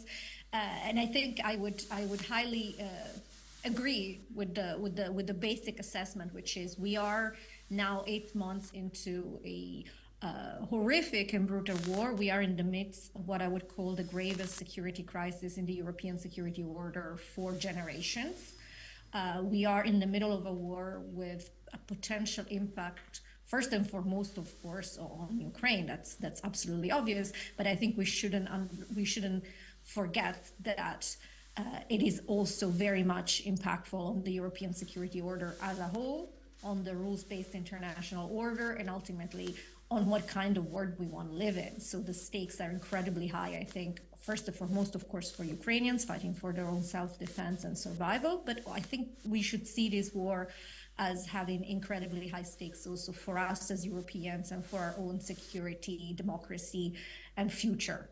So if I see it through this lens, and that's very much my understanding of why this is incredibly historical and important, and we need to get to an outcome in which Putin is defeated, let's be very clear, then I would say the glass for me is half full in terms of our response so far. So let's start with what we have done that is working and we need to do more of, because I think it's also important that we keep our own sense of strength and we continue to project it in the months ahead. So first of all, we are in a decisive stage of the war. We are also in a fog of war. So I don't know what the future will bring, but we've seen an heroic counteroffensive. We've seen Ukraine regain ground. That doesn't mean, of course, that all is done. I actually would say that this is a reason why over the next few months we need to support Ukraine with everything it needs in order that it can consolidate and build on those military gains that have been, in my opinion, incredible. So first of all, we are in the stage of the war. I think for us, the priority, and for us, I see as a transatlantic community, I'm giving my 2 cents, is that we remain steadfast. So that it means continuing to support. Support is political. And of course, I think the clear communication about not recognizing the sham referendum, not recognizing this farce about trying to undermine international law by claiming Ukrainian territory to be part of Russia. I think all these statements, and of course the UN General Assembly statement, all of this is a good sign that we're continuing to convey the right messages. That's also not enough. We need to continue to remain steadfast in our approach to sanctions, and that's something that I think remains absolutely clear. It's not a NATO role, but if we're talking about how do we respond to this war, it has been a really good, I think, example of transatlantic coordination and cooperation. And then we have to continue the military support, and that goes very much to the heart of what was being said before. I think if you do track what we have been doing since February, you do see there has been a steady increase. We just concluded the NATO defense ministerial meeting that I think led to very good decisions in terms from a NATO perspective to continue support and increase our support to Ukraine. The NATO piece of the puzzle is non-lethal assistance of food, fuel, drones jamming equipment, CBRN defense, and a number of other important enablers, but on the non-lethal side. Whereas allies are, of course, stepping up quite significantly, and we heard about air defense, which is absolutely crucial. Precision weapons, artillery, air defense rocket, advanced weapon system. We have seen those making a difference on the ground, and so it's important to continue to support. The Secretary General of NATO says this very often, and I think it's a very good way to look at this. We need to support Ukraine for as long as it takes, and we need to remain steadfast. So this is a little bit what we have been doing. We've also looking more at the longer term, and that means in the longer term transitioning out of Soviet legacy equipment into Western equipment for the Ukrainian army. This will be very important, and NATO is already involved in this important efforts. We're also working more with our industries because, of course, there is an issue of supply. There is an issue stockpiling ammunition, backfilling, and one of the decisions taken this past ministerial is really that we are stepping up the work, working together as allies to provide the right signals to the industry in terms of demands, re-looking at our own guidelines. The point is we need to increase production because that's what we need in order to preserve the strength of our deterrence and defense posture, but it's also what we need to continue to support Ukraine. So I think these are all good elements that we need to continue and ramp up in the next few months. Last point, because I know we want to have short opening statement, I would say what I think it's also really important for us as a transatlantic community is that we really learn the lessons of the past months and of the war. And there's many lessons, and many are tactical, military, strategic, and we are learning it. But I would say, just to put one element on the table, from a mindset, strategic point of view, I think this war that a shattered peace in Europe should serve as a stark reminder that our security environment is no longer the one that has been for decades. What I mean is, for many years, especially in Western Europe, we had a view of a post-Cold War Europe that was stable, that was at peace, where conventional threats were very unlikely. And I think from 2014, of course, that was our main wake-up call for NATO, but since 2014, we're really seeing that our security environment has deteriorated beyond recognition. And so that means that we need to reckon with this new reality, not take our own peace and security for granted, invest more and invest together in defense, continue to ramp up our deterrence and defense posture, and maybe we'll go more into that in the next session in terms of what NATO has been doing to do exactly that since February, but really since 2014. And deal with the fact that we live in a world marked by strategic competition, where we see our adversary more and more using all tools in their toolbox to seek to weaken and undermine us. And I think the recent months have shown this very eloquently with the manipulation of energy, with the energy crisis, with disinformation, hybrid, cyber attacks. We need to be much more prepared for a world, as you say, in which economic coercion and blackmail will continue to be utilized against them. And so that's why it's so important that over the next months, we continue to transition and wean ourselves off one-sided dependencies like the one on Russia or Russian gas and oil. And I'll stop here for now. Thank you. And the same question for Mark. Thank you. Thank you for this great panel and great day. I appreciate it very much, the Institute for Politics and Policy. It's good to be here in person and not have to wear pants when I came this year. Last year I wore gray sweatpants and was on Zoom, so much different this year. Successful or not is the question. I think overall quite successful. 8 months ago, I don't think that a lot of people would be thinking we'd have the same discussion right now, that Russia would be and Putin would be in a very, very difficult situation. That's mostly because of the will of the Ukrainian population, political leaders, and the people of that country, and the way that the international community has surrounded and helped them. But I do think that for the medium and the long term, that we are going to have to focus more on filling the different priorities that are needed by Ukraine in focusing their attention against Putin and the Russian aggression, and making sure that each of our countries and our international organizations are working collaboratively and positively in that direction. So I would ask the political leaders and the policy leaders for the various organizations and countries to look at what they can do more to help, not just on a military front and a weapons front. That of course is needed, very, very much on the battlefield. But there's other priorities as well. Are all the sanctions that you've done for your organizations or governments, have they been accomplished? And are they being followed and followed up on? Is there being a disinvestment of the properties that the oligarchs and other people have in your countries? Are you following up on those? Are you seizing them? Are you taking them over? Are you applying pressure onto Putin's chief protectors as they still live in somewhat of a life of leisure? Let's make their lives uncomfortable. Humanitarian aid and help, medical assistance, environmental cleanup assistance, anything that these countries can do. We take a lot of look at the hard numbers of armament and weapons, and that's good and that's needed, but more than that is needed. And let's take the added pressure and let's take away from, so it's not just propaganda, but it's adding pressure.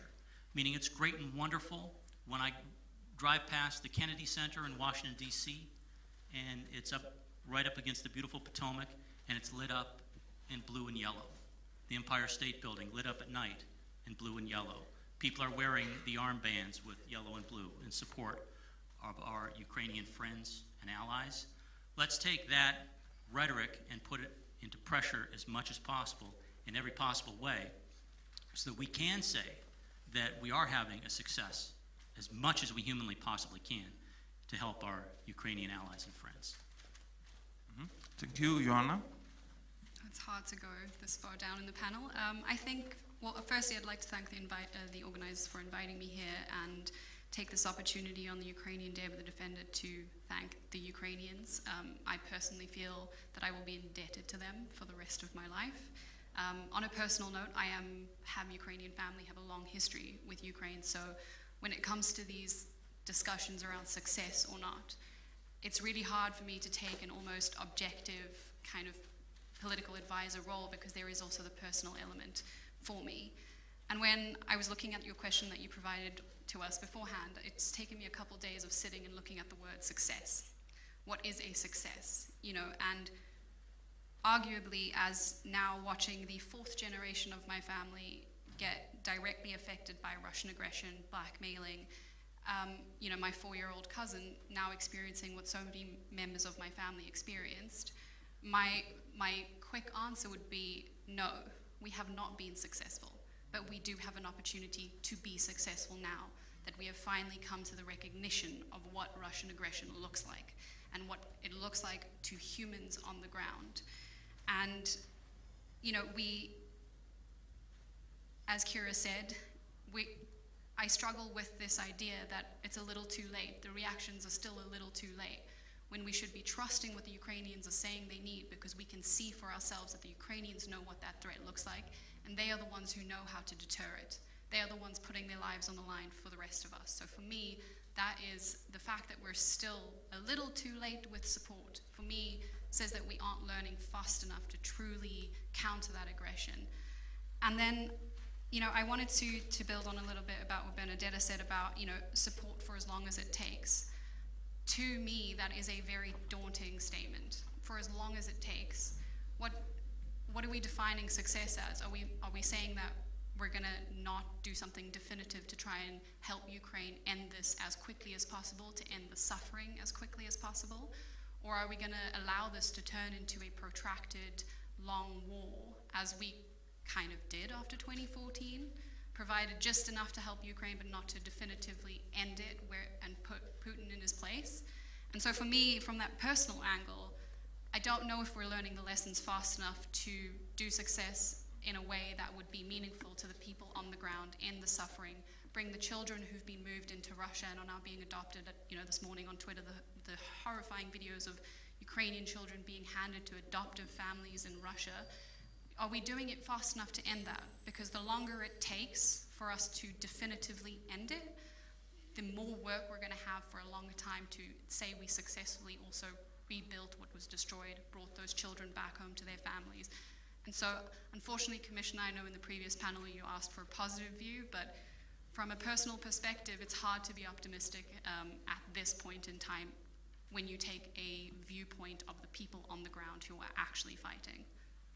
So that's... Thank you. And what about Robert Pschel? Will you be more optimistic? I certainly will try to. Hello, Benedetta. Nice to see you. And Slava Ukraini on this great day. I think a week ago, former Finnish Foreign Minister Alexander Stubb asked this question to Twitterati, you know, what would you call this period in time? You know, and various answers came, post-Cold War. I mean, my suggestion was the time, the age of reckoning. The point is that, you know, there's been various challenges, and especially the one that we are discussing today, accumulating over the years, and the answer to it, it's not that there was no answer, but it was, let's say, half-hearted. The main reason was that, of course, international community, including various institutions, NATO, EU, and others, needs to organize itself on the basis of primarily consensus. You need a united view. And the mainstream view was what it was. The good news is, to answer Stefan's plea, is that this has changed. You know, we are in a very different situation. The mainstream views that, you know, I would not like to understand your point, but I would not play down the fact that now it is the international community as we know it, with some exceptions. And we could see it, by the way, in the vote which took place in the UN General Assembly. This is meaningful. You know, Russia was only supported by 4 other equally disgusting dictatorships. The will to support Ukraine is there. The movement towards doing everything possible is there as well. And I'm not going to repeat what Bernadette said about NATO's contribution, which I think is substantial, but also I think some other institutions, and EU among them. I mean, you can pose a question that people expect. Sure, it's true. A lot of people did not expect Ukraine would be so successful, so effective. Partially also because the signals coming from Kiev just prior to the war, were mixed. Let's be honest about it. But the heroism, the fantastic organization, the ability of the military is not just heroism and the courage. It's actually, Ukrainian armed forces are now one of the best armed forces in the world. They have jumped over, in terms of quality, frankly, the majority of NATO countries. Let's be honest. With the help of NATO countries and NATO itself. That's true as well, but that's reality. And in terms of communication strategy, boy oh boy, I worked public diplomacy division. I think we have some things to learn from Ukrainian friends as well. But a lot of it is that glass, which is, I agree, is probably half full, maybe even more. But the distribution of what's been put into the glass, it's a bit uneven. And that is still an issue that needs to be addressed because, when we talk about the reckoning, when the reckoning came, well, some countries came up short. They were literally dragged into this mainstream equation. Some of them are still somewhat reluctant, Some institutions, well, UN is basically paralyzed due to the veto, so is the OSCE.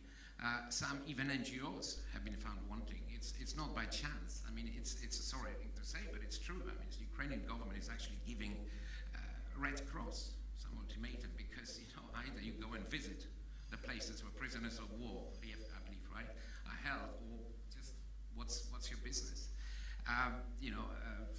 Amnesty International, I'll skip that, and the Vatican. But the point is that, we all collectively right now have to focus on what was. But the key thing today is to continue. We do have a strategy. It may be imperfect, and there are some who are trying to undermine it. Some examples were given in the earlier panel. But altogether, we are on the winning track, and we cannot fail. This is the thing which dictators, there are other dictators, much bigger even, much consequential in history, which, like before Mr. Putin, who did not understand how democracies work. Of course they're reluctant to go to war. Of course they're reluctant to enter into confrontation because they value life, because they value peace. But once they do, they can be very, very determined. And also, we do have the resources to not just put on the table, but, so we have moved beyond what I would call the ritual condemnations. We've moved into the sphere of action, and that is a strategy that we need to implement. And here, I'm going to quote somebody you'll be surprised I'm quoting. It's one of Mr. Putin's predecessors, Mr. Khrushchev, who, during his famous or in favor visit to US, mentioned that everything is strategic. And, US journalists said, what do you mean? It's like, yes, even the buttons. So what do you mean the buttons are strategic? Good. Yes, because if the soldiers cannot, don't have the buttons, they have to keep the trousers one hand, and therefore they cannot shoot. Well, it was Mr. Khrushchev, but the serious point about it is we have to be strategic, and everything matters. Sanctions, economic sanctions, but even what the sports associations do matters as well. How we actually make, force the Russian people themselves, who we have not spoken much today, have we? What is the role of the Russian opposition abroad?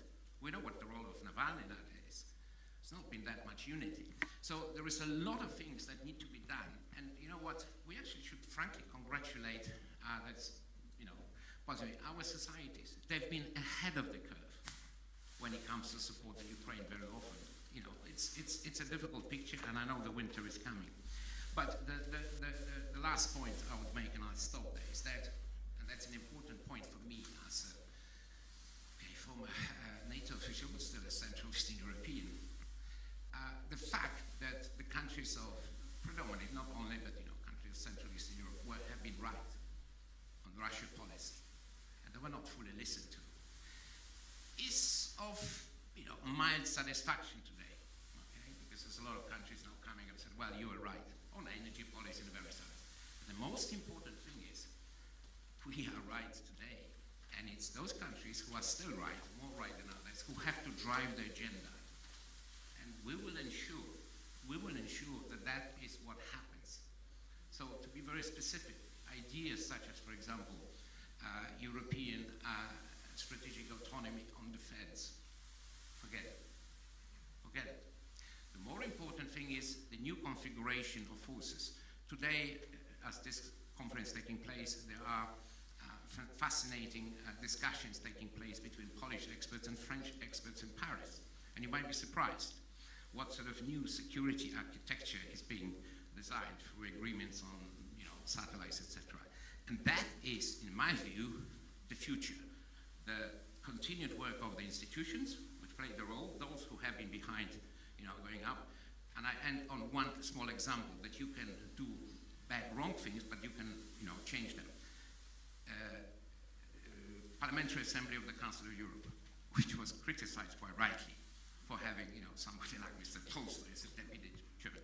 They were the first institution recently who actually voted to define Russia as a state terrorist country. So let's move forward and be, again, as Stefan suggested, I think he's right, be more optimistic in our abilities to actually do the right thing, and we're going to win.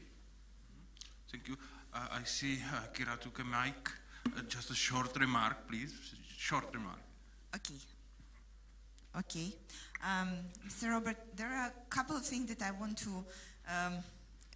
to disagree with you on. As of right now, I think that the general strategy that our allies have is still how to support Ukraine on what we are doing. It's not a strategy of how to make sure that Ukraine wins. Because if that was the strategy of how Ukraine wins, then the amounts and the plans for giving us enough weapons would be drastically different. And this is the main frustration that we see and we feel, that we have in Ukraine our plan, and our plan is very clear. We will be fighting, and we will continue asking for support, for weapons, for money, for right now for energy, and support for our refugees. But all in all, I have spoken to so many world leaders. Their plans are to give us what we ask, but these are not the plans on like that we have to win by like March 1st of the next year.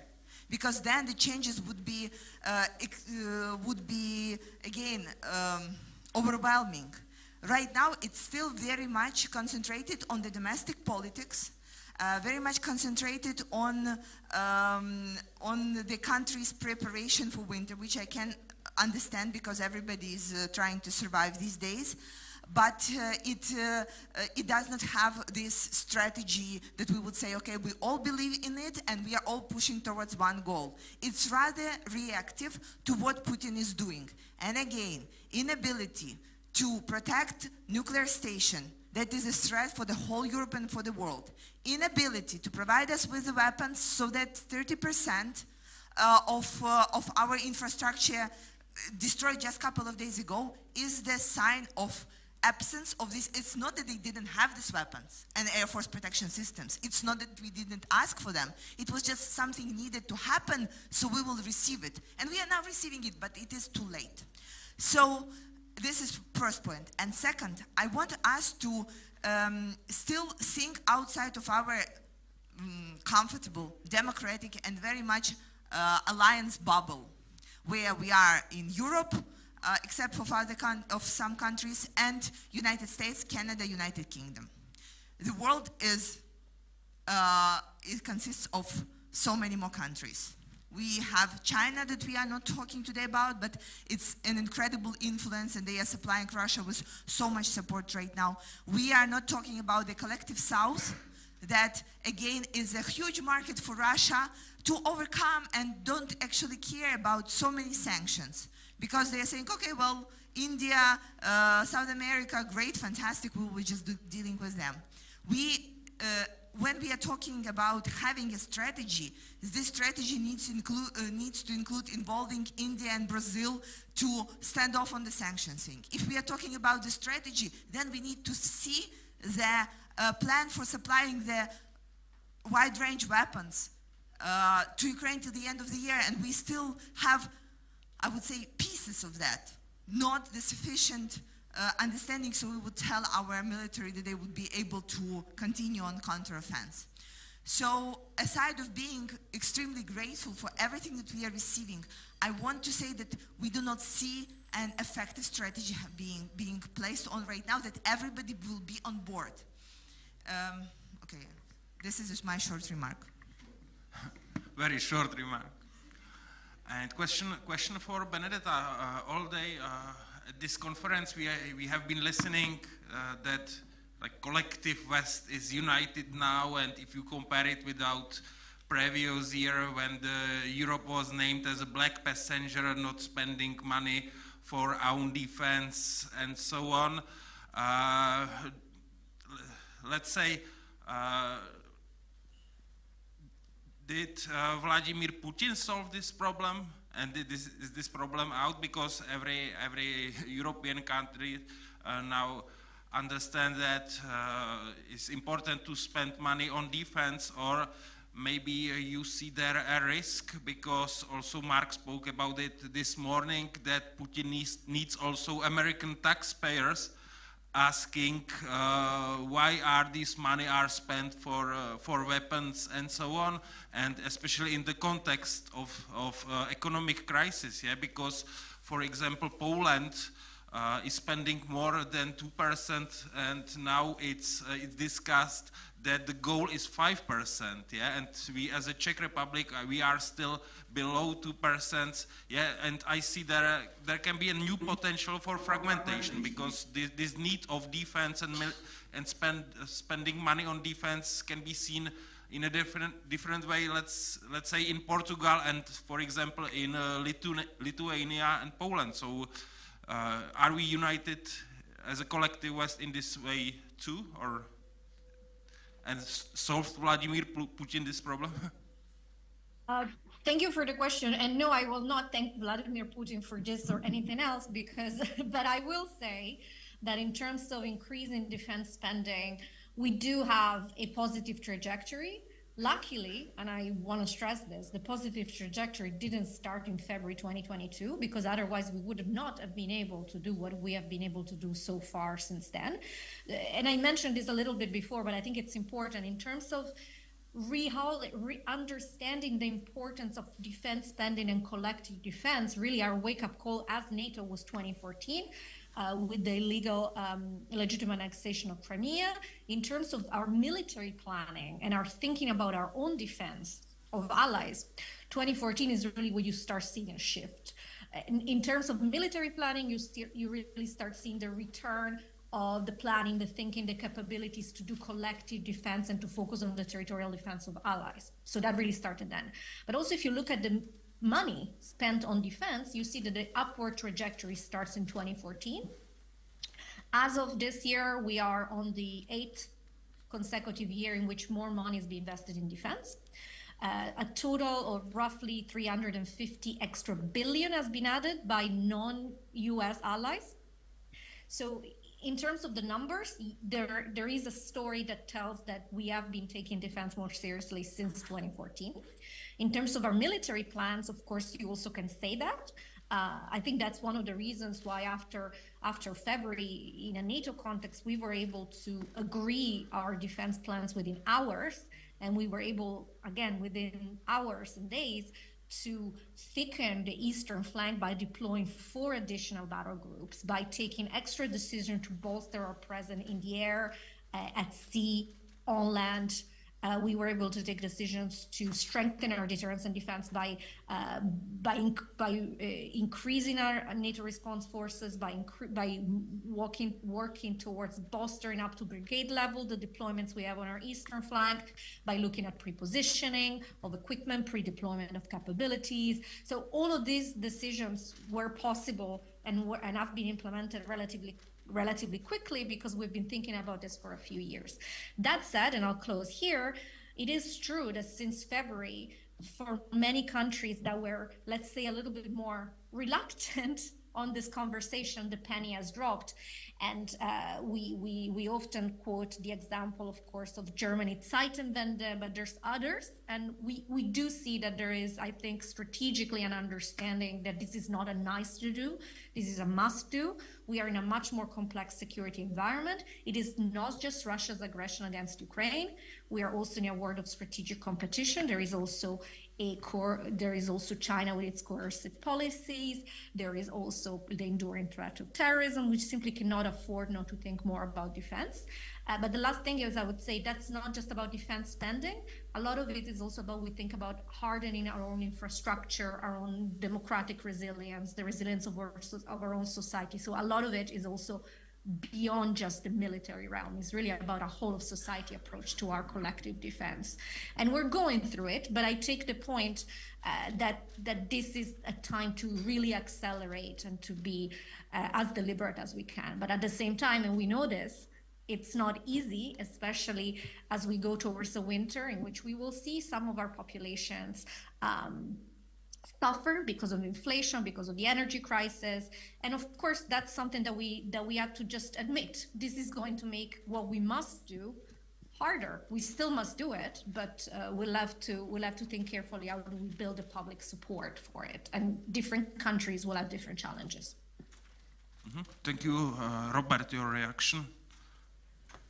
Well, I've been thinking about it. I mean, obviously, I understand the frustration. But I'm not the US president, or Polish or German chancellor. You know, we all do what we can. And what I try to describe, perhaps indeed, you know, emphasizing more the optimistic bit, but I do generally believe it, is that the transformation that has happened in terms of politics, because in the end of the day, it always starts with politics. NATO is a political military organization, not the other way around. And we have to build on this. So, you know, I try to give one example. It's, you know, this moving of gravity. I mean, this time of reckoning is kind of spurred by the reactions and, you know, to the barbaric aggression on Ukraine. But it will have consequences, as many, including Bernadette, said, it is having consequences for the whole international security. And one just cannot ignore it. You can't have it both ways, if you get my drift. I understand your frustration, but it is still of paramount importance because, you know, to answer perhaps the most important point made by Joanna, I mean, for as long as it takes. Well, we don't know, do we? Do you know how long it will take? We don't know. We know that we want to support, we will support Ukrainians for as long as it's needed. You know, my country has spent now altogether with military assistance, with other forms, and the support to Ukrainian, we even don't call them refugees, they're just guests, you know, they're part of our society, you know, just came from Warsaw, and I hear Ukrainian spoken as much as Polish, but that's a great thing, and I think they integrate well. But my country has spent more than 1% of its GDP so far, right?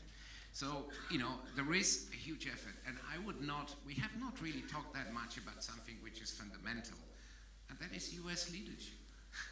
You know, it's really great to have US, you know, putting its money where its mouth is. You know, when things come to the crunch, we know that we can rely on US.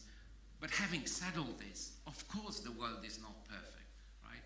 What is the reaction? What can be the natural reaction to President Erdogan saying that he actually likes the proposal for President Putin to establish a gas hub in Turkey, right?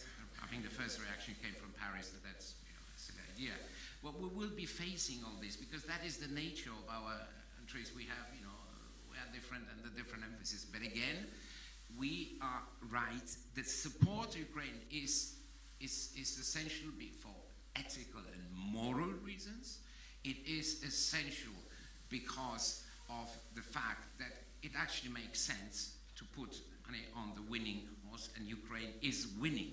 And third, because it is in our interest. But this is an ongoing work. We have to convince people. We may be all agreed on those issues here in this room, but still there is a wider world which we have to ensure that it's convinced. And, you know, just give you one positive example. I think North Korea, who indeed voted, what else, with Russia, the UN General Assembly. But, you know, North Koreans workers still working in Russia have been escaping Russian, borders in the last week. Right, now they're voting with their feet. So we will prevail, but we cannot predict exactly. I think we should not thank Mr. Putin, but what is happening in Russia itself, that is one of the biggest unknowns. Mr. Putin has pressed the button which may spell the end of his regime, because he unleashed the forces that he cannot control. We don't know how this would unfold, but there are plenty of opportunities and there are plenty of more buttons, not necessarily nuclear ones, that we can still push, and we should do that. A short remark from Yeah, very short. So I was mentioning to Mark before this that as a policy advisor, I kind of go through ups and downs of when I feel like I have strong enough opinions to advise versus times when I'm in a more contemplative phase because things are changing and you want to gauge, get a feel for where the ground is before you start saying anything. And when you ask the question, we don't know how long it will take. A question that's been sitting on my mind is, are we doing everything in our power to influence how long it will take on our side? Obviously with all the caveats of not pushing Putin into a corner where he will do something that is more destructive. But my question has been, as somebody who needs to come up with innovative or new policy advices, are there other ways that we can shorten that timeline so that the suffering stops and we can also then focus on other security areas? Like Sasha mentioned before, we have North Africa, West Africa's got issues at the moment. There's a number of issues, and are we doing everything in our power to answer that question and shorten it on our side? And I don't have an answer, but that's a question that I've been sitting with for a while.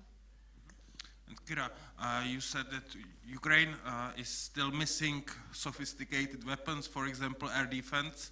And sometimes, from my point of view, sometimes it looks that there must be bombed children's playground, hospital, school, and then these more sophisticated weapons are provided for Ukraine.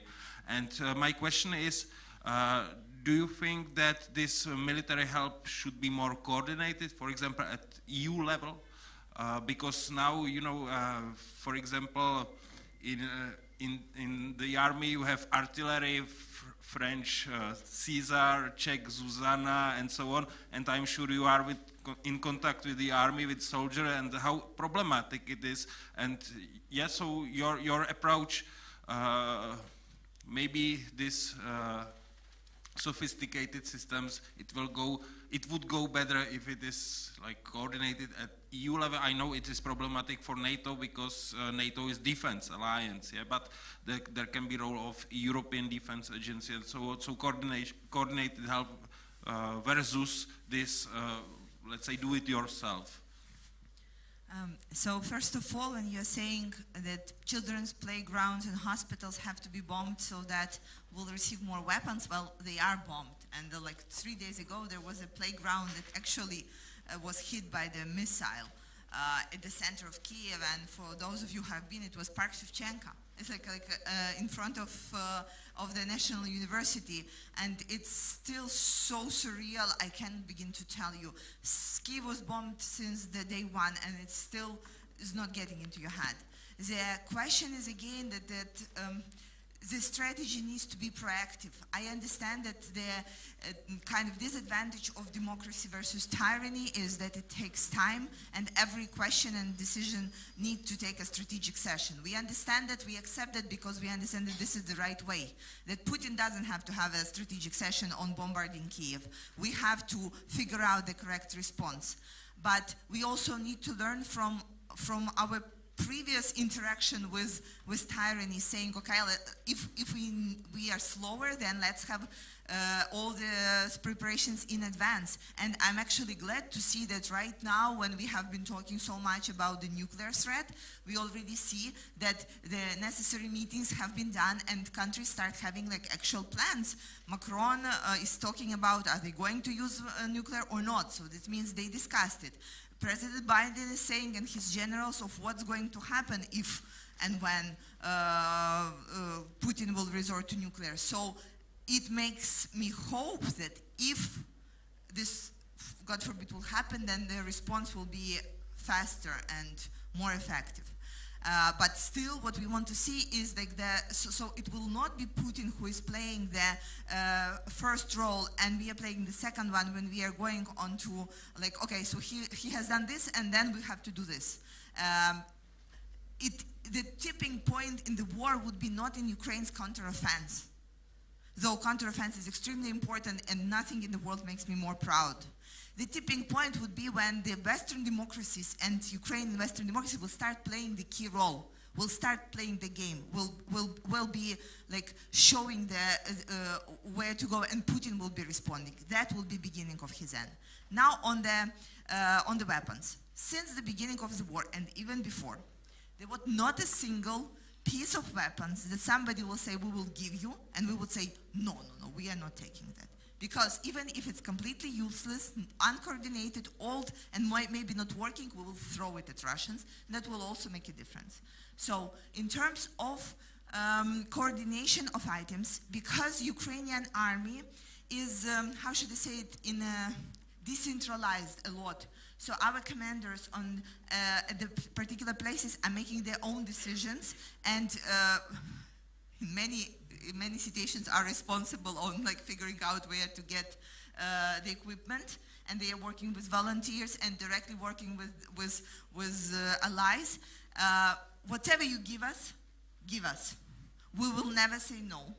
We will take it, we will arrange it between ourselves, we will mix it with the trophies that we are getting from Russians, we will use it same way as we are using the old Soviet techniques with new super NATO grade level weapons, and we will use all of that to bring us toward the victory. Funny joke. So when we announced that we want to join NATO, like the world's response was different. Some said, okay, we are supporting you, and as of right now, there are 11 countries who are supporting Ukraine's aim. Thank you so much for every representative. There were some that were very hectic on that. So I talked to one of the commanders at the front, and he said, well, we are trained by NATO countries, because it's not a secret that many Ukrainian soldiers are being trained right now and then sent back. We use NATO weapons, and you push us to go with the NATO processes as much as possible to prove the point. So we are this duck that is quacking like a duck, walking like a duck, and swimming like a duck. But the world still denies us the name of a duck. And I understand that it is much more complicated than that. But I wanted to give you this feeling and energy from people who are fighting every single day. These are the people actually that were the main push for us to fight so hard for the candidacy in European Union.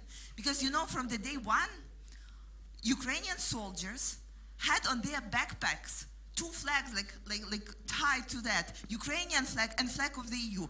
For many reasons, because it was very cool, and because we have it in our constitution, and we like to think of ourselves as already members.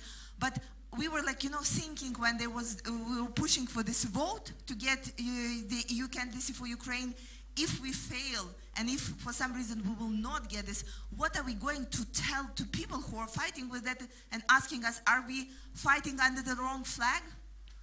And so right now with the NATO, it's pretty much the same. And I do believe that at some point we will figure out a way of joining the alliance as well. Yeah,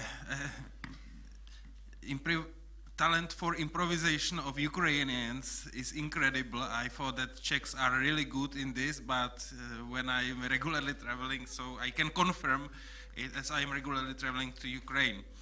And also it reminds me a joke that foreign volunteer fighter in Ukraine is shocked that Ukrainian soldier shot down a Russian alligator helicopter with an anti-tank missile, and he's asking him, how did you shoot down the best Russian helicopter with anti-tank missile?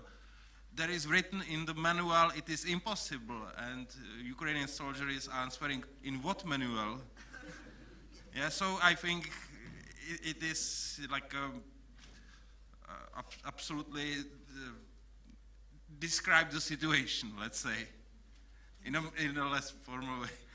Yeah. Okay.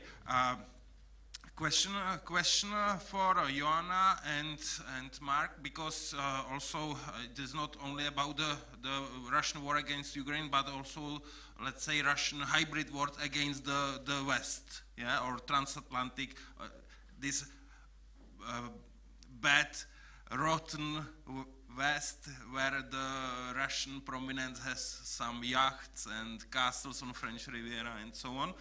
And there is also this hybrid war includes, for example, cyber attacks or disinformation, propaganda. I know, Joanna, you did some research on this topic, AI and so on. So I would like to ask you, because, you know, for example, Czech Republic is a target of Russian cyber attacks and so on. So about your assessment of cyber.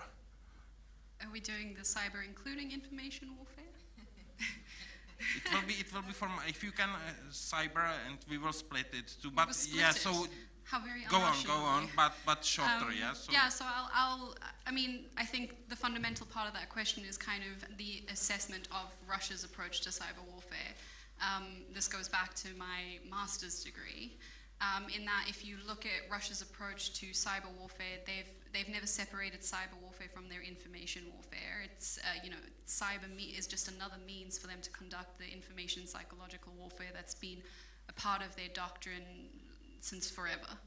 And I think that is fundamental in the differing approach of the West versus Russia. I think was kind of what set us back a little bit in terms of assessing the threat, understanding the threat, and how it would manifest within Western countries.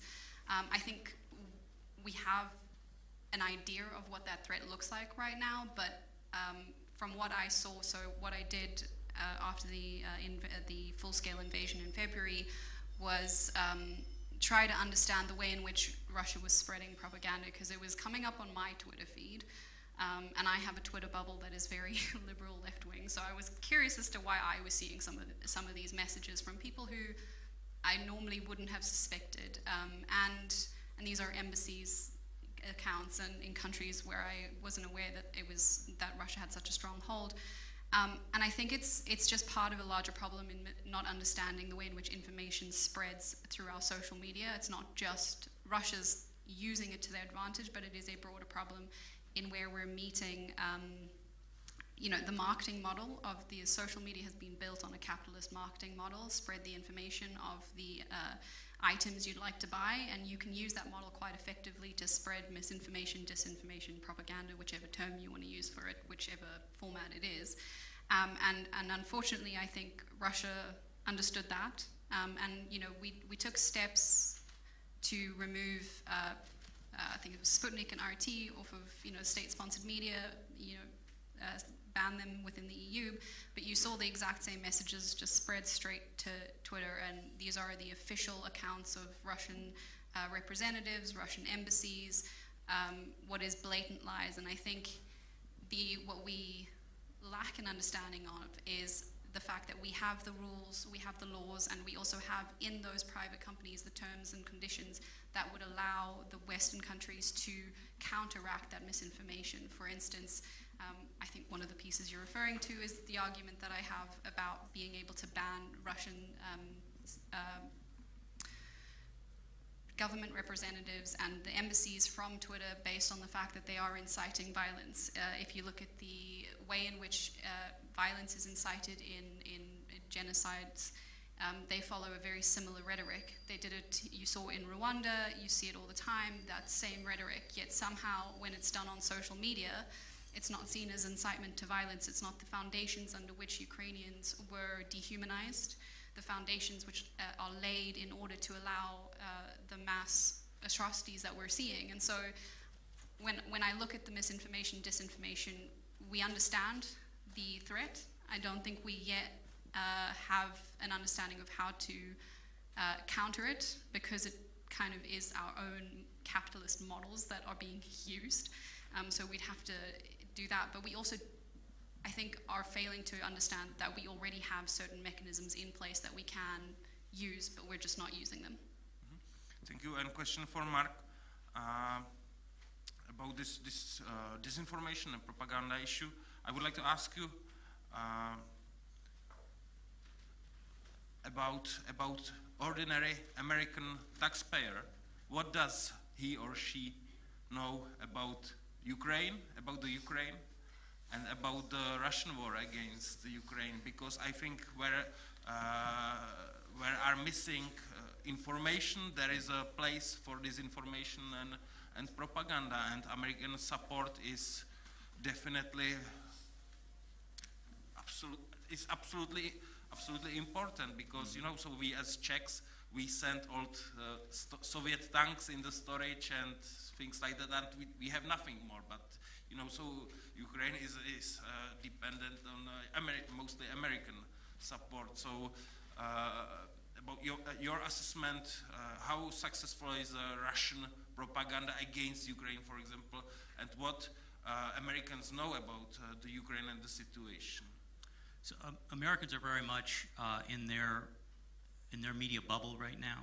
So if you're a left progressive Democrat, you're getting your information from websites and news organizations that agree with you and regurgitate your viewpoints back to you. Same thing with the conservative right. That's the challenge we have right now. And as that is going on, and has actually gotten more difficult in the years recent, the United States and many countries in the West have been in a slow-burning war with Russia when it comes to disinformation and cybersecurity. Many of the attacks, in fact, quite possibly a majority of the attacks that happen from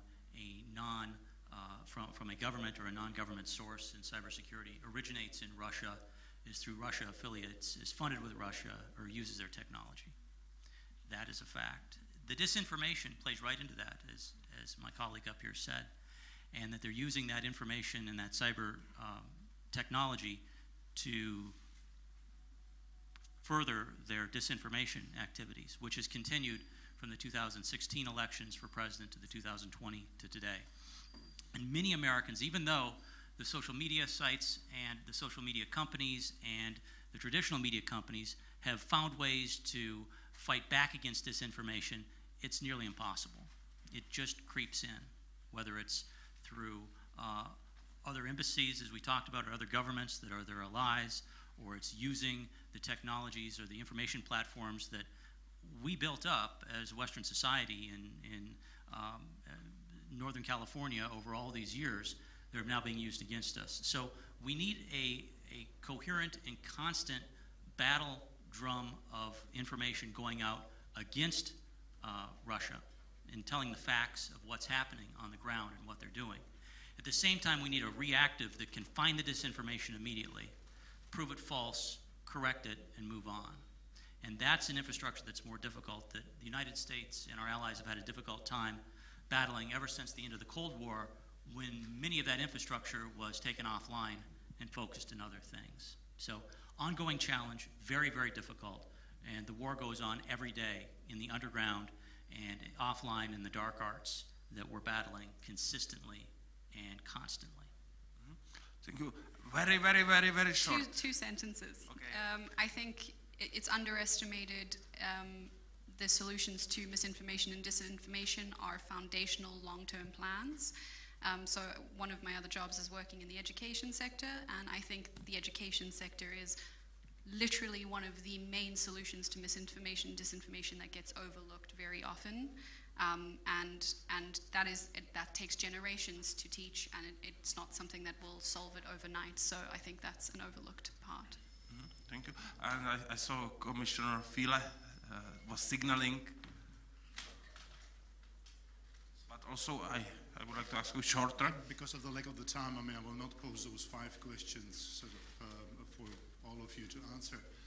I rather comment, Kira, don't get frustrated. You're doing an excellent job. Okay, I knew that this panel is going to be the most difficult and the most emotional. But and you are absolutely right on the fact that we have many politicians in Europe, but not that enough of leaders. Right? But where you see us still lacking, I see a huge progress. We missed the 2014 Crimea totally. But when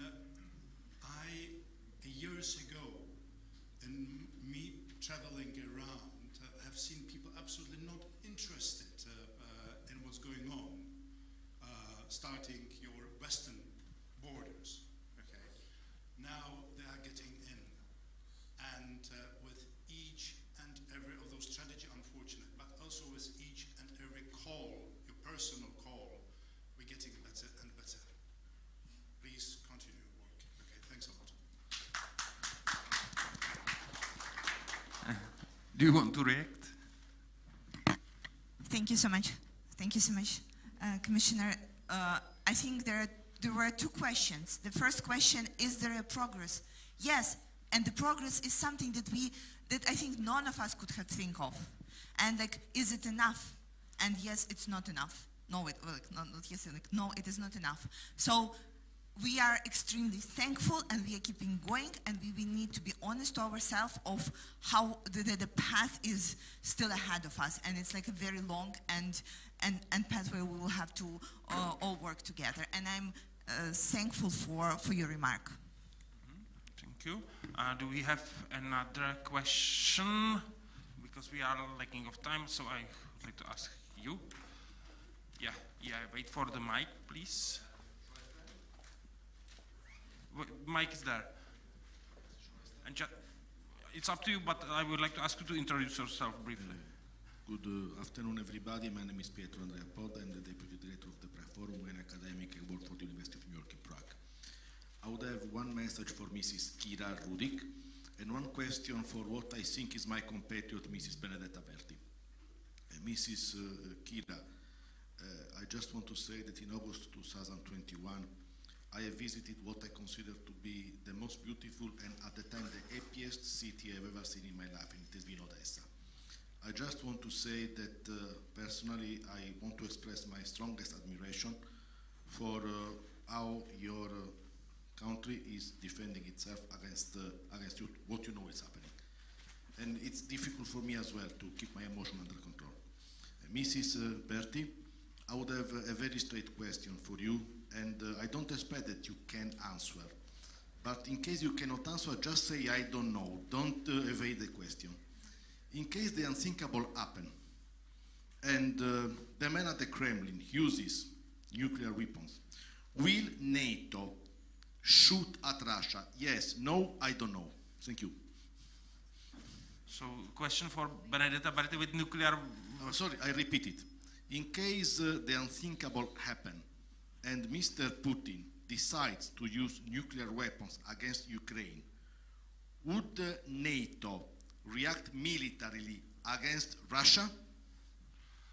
Question for Benedetta, if Putin use nuclear weapons against Ukraine, if NATO react by military means, yes or no? Thank you. Yes, sorry, I couldn't hear the question, but now I think I understand. I'm not going to give you a yes or no answer. That is, first of all, that's not how deterrence works. Deterrence is about communicating to your adversary what are your credibility and your intention, but you're never going to go and say, if you're never going to give a clear list. That's not how deterrence works. But in terms of what NATO has, and also, of course, as you know, NATO is 30 countries that take decisions together by consensus. So even if whatever I said, it wouldn't actually matter, because at the end of the day, it would have to be all the 30 countries coming together and taking the decision. I can tell you what we have said so far, and that is with respect to Russia's nuclear threat and rhetoric, and that is dangerous, it is irresponsible, that any use of nuclear weapons would be met with severe consequences.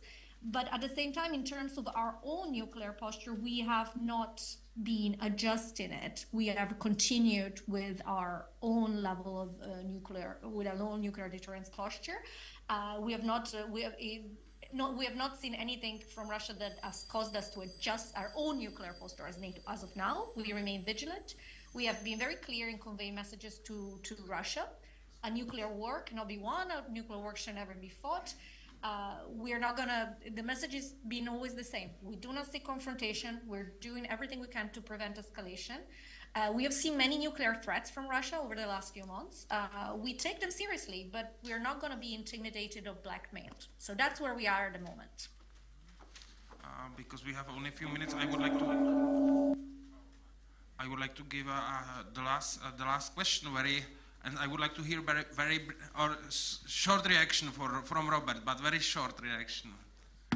Simply because I understand the problem that Nader has. I was in that situation. It's typical NATO official. There is an official line. I'm no longer an official. Let me tell you what I told. This links to the previous disinformation. In this town, there is Radio Free Europe, which houses Russian outlets. We have to use it.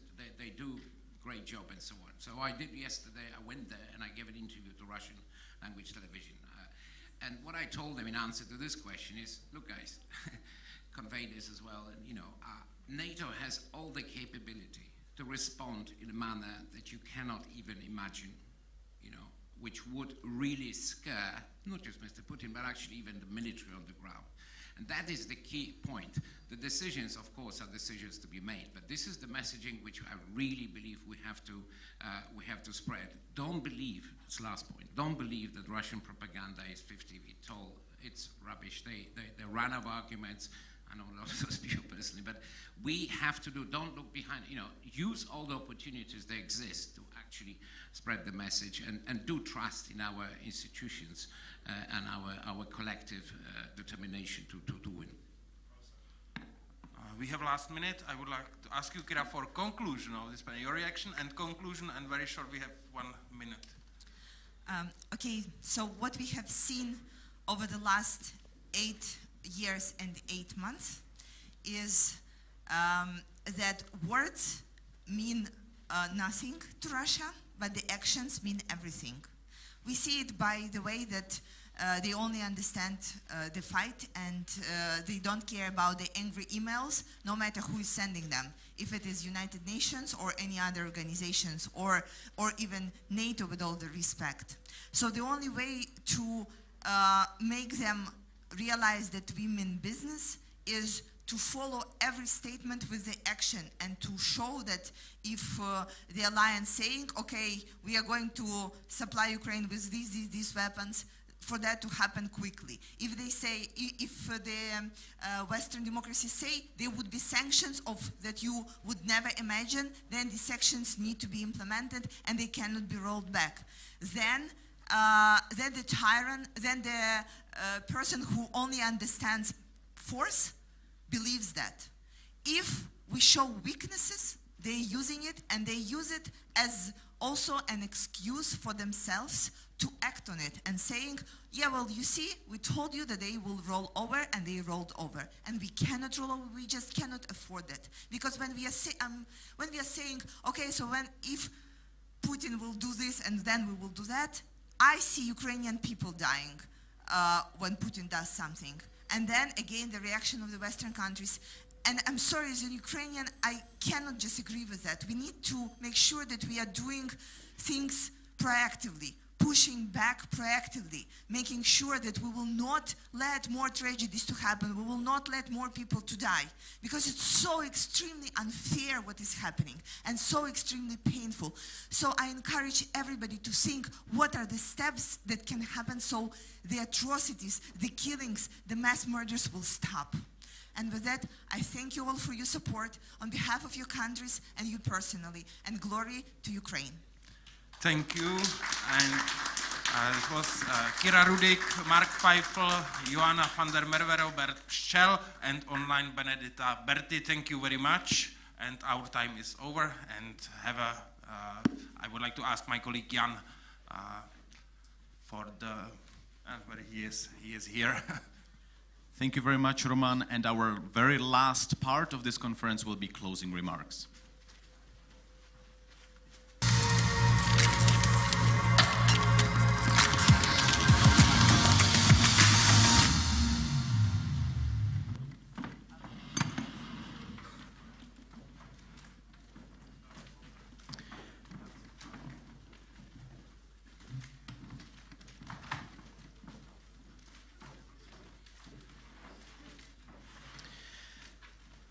So for the closing remarks, we have Philip Peterson, who has a PhD from University of Illinois. For 15 years, he served as a United States Army officer and intelligence analyst at the Library of Congress and for the Defense Intelligence Agency, and as a policy analyst at the Office of the Secretary of Defense at the National Defense University. Upon leaving government service with the collapse of the Soviet Union, Dr. Peterson served for 25 years as a senior fellow at the Potomac Foundation and as its vice president for studies. Then he left to form the Center for the Study of New Generation Warfare. And I also highly recommend his book called The Eastern Front of World War III. So Dr. Peterson, the floor is yours. Thank you. I was told I had 15 minutes. I was just told that I have half of that, so you're going to get half my remarks. Point one, Putin has been at war with the West for 15 years. We haven't been fighting back because we didn't understand what was happening, but we've been in World War III for 15 years. Thank you. Point 2.5. Putin's war is to stay in power.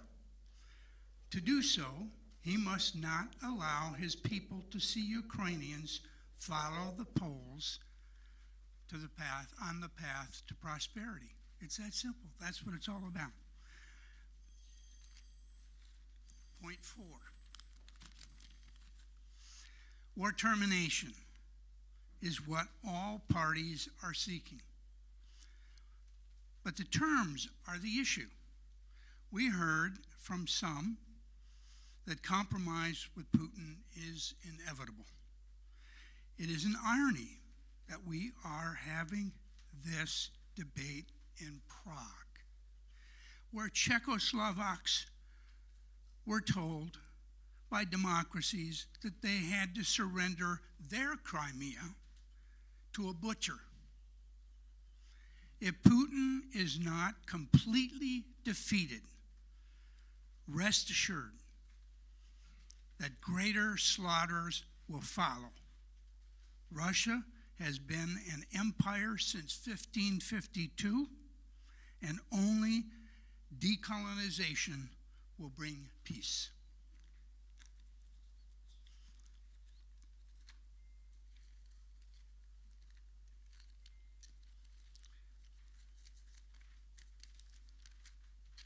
Point 5.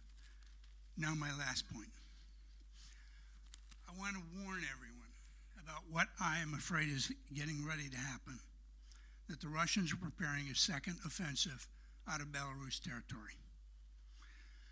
We've tracked 15,000 Russian troops that have been moved into Belarus, and according to our information, 35,000 Belarus soldiers have been committed to support them in an attack into against, well, I don't want to say against Kiev, because probably Kiev, but also perhaps elsewhere.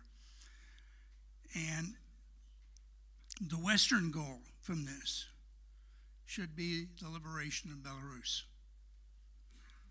We need to beat the living hell out of the Russian troops, and we need to persuade the Belarus troops to switch sides. Have a coup.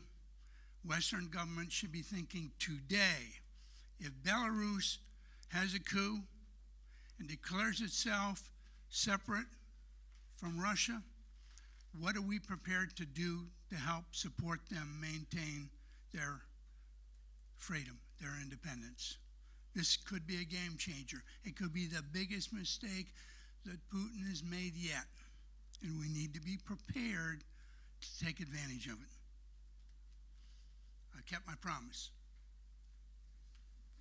Thank you very much. Thank you very much, Dr. Peterson. We really appreciate your words. Ladies and gentlemen, on behalf of the European Liberal Forum, the Friedrich Naumann Foundation for Freedom, and of course the Institute for Politics and Society. I would like to thank you for your participation at this conference. You have been amazing audience, and I hope you enjoyed the discussions. I wish you pleasant stay in Prague, safe travels home, and please enjoy the very last part of our meeting, which is networking with a glass of wine. Thank you very much, and goodbye.